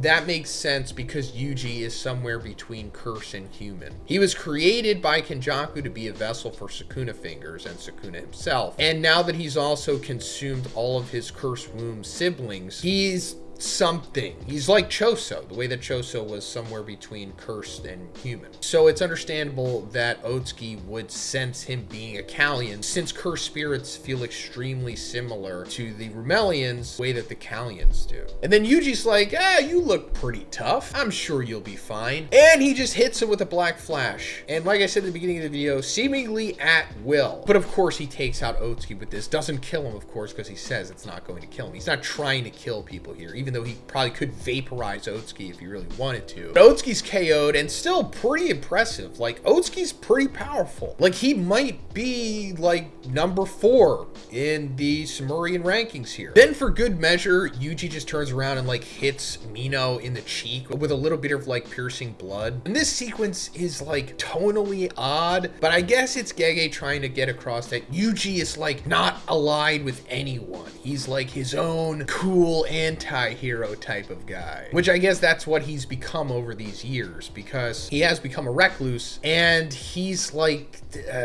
emo now because all of his friends have died of old age, and he himself seemingly can't die of old age, or at least we don't know yet. He's still young. It's possible he just ages very slowly, and again it goes back to probably because he was made as a vessel for Sukuna, so he was just, you know, super powerful inherently as a result of Kenjaku's experiments, and then also him eating the cursed wombs did something to his physiology, because, you know, Choso is also very old. Mino is angry at Yuji, not necessarily for shooting his cheek, but just saying like, why are you showing up now? You weren't here to fight, so Yuka had to fight. And emo Yuji's like, it doesn't matter. And Mino's like, what doesn't? And he's like, I mean, who cares about Yuji Itadori anymore? They say old soldiers never die, they just fade away. Don't worry, I'll take care of the cursed spirits that leak out of Tokyo. And if Akotsu's grandkid loses, I'll clean that mess up too. But all I can do right now is make sure nobody interferes with those 2. Or those 4, I guess. This is for the best, isn't it, sensei? So let's unpack this. Yuji, through his jujitsu, can just sense and observe everything that's going on at once. But he's choosing not to intervene because he says, who cares about Yuji Itadori anymore? And considering what he also says about this is for the best, isn't it, sensei? This parallels to what Gojo told him at the end of the first series. Sometime in the month before Gojo had fought Sukuna, when they were like doing the swap training, Gojo tells Yuji, haven't you had enough of Satoru Gojo? And Yuji's like, what do you mean? He's like, I mean the future and how you deal with it, Yuji. Yuji, which is Gojo saying like he's trying to foster the new generation because he can't have everything always rely on him, because then things, I guess, would just stagnate, which I always had issues with when this was originally revealed, both within the narrative of the story and then the meta narrative behind it, which I do right now as well. It's like, yes, that is true. You can't just have everyone rely on you all the time, but at the same time, there's a line.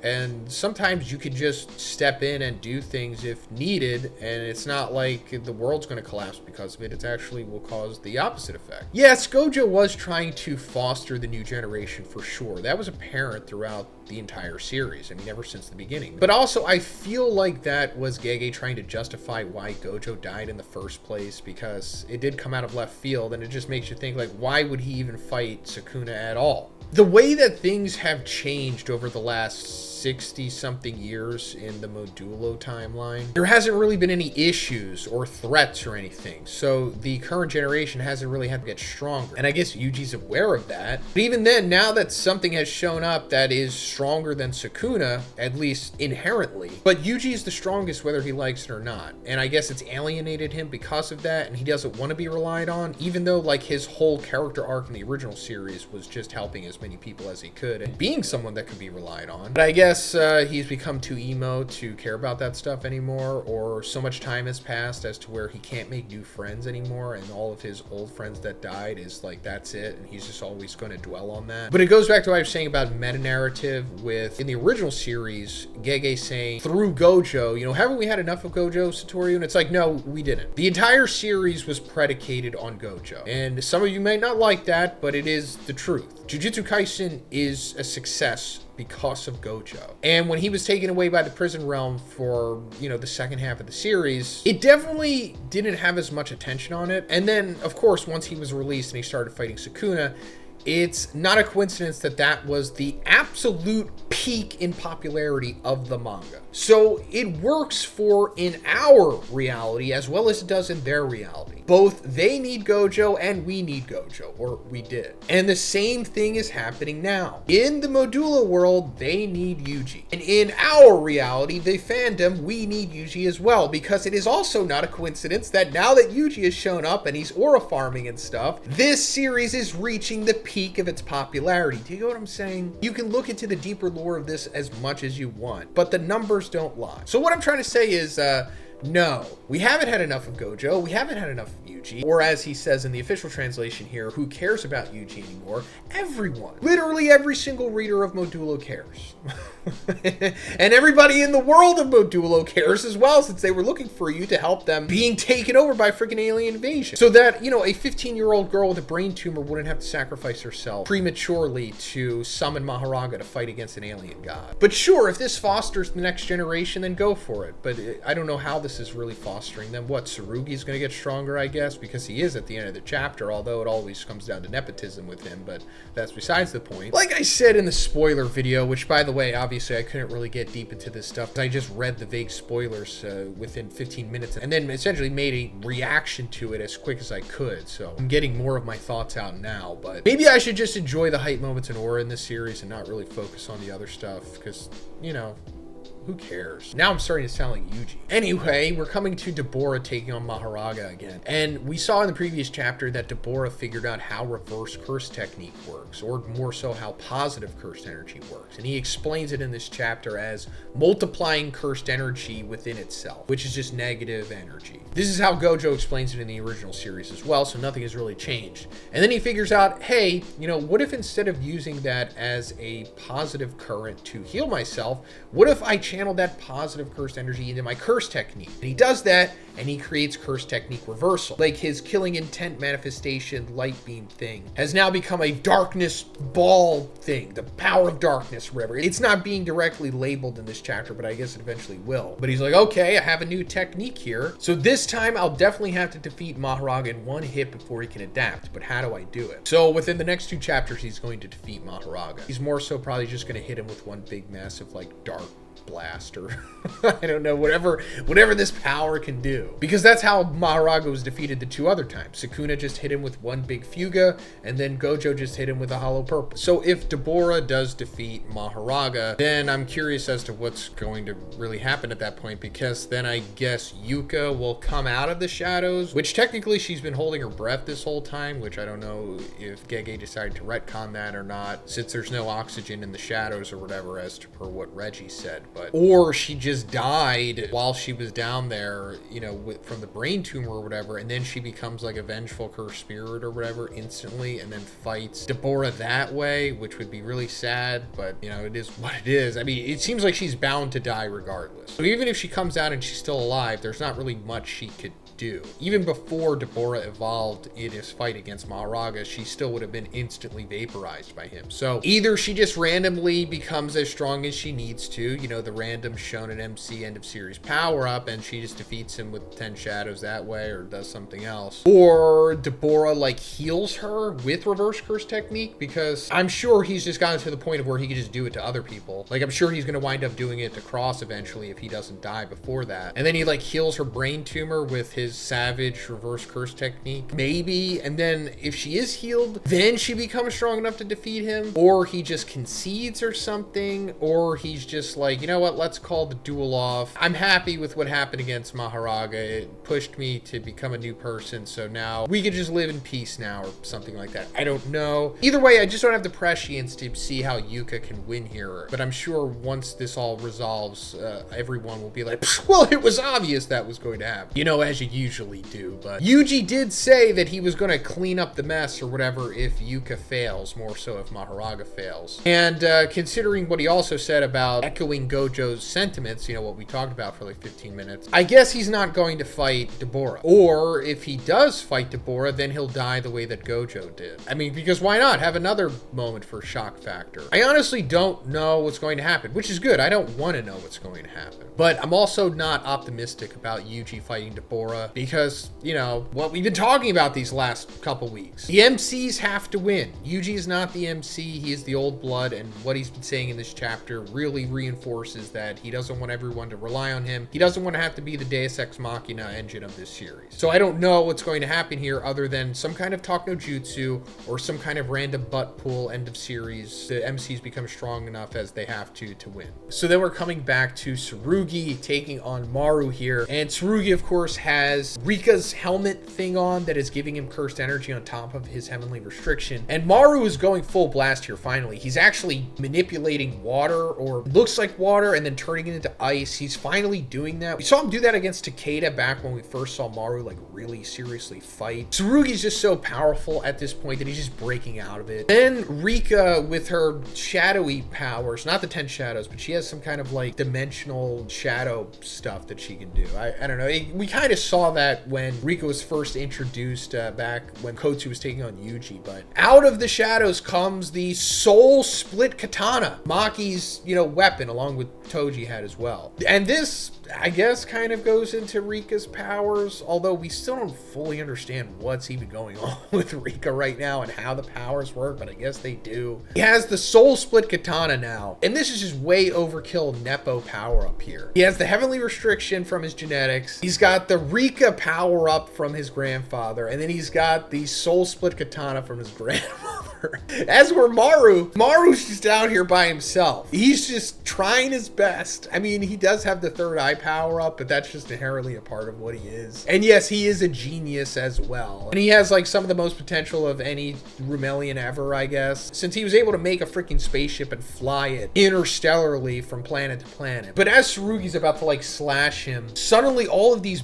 big cursed spirits start coming out of Tokyo. And Maru says this is in response to them being afraid of Deborah. That could be the case, or it's just they're afraid of Yuji, or afraid of both, since they both are now showing up in Tokyo, and they're both the strongest beings on planet Earth at this point. Yuji realizes this, of course, and he's like, geez, they did a pretty crappy job of guiding them. And then he goes, dismantle, and like we said in the beginning, he fires off these 2 huge dismantles that are going through buildings, and once they hit these cursed spirits, it looks as if like nukes have went off. Not like modern nukes, but, you know, like old nukes. Which is showing, yes, this is the strongest thing we have ever seen, aside from Deborah moving light speed and kicking Maharaga, which, you know, maybe was comparable to this, but this is just Yuji casually firing off dismantle. So yeah, Yuji is the strongest ever at this point. I think it's fair to say that. And going off of the spoilers, from what I could really roughly see at that point, it looked like Tsurugi was also part of like one of these explosions, like he just threw like a slash from the soul split katana, but no, both of these explosions are coming from Yuji. So I guess he hit like double dismantle or something, because in the follow-up panel here, once Maru is reacting to all of those cursed spirits dying, Tsurugi is still like cocked back. He hasn't thrown the slash yet. So both of these explosions were coming from Yuji. So insane.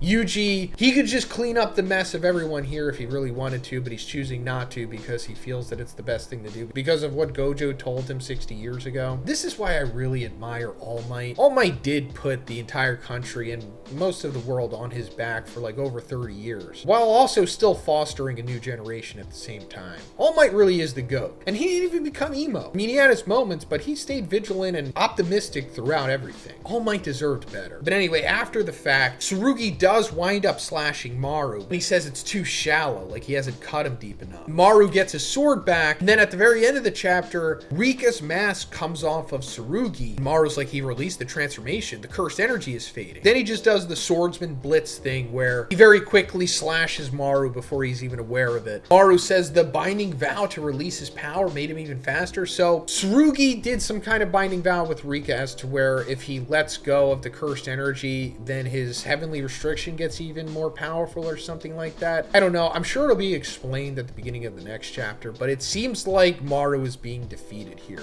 And that seems likely because we are in chapter 20, so we only have about 4 or 5 chapters left at this point. Since Gege said that he wanted it to be about 6 months of work or about 3 volumes worth. And I think the first volume had like 7 chapters in it. So yeah, we're at the very end of the series at this point, so I wouldn't be surprised if Maru is being defeated here. But let me know what you thought about this in the comments, guys. I'm sure a lot of what I said angered you. It's never my intention to anger the audience here. What am I supposed to say? Not say how I feel? Am I just supposed to react to the hype moments in Aura? Maybe I would be more successful if I did that. I mean, that's ultimately all that anybody wants, right? Despite me criticizing Yuji so much, I'm like acting like him. Sorry. So the big thing that happens in this chapter is Yuji and Maru coming together at the end of it, along with a Kallian on the Nanook spaceship, with Maru ultimately deciding that he wants to make it so that cursed spirits are no longer born. And they're going to do that with a few things, including Rika's ring that has Akotsu's cursed energy within it, and then freaking Mahito. So yeah, that's like the big thing here, and this is for sure leading us into the end of the series. And of course, we're going to break that down along with the rest of the chapter. I'm going to try to not waste too much of your time here. Let's try to just get through this and make as much sense of it as we can. Also, keep in mind that there's quite a few ambiguous things that happen in this chapter, so it can't really be perfectly explained. Or maybe there's some people in the comments that think that it can, and if so, please, leave a comment. But anyway, let's get into it. So at the beginning of this chapter here, we're seeing a flashback of Tsurugi talking to his grandmother Maki. This is like a few years before she dies, I guess. And she reveals here that she's essentially regretted gaining power in exchange for Mai dying this whole time. Because, we saw back in the original series when Mai died, it allowed Maki to have like full 0 cursed energy heavenly restriction the way that Toji had. Then we come back to the present, picking up from the end of the previous chapter, where we're finding out that Tsurugi actually didn't slash Maru. He actually held back on that last slash, and it was Tsurugi himself getting slashed by Maru. And I guess this is him remembering what Maki had told him. He didn't want to lose Maru in exchange for getting stronger or just winning this duel in the first place, because ultimately it doesn't even really matter who wins this one. It just comes down to Deborah and Maharaga anyway. Maru questions why Tsurugi's doing this, and Tsurugi's like, I don't know, I'm 17, which is like hilarious and meta at the same time. And Tsurugi might be dead here. I don't know. He falls over as if he is dead, and we don't see him for the rest of the chapter after this sequence, so your guess is as good as mine. Is it likely that he'll probably be revived or healed or or something, or he's not dead, sure. Same thing for Yuka. No updates on Yuka, but she could just come back like Nobara at the very end and be like, hey guys, I'm back, everything's okay. But after Tsurugi seemingly dies by allowing Maru to win here, Maru starts breaking down and having like this existential crisis about who's right and who's wrong between the humans and the Sumerians, and what true ownership is, and does it come down to who inherently inhabited a place? What about those who never had a place to begin with? And, you know, yada, yada, yada. You know, a discussion that they all probably should have had originally before they jumped the gun and just decided to have this big crazy duel over ownership of Tokyo and allowing her spirits to live. That's besides the point. But anyway, the ghost of Rika appears in front of Maru, and I guess this is just symbolizing that Rika is allowing Maru to use the ring here, because the ring is integral to the big plan that's going to happen at the end of this chapter, because it's imbued with Akotsu's cursed energy, which is like so much.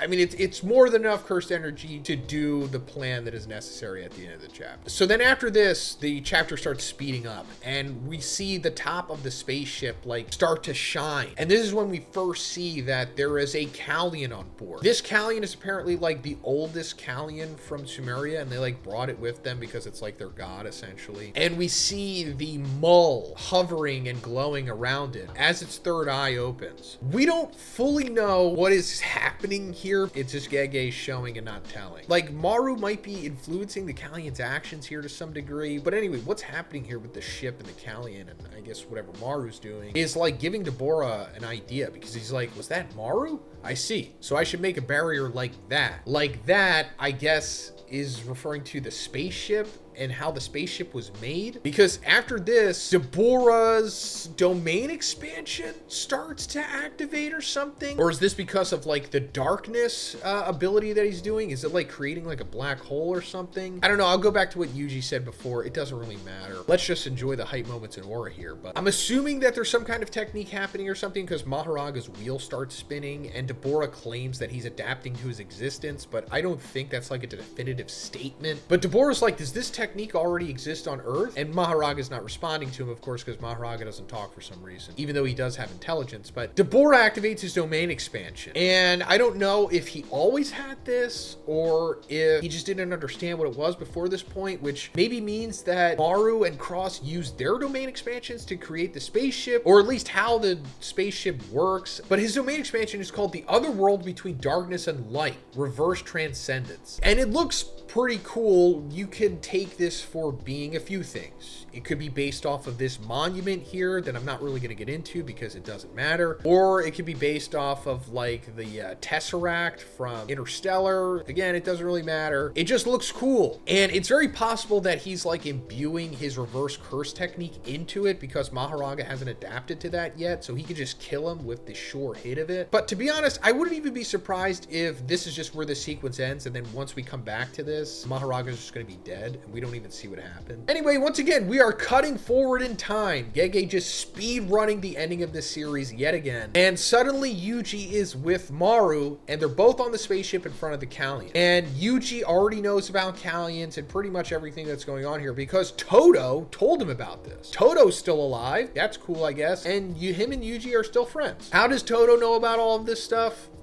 Doesn't matter. But apparently Maru was able to find Yuji because of his curse technique. He says, my curse technique thought you would be appropriate. And we find out what Maru's curse technique is in the first chapter when he says that it will seek balance and find the person who's an equal match with you. So I guess after he was able to fully contemplate what his plan was, his curse technique led him to Yuji, because Yuji is integral to this plan for some reason. So Maru says he wants to use Tsurugi and Yuka's grandfather's cursed energy from the ring, the Mull, which is like that special ore that makes up the spaceship, along with my curse technique and his curse technique, I'm pretty sure he's referring to Mahito here, to bring harmony to the Earthlings and Sumerians. Yuji, you will arbitrate for harmony and be Earth's representatives as its witness. I want to create a world where cursed spirits are never born. So yeah, that's pretty crazy, and we are definitely coming to the very end of the series here, because this is essentially how Jujutsu Kaisen should have ended if it went on like another 200 chapters instead of being rushed the way that it was originally. So first of all, him using Akotsu's ring totally makes sense because Akotsu's,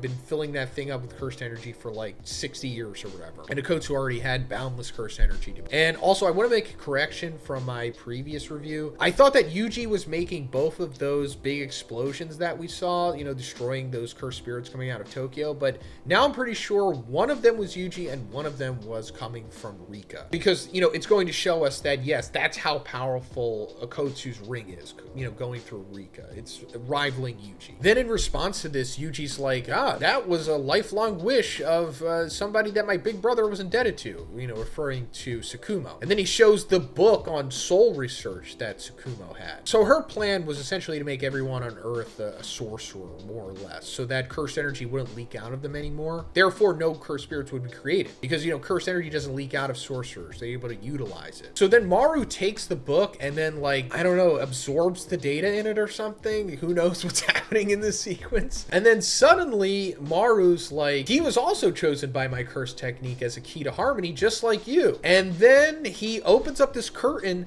and he's like, this is a place where all souls of people on Earth cross through. He lives here. And then they go to the purgatory world that we saw at the end of the original Jujutsu Kaisen, and Mahito's still there. So this is pretty wild. Maru's curse technique is so powerful that it could go beyond space and time into purgatory and even look for people that are suitable for his plan there. And as for how they're entering this dimension without having to die, could be Maru's curse technique, could be the Kallion helping them. Who knows? It's not explained, but they're just able to do it. We also saw earlier in this series when Tsurugi had almost died from his wounds in that fight against Takeda thing. He briefly encountered Mahito, and Mahito thought that he was Yuji at first. So that was showing us that Mahito was still waiting there just for Yuji to, I guess, kill him or something. But he sees Yuji again here and he's dumbfounded because he's like, oh, I thought you were going to be dead. Wait, you're not dead? Wait, what's going on here? And Yuji's like, I was just summoned here. And then they just stand over Mahito at the end of the chapter and Maru's like, let's begin. So yeah, it seems like they're going to do what Tsukumo ultimately wanted, and that's to do something similar to what Kenjaku was actually doing with the culling game, because he was using the culling game the way that they're going to be using Akotsu's ring here, all of that cursed energy, and then have the barrier of it pass through Japan and merge everyone with Tengen, who was also in the barrier, to create a big cursed energy monstrosity thing. But instead of that, they're going to use the mull from the spaceship, Akotsu's cursed energy, along with Yuji to some extent, along with Maru's curse technique, and then Mahito's curse technique, transfiguration, to make it so that cursed spirits aren't born anymore. So this means that they're probably going to fundamentally change at least everyone in Japan minimum, because that's where most cursed energy comes from, to possibly all become sorcerers. That way cursed energy won't leak out of them anymore.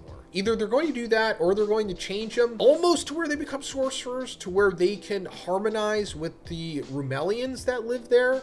So that, I don't know, the cursed energy goes into the Rumelians or it siphons through them or something and they work synergistically. Either way, something along those lines is going to happen. So does this also mean that Yuka and Tsurugi are going to be healed by this? Because maybe transfiguration just heals them. It fixes Yuka's brain tumor. It heals Tsurugi from getting slashed or whatever, and they come back to life. Because if they don't, then I think they're dead, but I don't think Gege is going to do that. And then also, if everyone on Earth does become a sorcerer, or at least if everyone in Japan becomes a sorcerer, and then maybe it singles out all of the few people outside of Japan that have cursed energy, like Miguel, that would be a really interesting way to set up a sequel series. But don't let me get you hyped up or excited about that, because I am pretty positive that this is where Jujutsu Kaisen as a whole ends. I don't think there's going to be Jujutsu Kaisen Shippuden or whatever, or Jujutsu Kaisen Blue Vortex. That would be really cool, and this would be a great way to set that up. Like I said, just you have everyone in Japan as a sorcerer. That creates tons of new possibilities, but I just don't think that's going to happen. I just think this is where it's ending. We're even lucky that we got this in the first place. We probably wouldn't even have gotten this if Sueisha just didn't beg Gege for this and threw a blank check at him. I'm pretty sure that's what happened. So he was like, okay, I'll take the blank check, but here's what I'm doing. I'm not drawing it, and it's only going to be 3 volumes long, and then I'm piecing out. I think that's more more or less what happened. So given that, I don't think we're going to get anything after this. It would be cool if we did, don't get me wrong, and I hope we do, but I'm not getting my hopes up. I'm pretty sure this is just the end. All right, so Yuji is effectively ending Jujutsu Kaisen. And I don't mean just Modulo. I mean, he's like ending the franchise as a whole with what he's ultimately deciding to do in this chapter with Maru. So coming off of the previous chapter, we saw that Yuji and Maru had come together on the ship,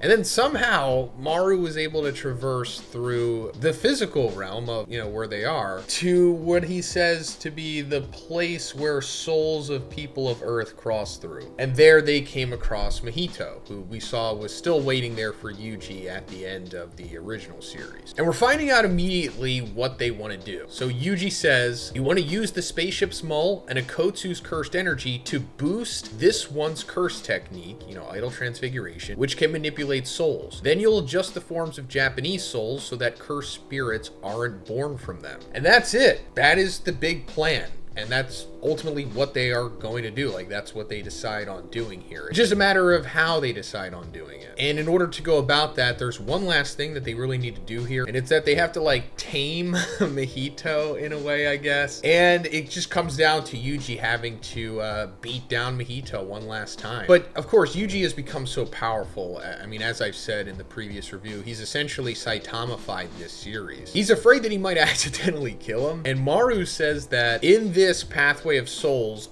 no one except them, Yuji and Maru, has physical form. So wreak all the havoc you want. Battle here doesn't end in death, but in defeat and enslavement. So then Mahito just immediately starts attacking Yuji. And I guess Mahito is like altering the environment so that it looks like Shibuya, because he says this entire place is built from matter almost identical to the soul itself. That means I could target everything here with my curse technique. So I'm assuming he's just doing that to create more hype moments in aura, so it looks better in the anime than them just fighting in a dark void. I'm just guessing. I mean, you could say that there's more symbolism to it because this is where Mahito and Yuji last fought, but come on. Now, as for this place being almost identical to the soul itself, it obviously has something to do with the greater lore of the afterlife in Jujutsu Kaisen, which we're never going to get into. So then Mahito, like, attacks Yuji by altering the environment here and encases him in, like, this sphere. Then he immediately goes into his domain expansion, but before he's able to, like, fully trigger it, he just gets sliced up by Yuji's dismantles. And we see that Yuji has already fired off, like, hundreds of dismantles. And it doesn't even look like he's moved. He's just standing there,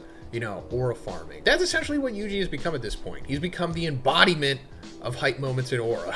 Like Mahito's embodiment of self-perfection. Anyway, he completely slices up Mahito and the environment around him. And he walks up to Mahito and he's like, were you always this weak? And it's like, no, Mahito's actually pretty strong. It's just that you have reached such a high power cliff that you have fundamentally altered the series in a strange way. But he knocks like this piece of Mahito's head away to Maru, and this is so Maru can use the technique. And Maru somehow, I guess with his curse technique, turns Mahito into a cursed object, ?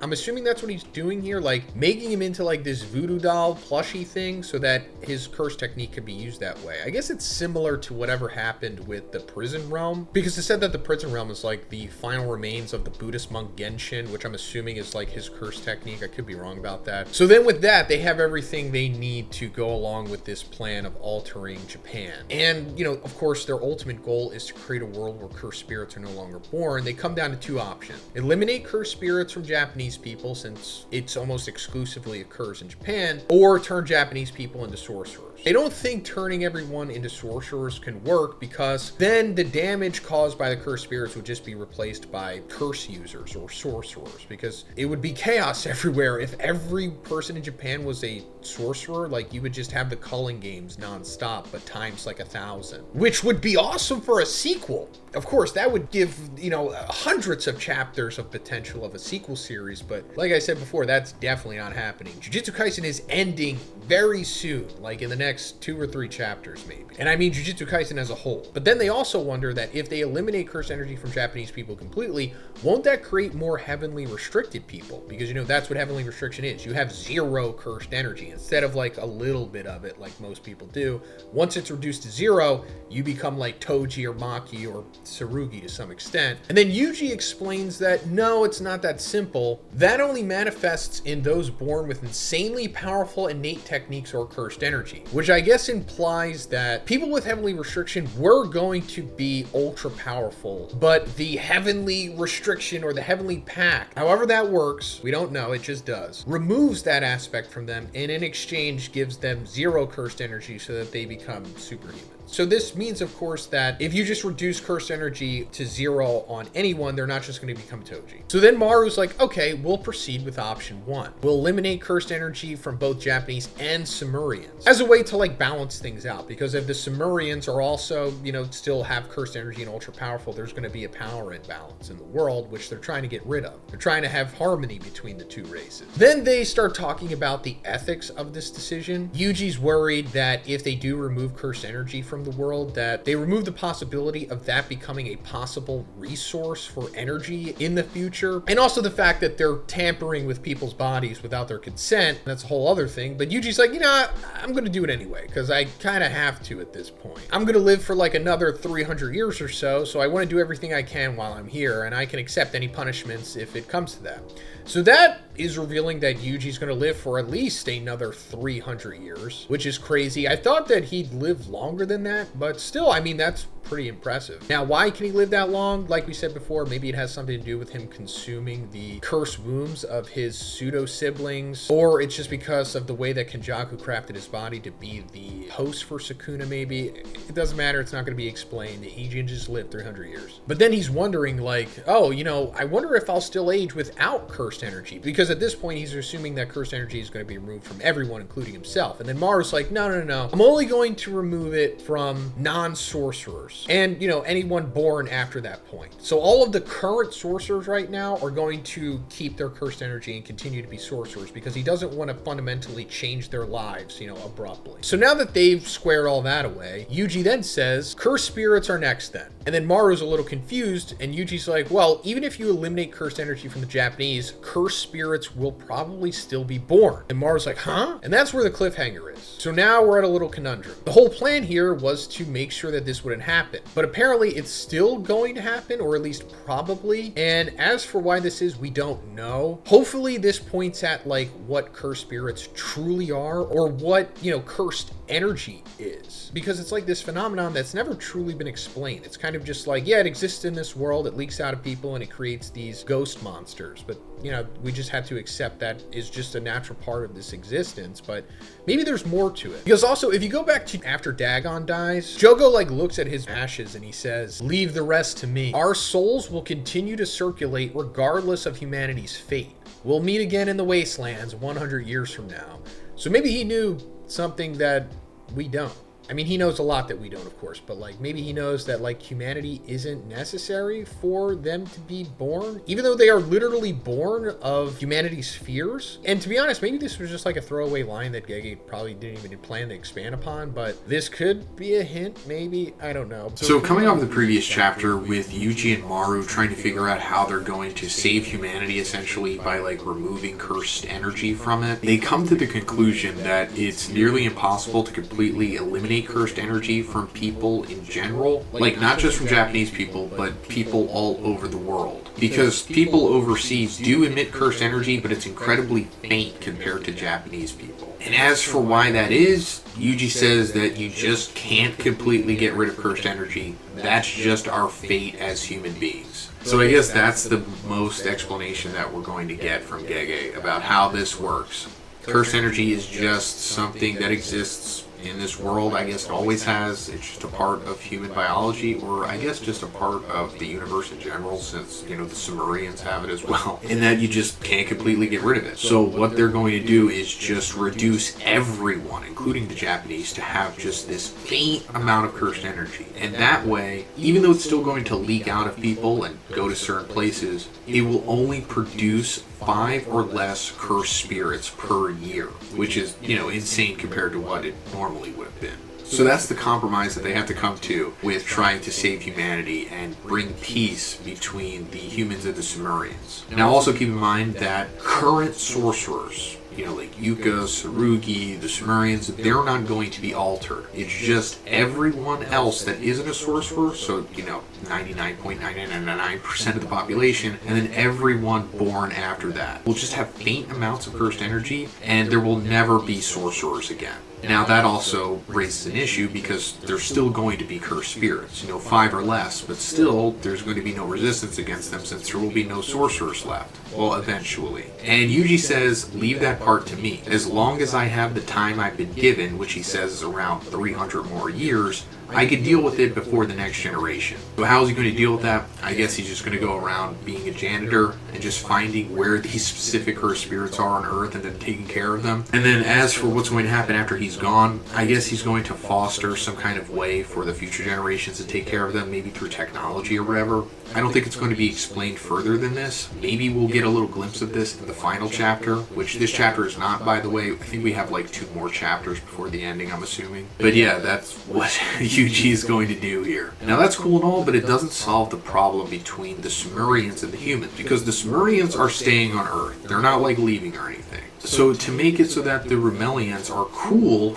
with cursed spirits being killed, even though it's 5 or less, they still would have issues with it. They need to figure out why the Rumelians see cursed spirits as Kallians. And Maru finds this out by, telepathically connecting with the old Kallian on the ship, and he finds out that they all have the same colored souls. Because apparently every being, I guess in the universe as well, have, colored souls, and they vary, of course. But between the cursed spirits, Kallians, and Rumelians, they all have the same colored souls. So that's why Rumelians see cursed spirits as Kallians, and why Kallians attack everyone that aren't Rumelians. So, to fix that, along with altering everyone to be non-sorcerers, or to just emit a faint amount of cursed energy, Maru, using his curse techniques, along with the buffs that work synergistically together that we established in the previous chapter, Mahito's curse technique, Rika's ring with the Kotsu's cursed energy, and the Mull, he's going to reshape Purgatory itself, or as he says, the place where all souls on Earth pass through. And it's like a two-way street. I guess when people die, they pass through here, and when people are born, they pass through here as well. He says he's going to change this place into a device that can split and reshape souls, and scatter the color of souls, adjust their forms, and wipe out as much cursed energy as possible. So that's 2 birds with 1 stone. This place will facilitate a way to change people so that no sorcerers are ever born again. They only emit faint amount of cursed energy, and their souls will be altered so that Rumelians don't see cursed spirits as Kallians anymore. And I guess that also means that Kallians won't see Rumelians as allies anymore either. But I don't know, maybe we'll get to that, maybe we won't, maybe it doesn't even matter. So yeah, that's the long and the short of it. That's how Yuji and Maru are going to fundamentally break the series as well as end it forever. Altering Purgatory into a soul-altering cleansing device. Now, after this, we're just speed running the rest of these plot lines here. So remember Deborah versus Maharaga? That's over now. Maru, using his curse technique Harmony, which is extremely buffed from the stuff that we were just talking about, is able to teleport Deborah from the fight to Africa. So when he goes there, Miguel's tribe gives Deborah a strand of the black rope, a cursed tool that can nullify curse techniques. We saw this in the original series. This was also set up earlier on in the series, and this is a way to break the curse that the Deskunte tribe chief put on Deborah's sister to keep him in check. So now that he has this, that's gone. His sister's safe. He doesn't have to worry about her anymore. And with that, his role here is essentially done, because he says that he came to Earth to honor his promise to Dora, which was to keep the Rumelians safe. And now that they are safe, he doesn't really need to be there anymore. Because, he's the only Deskunte here, I guess, besides his sister, and the rest of them are Rumelians. And they always had conflict anyway. So Maru, once again, using his Harmony Curse technique, is going to, send Deborah back to Sumeria. Or at least I'm pretty sure that's the implication here. I don't think he's just giving them the ship to take back. I think he's just somehow teleporting Deborah and his sister light years with this crazy curse technique powered up by the other stuff back to Sumeria. Because now that that curse is broken, he doesn't have to worry about the chief. And I guess the implication here is that he's going to kill him and then take over as chief and then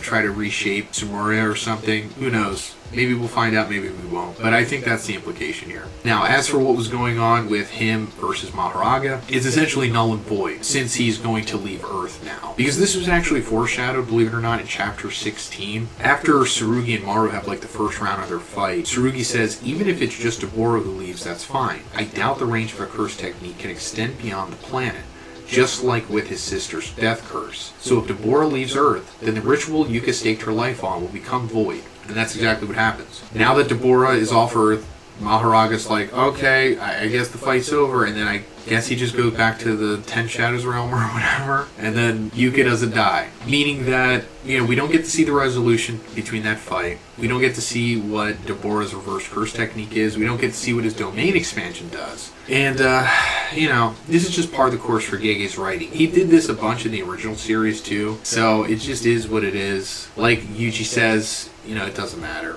But, it's heavily implied that Deborah was going to kill Maharaga with the domain expansion anyway, so, whatever. So then after this, once again, we are just going forward in time, and Maru, once again, using his curse technique, or reverse curse technique, or a combo of the both, or a combo of many abilities here, is just instantly healing everyone that needs to be healed. He's healing Yuka's brain tumor. He's healing Cross. He's healing Tsurugi, and he's even healing Usami. So they're all fine now. Stakes are gone. Then he has like one last goodbye with Yuji, and he's like, okay, well then we'll both do our own thing. You've got it from here. Nod back to Nanami. And they both just leave. And Yuji goes to be, I guess, Curse Spirit Janitor and continues to be emo or whatever. Then we cut forward in time, and Maru is just suddenly hovering above Tokyo. And the implication here is that he's going to kill every single cursed spirit in Tokyo, because he essentially has to at this point. If they're going to get to the point of where 5 or less cursed spirits are born every year, he needs to start now by wiping out where the vast majority of cursed spirits on Earth are, which is in Tokyo.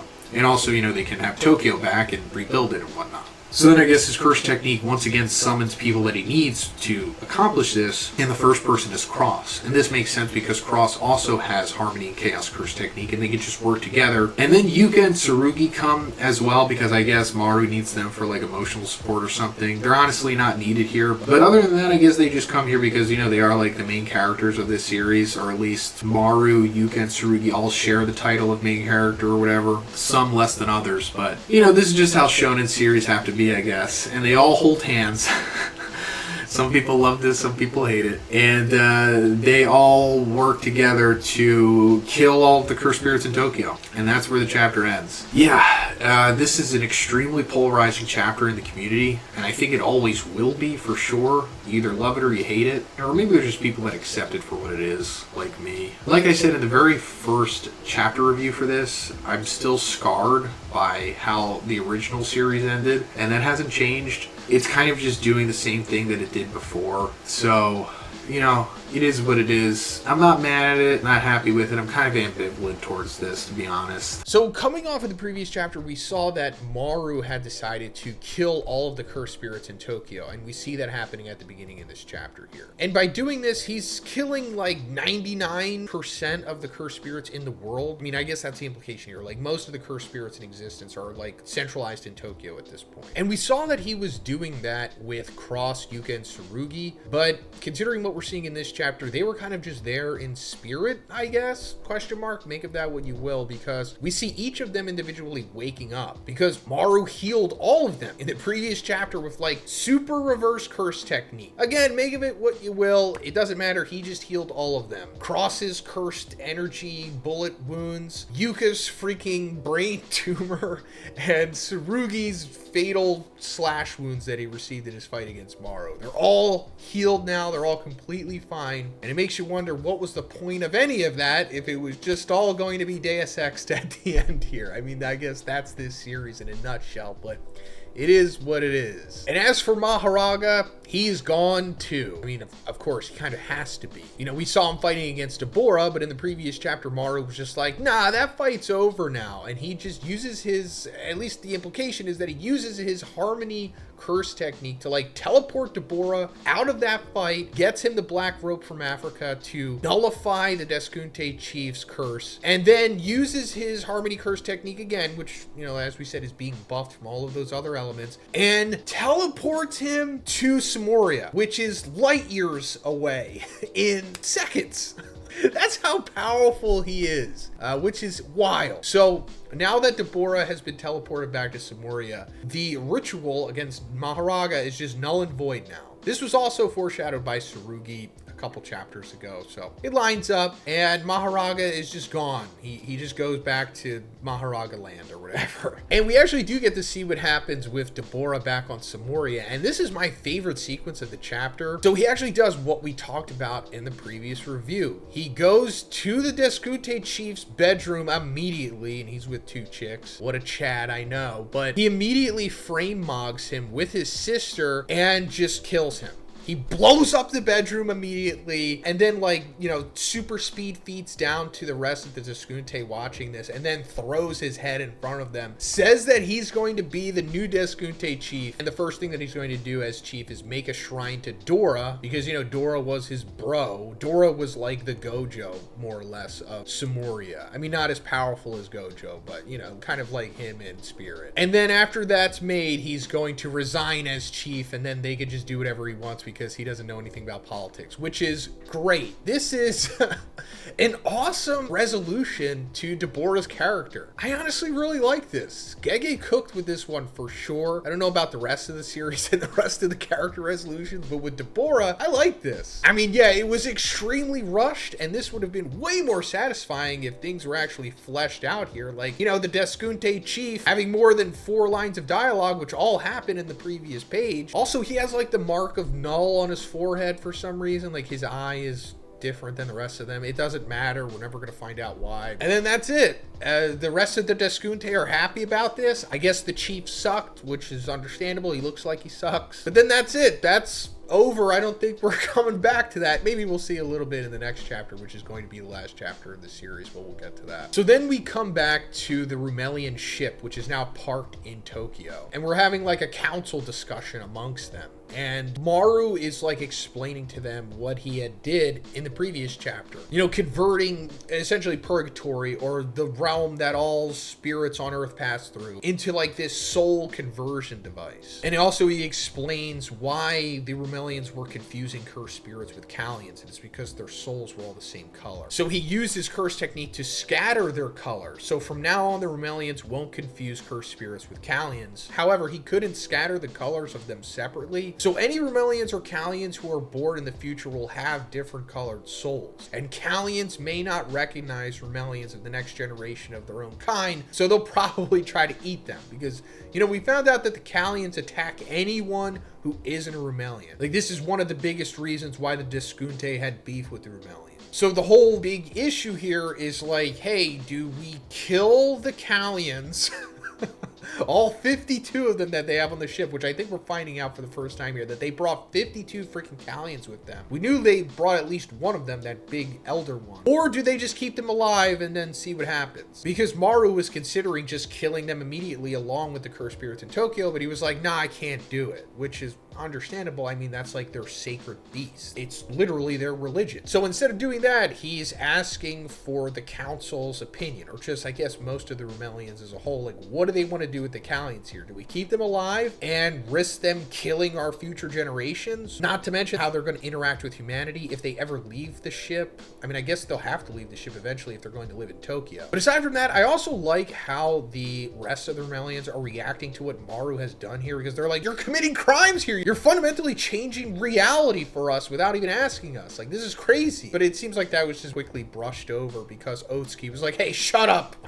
So that's it. But that's kind of where that sequence ends. So I guess in the next chapter, we're going to figure out what they're going to do with the Callians. And honestly, I don't know. I mean, I guess the pragmatic thing to do would be kill them. Because it's either us or them, and that's what it comes down to. But I guess we'll see what happens with that. Coming into the final sequence of the chapter, we see Yuji walking down like this corridor that is seemingly a cursed object library. Is this the one from Tokyo High? Do we get to see what that actually looks like? I don't remember. I guess that thing still has to exist to some extent. Or maybe this is just Yuji's private collection or whatever. I don't really know what's going on here. Maybe it was explained in the original series. I don't remember. Let me know in the comments if you remember. But he's walking down it, and he comes across Panda, who is still in his little form. We actually saw this. I think Gege drew this in the new final page of the last volume of Jujutsu Kaisen or something like that, when he drew Yuka and Tsurugi himself, we saw that like Tsurugi had this panda like on his shelf or something and it talked to him, but then it kind of acted like it didn't talk. And Yuji has it now and he's just chilling inside of this library place, and I don't know what's going on here. They're talking. He's like, hey, it's been a while, and the panda's like, Itadori. So your guess is as good as mine as to what this means or where this is leading. I mean, I guess it's nice to know that Yuji is visiting Panda, but like, is he just stuck here? Is he just in this library forever, like a toy from Toy Story or something? But as for what Yuji's going to do, I don't know. Like I said, the next chapter is the last chapter of the series, and by last chapter of the series, I don't mean just Modulo. I'm pretty sure Jujutsu Kaisen as a whole is over. I mean, we're lucky that we even got this in the first place. This was kind of just DLC for the original series, I suppose. So yeah, everything will be wrapped up in the next chapter. And yeah, let me know what you thought about all of this in the comments, guys.